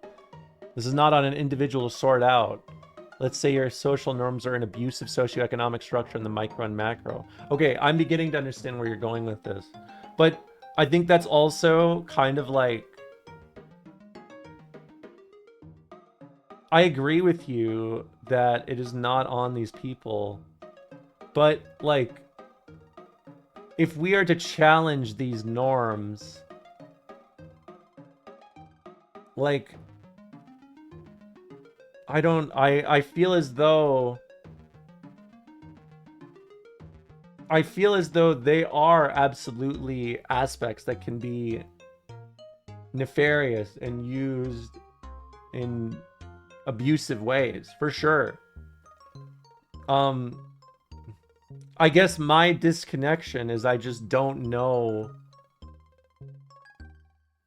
because I'm uneducated about this. I know that the system is inherently an issue.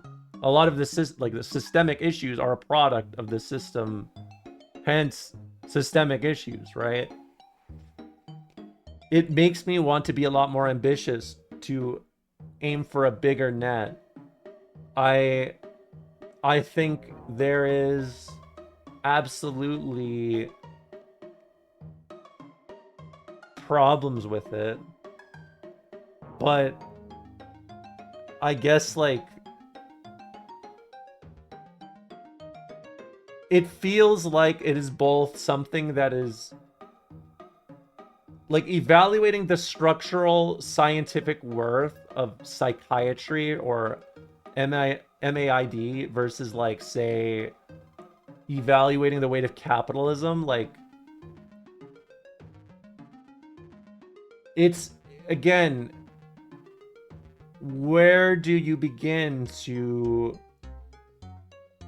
Where does it become a systemic failure in other places of like... I guess I don't really understand the... I don't understand the priority surrounding psychiatry in comparison to a lot of other things. There was a disabled grad student who emailed everyone at my school explaining they were pursuing MAID to cut funding.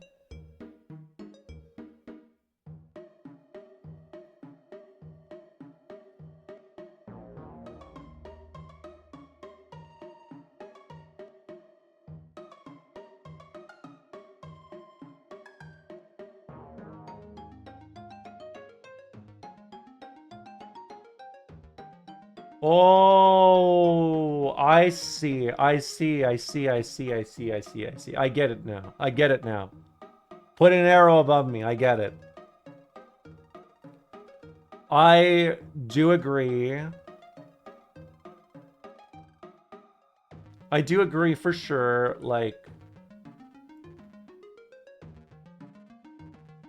I think we should expect... I think we should be willing to give people... They'll look it up to me eventually. I do think that it should be for people to experience these things, like, to just go through it and... Sorry, I should be more specific. It sounds like I'm talking about MAID. I'm not. What I'm talking about is, like, I think there is such a lack of class consciousness that, like, it's hard. It's like, again, there's so many issues that I think we're fighting around that I struggle with kind of seeing on the same lens. Because, like, you know, you could argue in the same way. A lot of people think growing up, if I get fame, if I get money, it will fix all my problems, right? And shit, you had the richest man in the world being sad on Twitter. Money can make you happy, you know?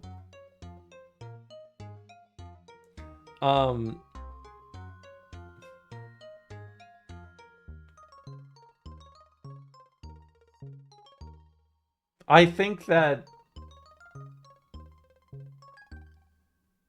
you're fighting against the cultural hegemony at that point, right? Like, to me, this does not feel like as much of a conversation about the science as much as it sounds to me like it's a war of maneuver, right? Here's your Gramsci bingo. I'm just closing the fucking game, dude. I'll get back to this on Monday.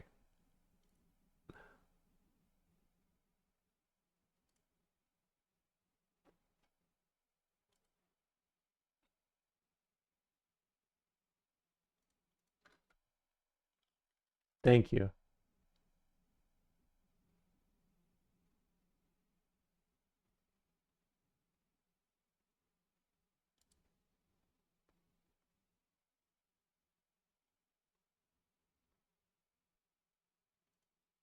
To me, this makes me think about like what Gramsci wrote with just cultural hegemony. Like, to me, this feels like a issue of education, right?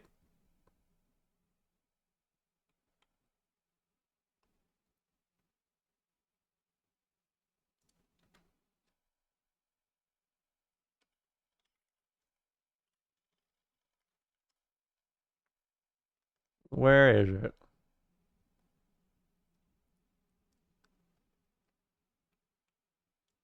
Fucking...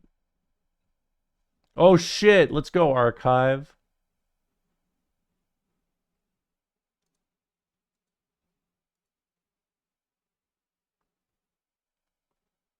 What you're talking about, Imagaki, is one reason why I love Gramsci's work.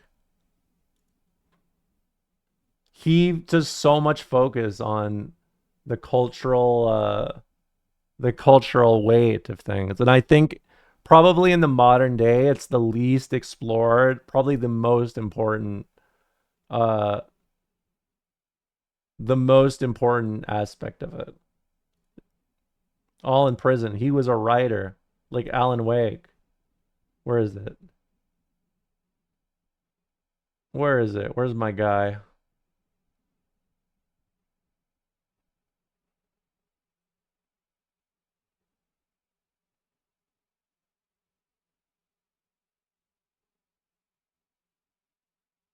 Oh, here we go. Hegemony, page 245.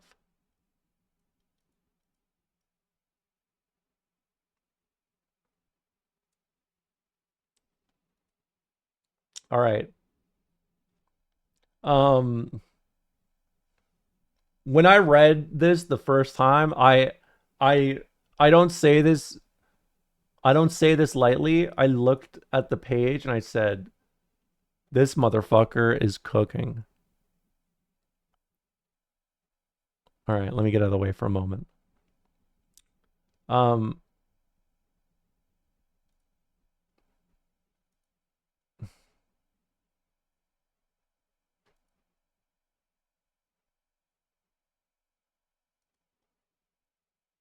Where is it? Okay, this is too far back. A lot of this is a lot more well known.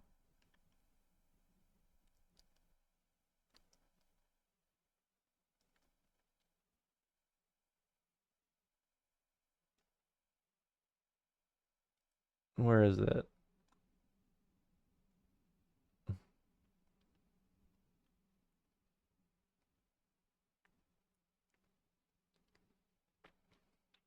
Okay. This is exactly what I think of right here. Hold on.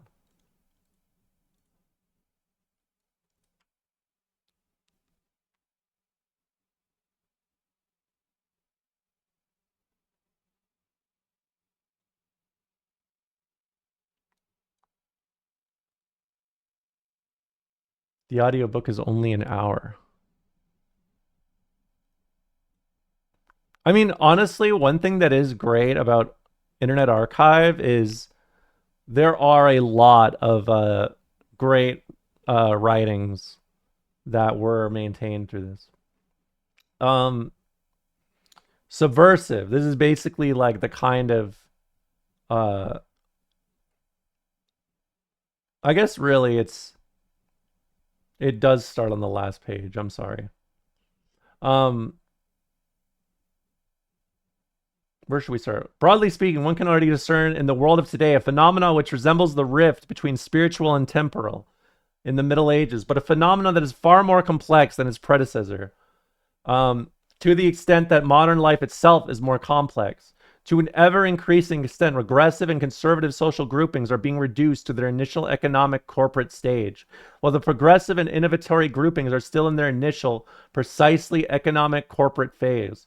The traditional intellectuals are detaching themselves from the social grouping to which they have hitherto given the highest and most comprehensive form. Hence, the most extensive and perfect consciousness of the modern state. In so doing, they are accomplishing an act of incalculable historical significance. They are marking and ratifying the crisis of the state in its decisive form. But these intellectuals neither have the organization which the church possessed, nor anything comparable to it. In that respect, the crisis of today is far more acute than that of the Middle Ages. The latter lasted several centuries, up to the French Revolution, where the social grouping that had been economically the motor force in Europe throughout the millennium was able to present itself as an integral state, possessing all the intellectual and moral forces that it needed to organize a complete and perfect society. Today, the spiritual, which is detaching itself from the temporal and distinguishing itself as an autonomous form of the latter. Sorry, I just reread that. It's something disorganic, lacking a center and an unstable diaspora of great cultural personalities. Without a pope, without a territory, this process of disintegration of the modern state is, however, far more catastrophic than the medieval historical process,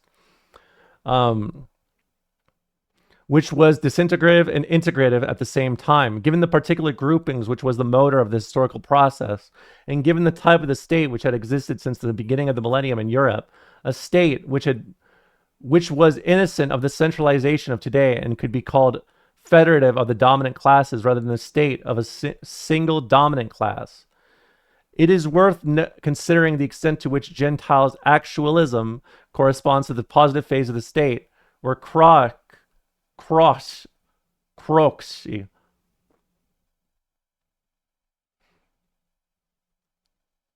Oh, sorry to gank you with this, evil red witch. When's the history of the decline and fall of the Roman Empire? Oh, I talk about it a lot. Where was I?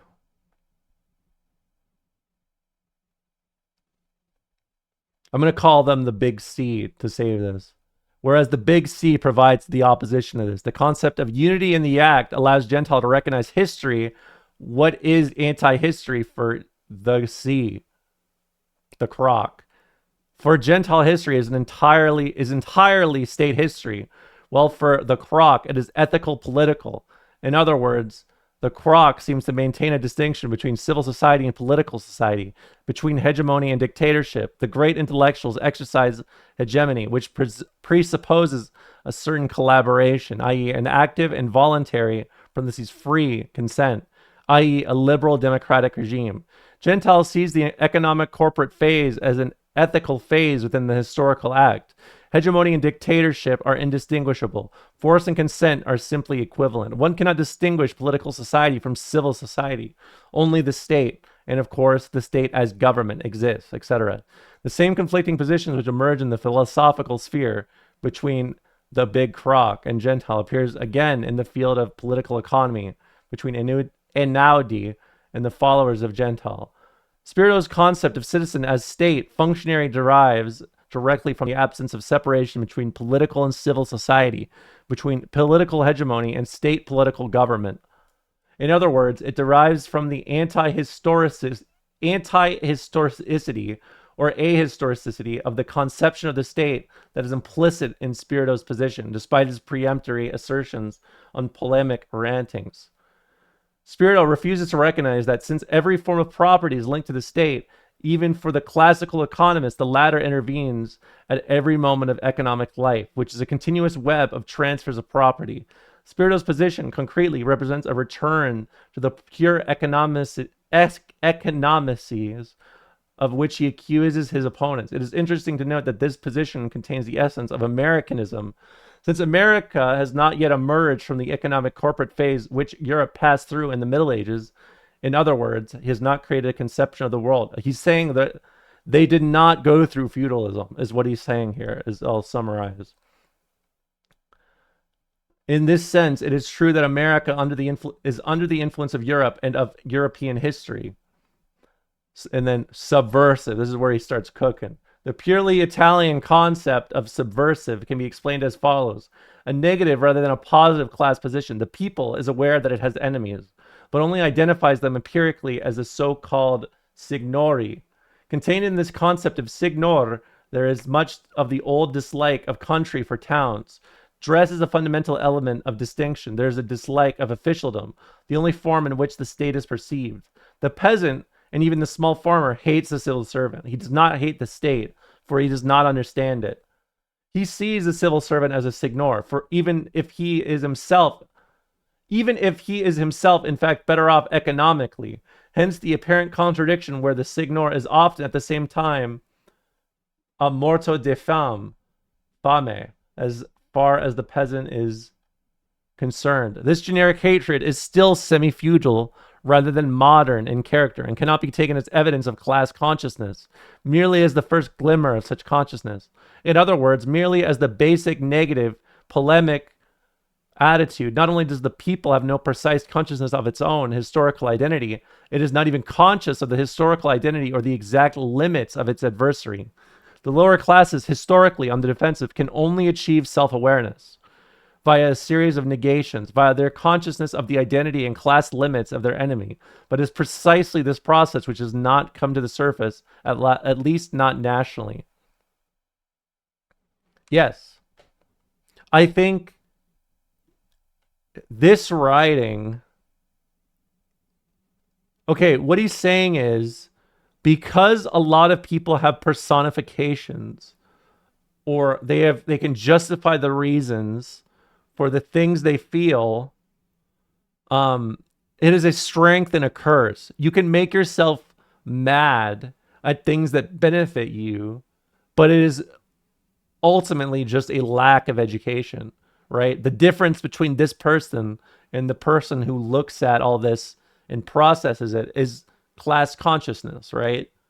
That is what he's saying. He's saying that you in a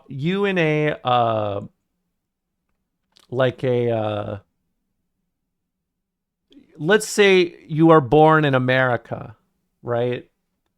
When you are raised and taught in America, you were taught America's history, right? But you are shown the most preferred moments of history, right? So a lot of people begin to go through life thinking that they have an understanding of the way that these things go, right? It is just the fact that they received an education from the state. They believe that it is a generosity or a kindness that shows trust or like concern or, something like that.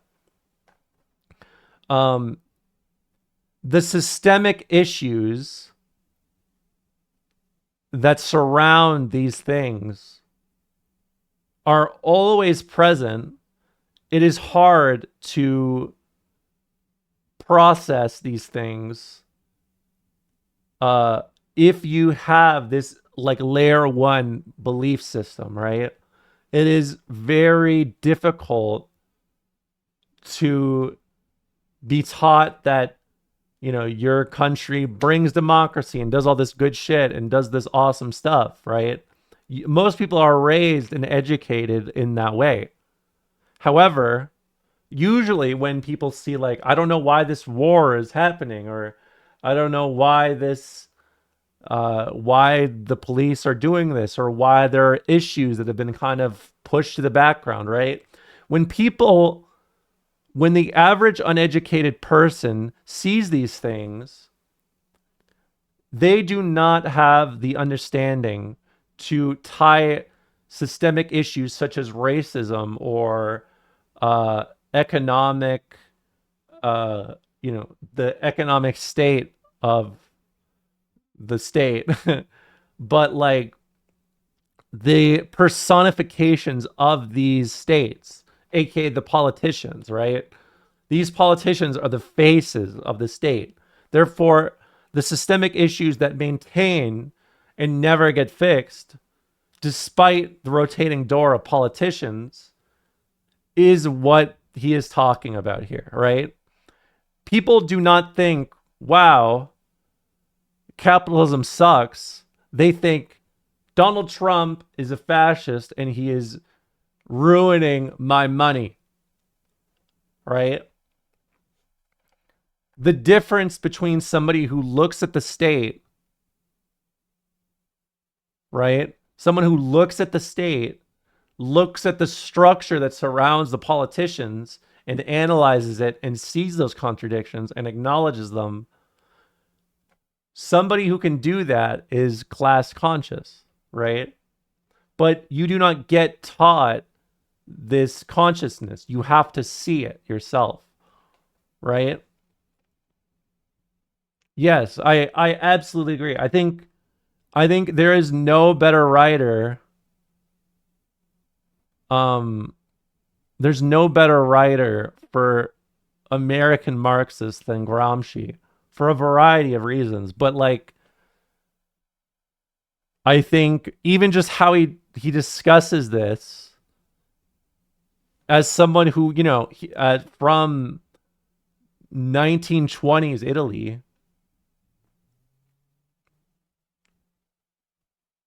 this is like not that dissimilar to the issues that they faced or we face today, right? Of a very strong right wing with a populace who is like on average a little more reactionary. So like what Gramsci is saying is politicians will do things that are extensions of their system. So like let's say, you know, the Democrats, and I'm sure people who are older than me who were around for that period, maybe Socrates, because I know that he commented on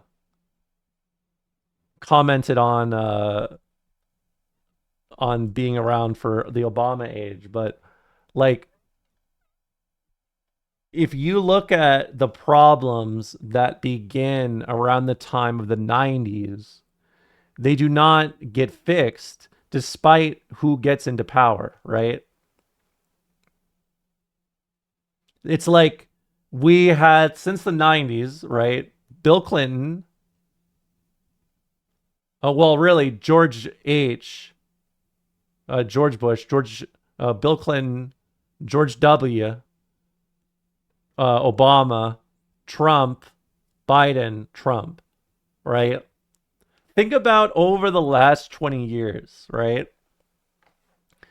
A uneducated person may look at the last 20 years and take a partisan perspective, right? They may say, well, my politicians want to do this and their politicians wouldn't let them, right?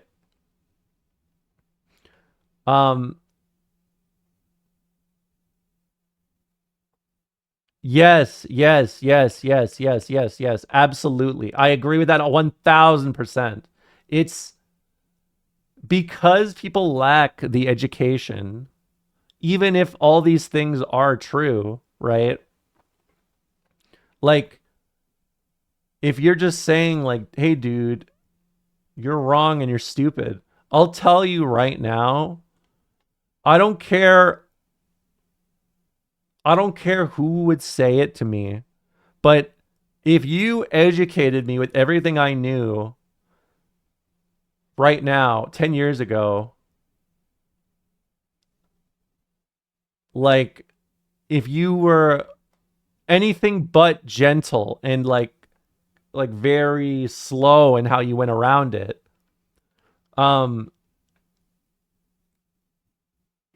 I would not listen to you. I'd be like, this guy's a fucking asshole. Right?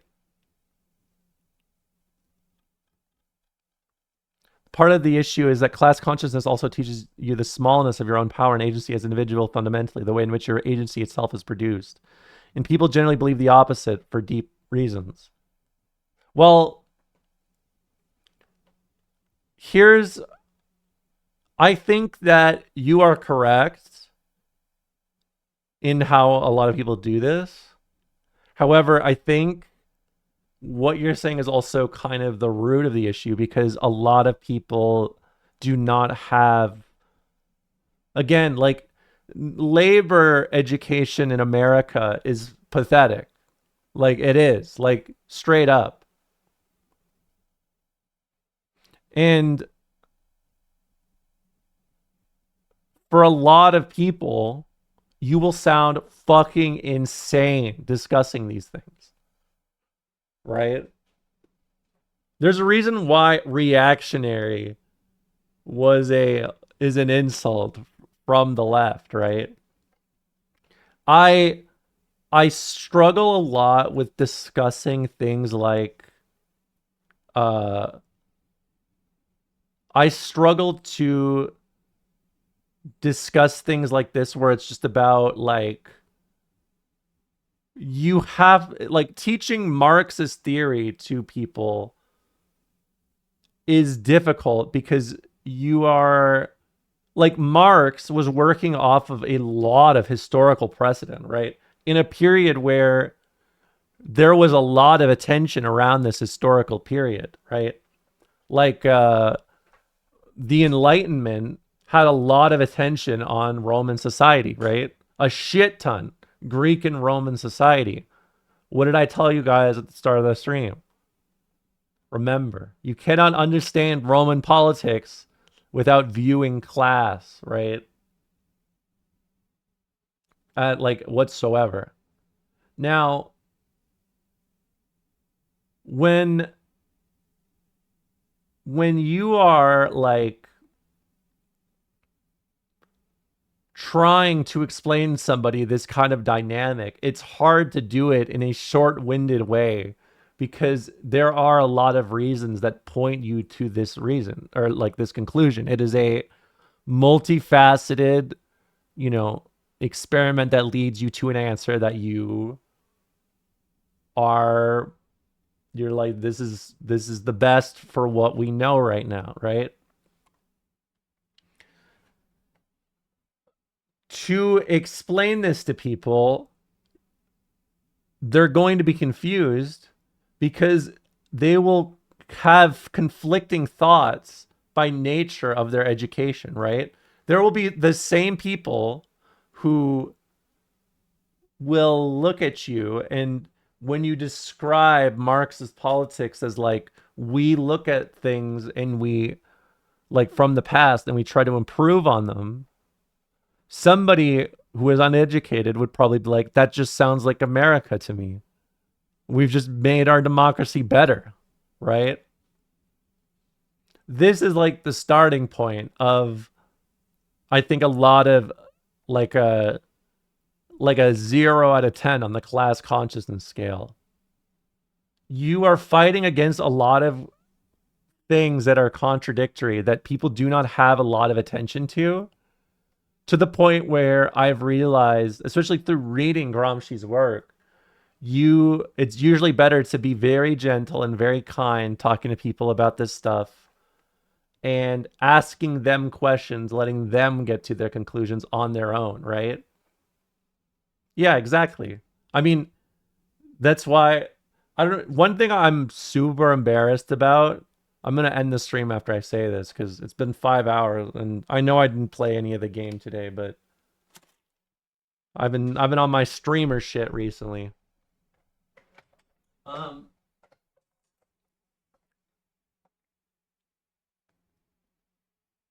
Like Lenin, I know we Lenin post a lot here. I do like a lot of his writing on left-wing communism because I would say it is a lot more of its time. Like the left communist position in the modern day is a lot different than what it was in the 1920s, right? Even if you just think about like, I don't know, the syndicalist movement versus like, I don't know, Marxist Leninism by the 20s.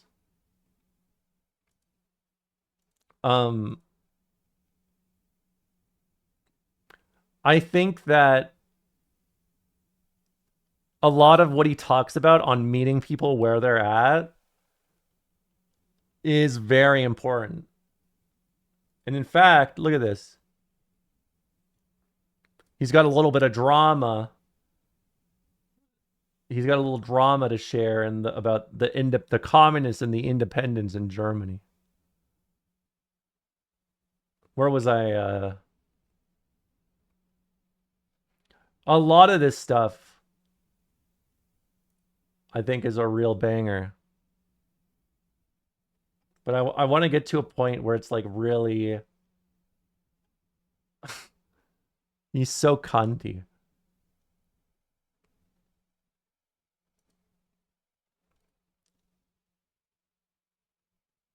It is, I think, almost universally realized at present that the Bolsheviks could not have retained power for 2.5 months. He's referencing the French Commune. let alone 2.5 years, without the most rigorous and truly iron discipline in our party, or without the fullest or unreserved support from the entire mass of the working class. That is, from all thinking, honest, devoted, influential elements in it, capable of leading the backward strata or carrying the ladder along with them. The dictatorship of the proletariat means a most determined and most ruthless war waged by the new class against a more powerful enemy, the bourgeois, whose resistance is increased tenfold by their overthrow, even if only in a single country, and whose power lies not only in the strength of international capital, but the strength and durability of their international connections, but also in the force of habit, in the strength of small-scale production. Unfortunately, small-scale production is still widespread in the world, and small-scale production engenders capitalism and the bourgeois continuously, daily, hourly, spontaneously, and on a mass scale. All these reasons make the dictatorship of the proletariat necessary, and a victory over the bourgeois is impossible without a long, stubborn, and desperate life and death struggle, which calls for tenacity, discipline, and a single and inflexible will. So,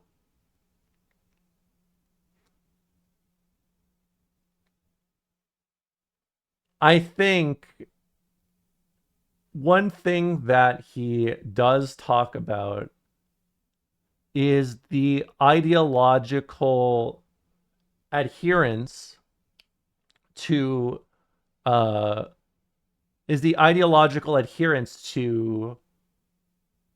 Marxist theory. Because again, I want you to kind of remember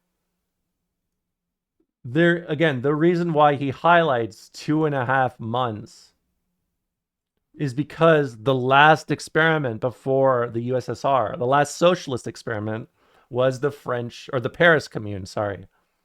And its inability to maintain itself and to defend itself ultimately was kind of the reason why the theory surrounding the dictatorship of the proletariat arises, or I guess you could really argue the Russian interpretation of it. Obviously, the dictatorship of the proletariat can be applied in of itself in the same way that we are applying this Marxist theory, right? How we are analyzing this on its own, we can implement the dictatorship of the proletariat in many ways, but a lot of them are usually dependent on the cultural and the honestly financial presence of the bourgeois that is there, right?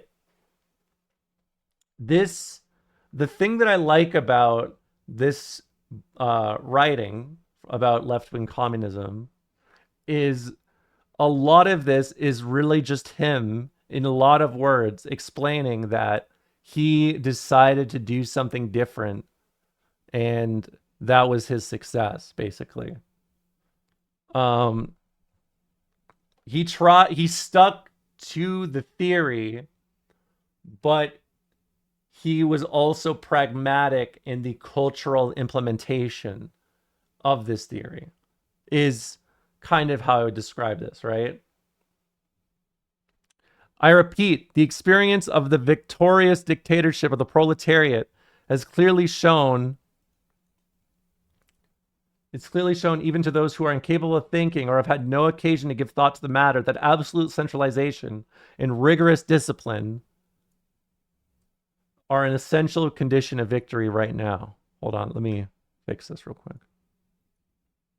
There you go. This is often dwelt on. However, not enough thought is given to what it means and under what conditions it is possible. Would it not be better if the salutations addressed to the Soviets and Bolsheviks were more frequently accompanied by profound analysis of why the Bolsheviks have been able to build up the discipline needed by the revolutionary proletariat? As a current of political thought, as a political party, Bolshevism has existed since 1903. Only the history of Bolshevism during the entire period of its existence can satisfactorily explain what has been able to build up and maintain, under the most difficult circumstances, the iron discipline needed for the victory of the proletariat. The first question to arise are, how is the discipline of the proletariat's revolutionary party maintained? How is it tested? How is it reinforced?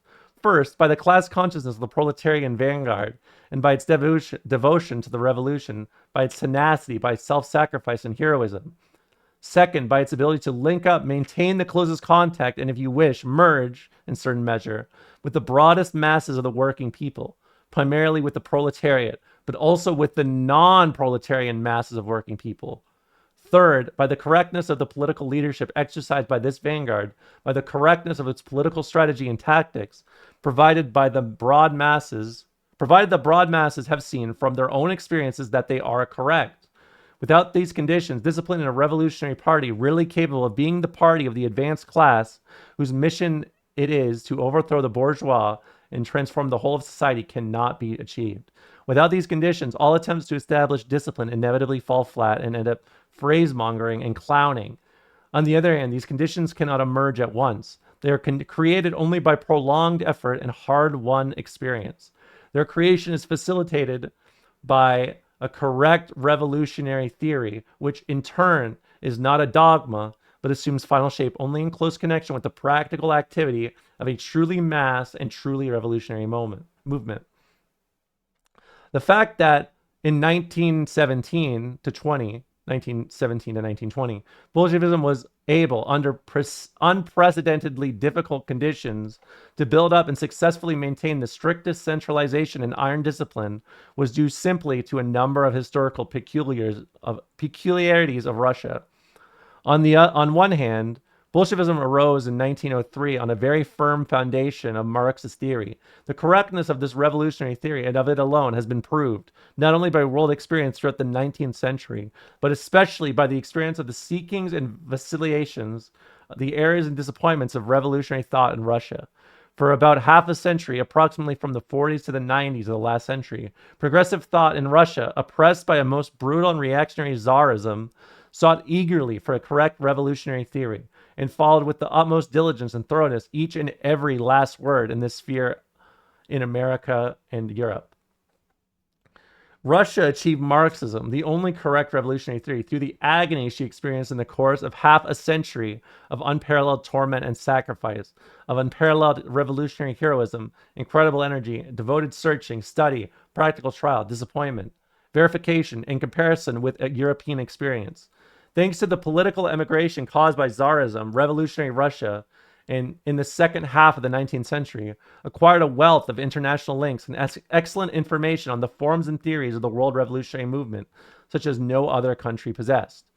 On the other hand, Bolshevism, which had arisen on this granite foundation of theory, went through 15 years of practical history unequaled anywhere in the world with its wealth of experience.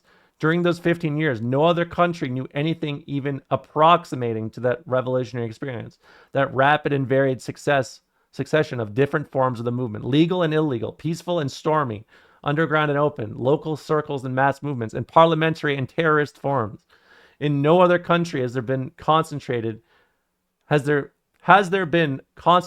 so brief a period such a wealth of forms of shades, methods, and struggle of all classes of modern society. A struggle which, owing to the backwardness of the country and the severity of the Tsarist yoke, matured with exceptional rapidity and assimilated most eagerly and successfully the appropriate last word of American and European political experience. Yeah. DEI revolutionary tactics. So, I'm sorry, that was a lot. I'm going to explain this a little bit before I skip off here, okay?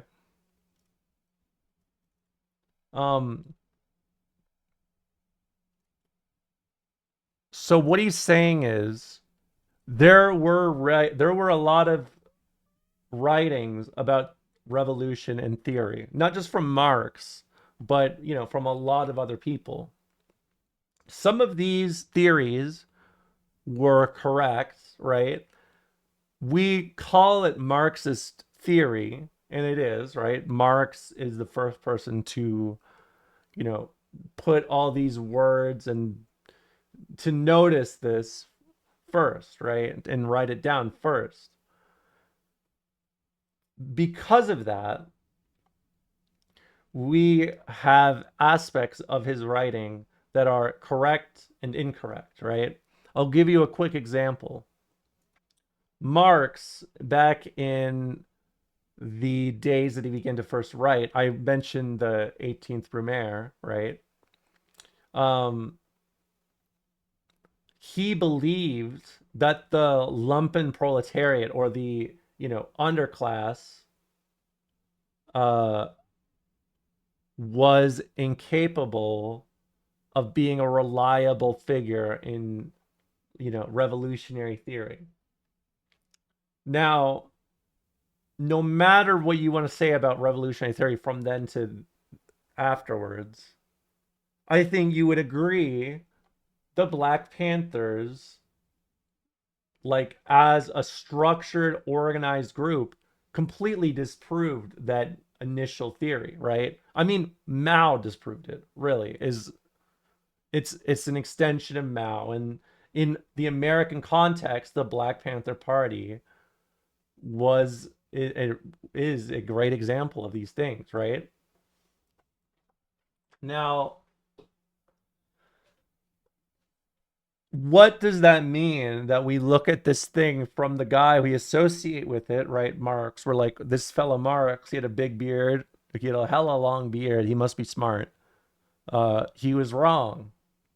That doesn't mean we reevaluate the revolutionary theory from its beginning, right? We don't discount that against the things apart, like from his theory, that are correct. We take the stuff that is correct or applicable to our day and age, and we expand on it. You have to remember, when Lenin wrote this, they did not have telephones, right? They barely had radios. Just think about that. How, compared from Marx to Lenin to Mao to today, the changes in material conditions are like, they would not be able to comprehend that sort of dynamic, right? Like, no matter what you think about any of these revolutionary writers, the internet creates an environment that is entirely separate from like this world that a lot of these guys worked in, right? Just as an example. And this is kind of the thing that he talks about in this theory. Yeah, they didn't have video essays. Think about that. Imagine, what would Mao say if they were like, "Hey Mao, we got video essays at the function." I bet he'd be like, "That's revolutionary, man." Comma, man. What did Mao say about Dan Olson? I don't know. He's very straightforward. Like, Mao's writing is very straightforward. He'd probably be like, he's a kind-hearted soul with the heart of a he's a kind-hearted soul with the fire of 1,000 men, or some shit like that.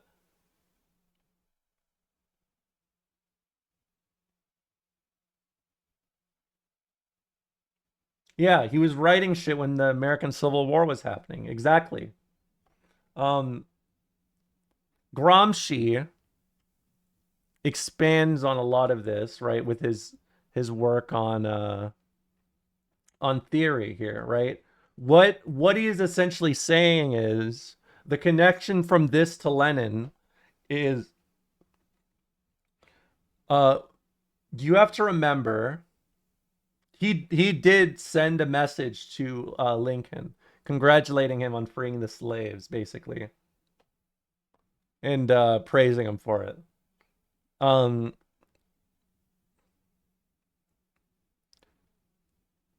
Lenin's era to Gramsci's era, there was a lot more analysis around the cultural disconnect of, say, Western Europe, right, which had been a lot more developed for a lot longer of a time, and they were a lot more rooted in their methodology or their theory, right?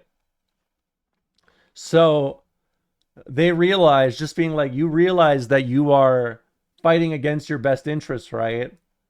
Like, it did not work on them. So they were like, how do we deal with this? Trotsky and Gramsci both do a lot of writing on this. Gramsci's writings on this, I feel like is like the magnum opus to like modern Marxist theory to me. And a lot of Gramsci's contributions in comparison is essentially about building a culture surrounding the working class as opposed to assimilating into the hegemonic structure that is the hegemonic culture or force, right? And that is inherently the issue, because discussing this thing is like, you know, a lot of people do not even understand what you're talking about when you say things like this, right? Like they cannot it's the Americans can't be propagandized shit right there, right? It's that.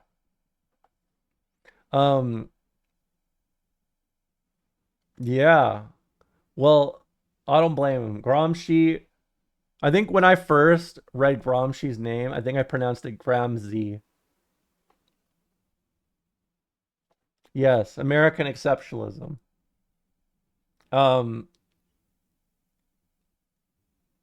When you are dealing with people who are reflecting aspects of American culture, like cultural hegemony, they experience the world through that lens, right? They see the world through that lens. If you try to just be like, hey, you did this, even though this happened, you're fuck stupid, dum dum. They do not get it. That is essentially a lot of this writing. But if you are meeting them like a not from a perspective of like, essentially what he's saying is you have to meet people where they are, because you are establishing a culture with these other workers, right? You are building a unified group. And through developing this culture and educating and learning, you develop the culture further, right? And that is essentially Gramsci's contributions to this, right? He is saying that in order to win the working class that has already been ingratiated with propaganda, it is very difficult to just use a factual look at this. Because if it was so simple for them to see, like, if it was so simple for them to look at this and be like, this is wrong, they probably would have brought it up to you. That inability to process that contradiction is where you come in, right? That's the idea. Does that make sense? So again, understand this is not theory built out of like, how do you make them process it? I'm very glad you asked. It is about your circumstances and their circumstances, right? That is what Marxism is. Applying this theory to your circumstances, your environment, your material conditions, right? So, you know what I tend to do with a lot of Canadians? I'll give you an example. In Canada, people will threaten to stab you if you even joke about taking away their health care, right? They are very serious about their fucking health care. Now, America has a lot of people who, you know, not only do they have bad health care, even comparison to Canada, they advocate for their bad health care against what we have, right? I'll say one thing I always say, this is the nail in the coffin for my for a lot of my expressing consciousness to people. I always say, I wonder why in America they hate the idea of paying less for free healthcare when they can see we have it pretty good over here, right? And that's the match, dude, every time. Because they can see it, right? When they see Americans who are saying, "No, I don't want free healthcare. I want to pay everything out of pocket." Literally, the average Canadian cannot understand. Like, they look at you like you are like a caveman, basically. Right? This is that issue, right? This is, yes, there is always going to be people like that. But on a grand scale, not even fucking close. It's not even worth thinking about in this context. There's a reason why a lot of attempted privatization is very low key, right? They're not educated on it, but like, you know, if you ask them that, it's the same thing. And, you know, vice versa, if you ask a lot of Americans these root things of like, do you want health care? Or you want to pay less money for your health care, right? Yes. Do you want free health care? It sounds communist or something like that. People just think you're weird.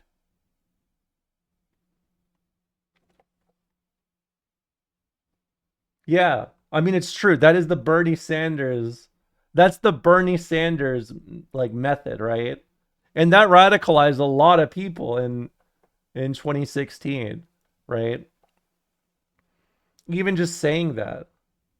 But that's what I mean, right? Like this is kind of the meeting people where they're at, meeting the circumstances you're in, right?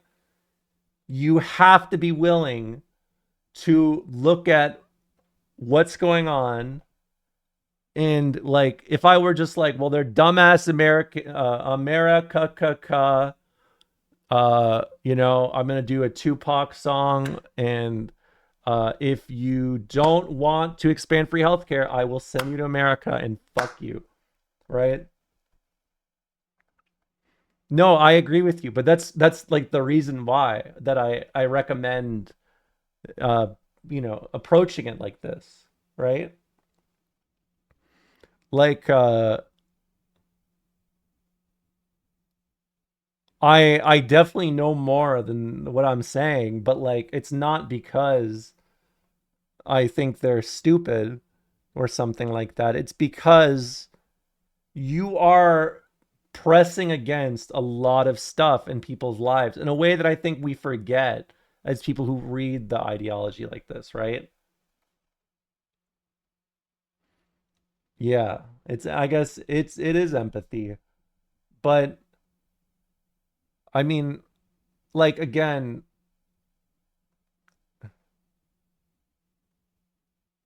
I think it's one of those things that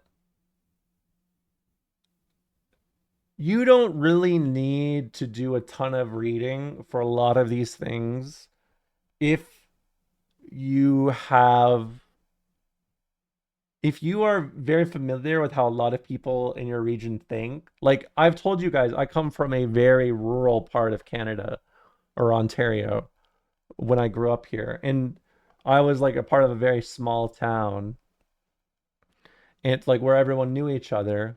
And I know even the most deranged conservative will look at Americans uh, who do not like, not even Barry. Barry's too big and bougie, honestly. Barry is like, it's like an enclave for the middle class, parentheses, conservative, parentheses, scary. But yeah, like it's it's basically just like meeting people where they're at and trying to educate them through where they are at, right? I feel weird, and this honestly is not very Marxist of me. I'll say this is maybe my most humanist trait. Maybe. Um I I struggle with the idea that people who are uneducated, it is purely their own fault. I feel like, especially in the modern day under the internet and stuff like that, it is to a degree true.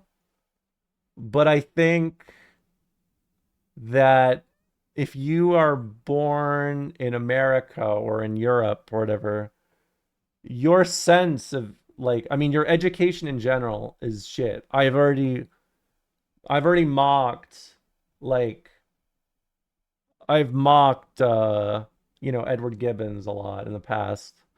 Um it is, I think, a little bit of a side effect of dunk culture, but I think it used to definitely be it's it's hard for me to say because there are people advocating for their best interests, and like seeing that and being closed off to it, I can understand that. But like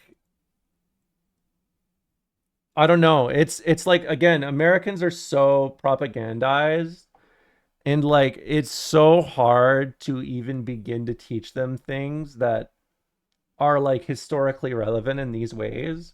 Like I think there is a sadly large amount of people who, I think things like video essays are great, but I think they're great as jumping off points, right? To keep reading and learning and using that to explore that like ignition of curiosity. I've realized that a lot of people do not go past that, right? And I think I think it's very difficult to teach people a whole school of like study, and when they're already lacking the basic education to get there, right? Like I think that because there's like such a huge anti-intellectualist movement right now, there's a huge like just lack of education surrounding a lot of these things. If you're not inherently curious, or you don't have like I felt like, I mean, I would say that a lot of why, I mean, I want to say a lot of the reason why I stuck to learning about Marxism and stuff is because I'm it's my moral like sense of things. And it definitely is the case to a degree, but I think my own circumstances probably are a product of growing up beside, academics, or, my dad and my grandfather were academics who studied this stuff. I had a natural expectation that my information on whatever subject was not the full thing, right? Um, and I think out of it was more of an insecurity or a lack of confidence that led me to do that, right? Obviously, like why I stick with it is my moral sense. It's not about the fulfillment of, saying I know more or know a lot, but it was my circumstances that enabled me to do that. There are people who are raised in situations or uh whatever where you feel like you can't be wrong under any circumstances, or you know, you are taught that things are a specific way for a reason. You got to suck it up, you know, or whatever, right? And like honestly, you can go back very far to analyze these sorts of things, right? Like religion as we know it, right? As a like a spiritual kind of code or foundation was a product of the Bronze Age collapse, or maybe it was right before the Bronze Age collapse. It may be predating it. I can't remember. It's very long. And it's honestly not my strong suit in terms of time. But before, I think it was before the Bronze Age collapse, there was an era of city-states where it was just singular, like, you know, singular, again, city. It was just like a singular town ruled by a theology. And a lot of these city states ultimately had religions that functioned more as like laws, really. Like they were just effectively laws. Obviously what it is and was has expanded significantly, but like if you go back far enough, it is still that same sort of, I mean, kind of hegemonic culture that Gramsci talks about, right? Especially if you view it from the lens of these city states, right? Where there's this, you may have similarities between religions, but they are all different and they're all, you know, specific to their region. So like, some people are raised specifically to not question these things, right? Whereas, like, specifically, I felt like I was raised almost specifically to constantly question things, right? And sometimes I can forget that I was lucky enough to have been in that situation to be kind of naturally inquisitive, but not everyone is taught even how to evaluate that, right?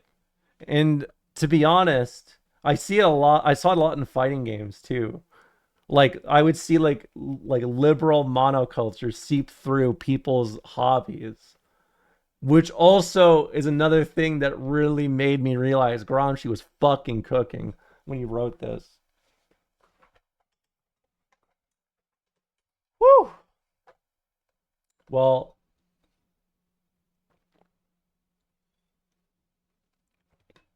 that's like,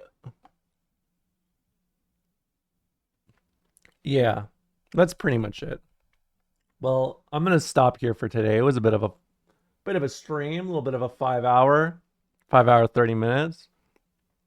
Dan, how long have I been streaming this week? I've been doing big numbers, big hours. I mean, not really numbers. Thank you so much for listening. Thank you so much for spending time and listening to what I have to say, and thank you for being willing to hear me out. What's this book again? This is this book I was just looking at. I know. I Hassan streamed it. I really did. I know. This is Antonio Gramsci selection from the prison notebooks.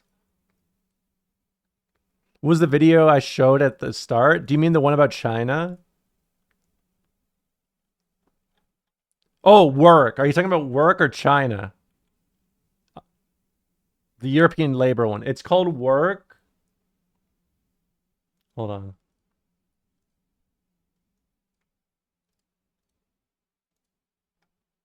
It is Work by Historia Civilis. And I cannot say enough incredible things about this guy.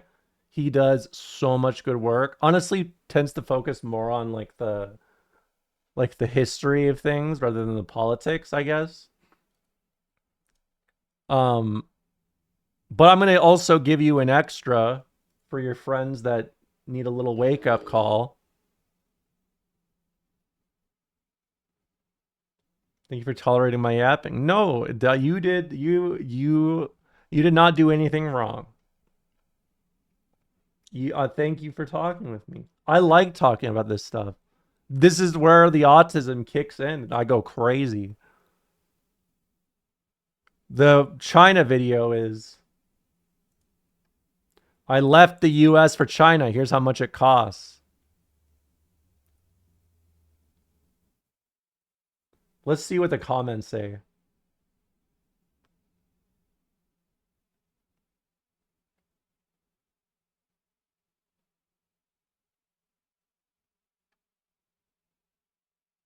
This is the first time I saw a non-biased, non-political video about China from American media. Wait, which is this? Oh, this is CNBC. I forgot. I don't even know why I was talking to people about propaganda earlier. It's like what Marx and Engels did, but we're in Twitch. Yeah, true. Thank you for talking to me about it. Thank you for being willing to listen. I really appreciate it. I'm going to send you guys over to the chickens. As per usual. I'll be back again on Monday, same time as always. Again, thank you so much for hanging out and listening. Thank you for enduring my Hassan stream. Maybe I'll do some more political theory video or stuff sometimes. Saint Monday, I'm a bourgeois fuckface.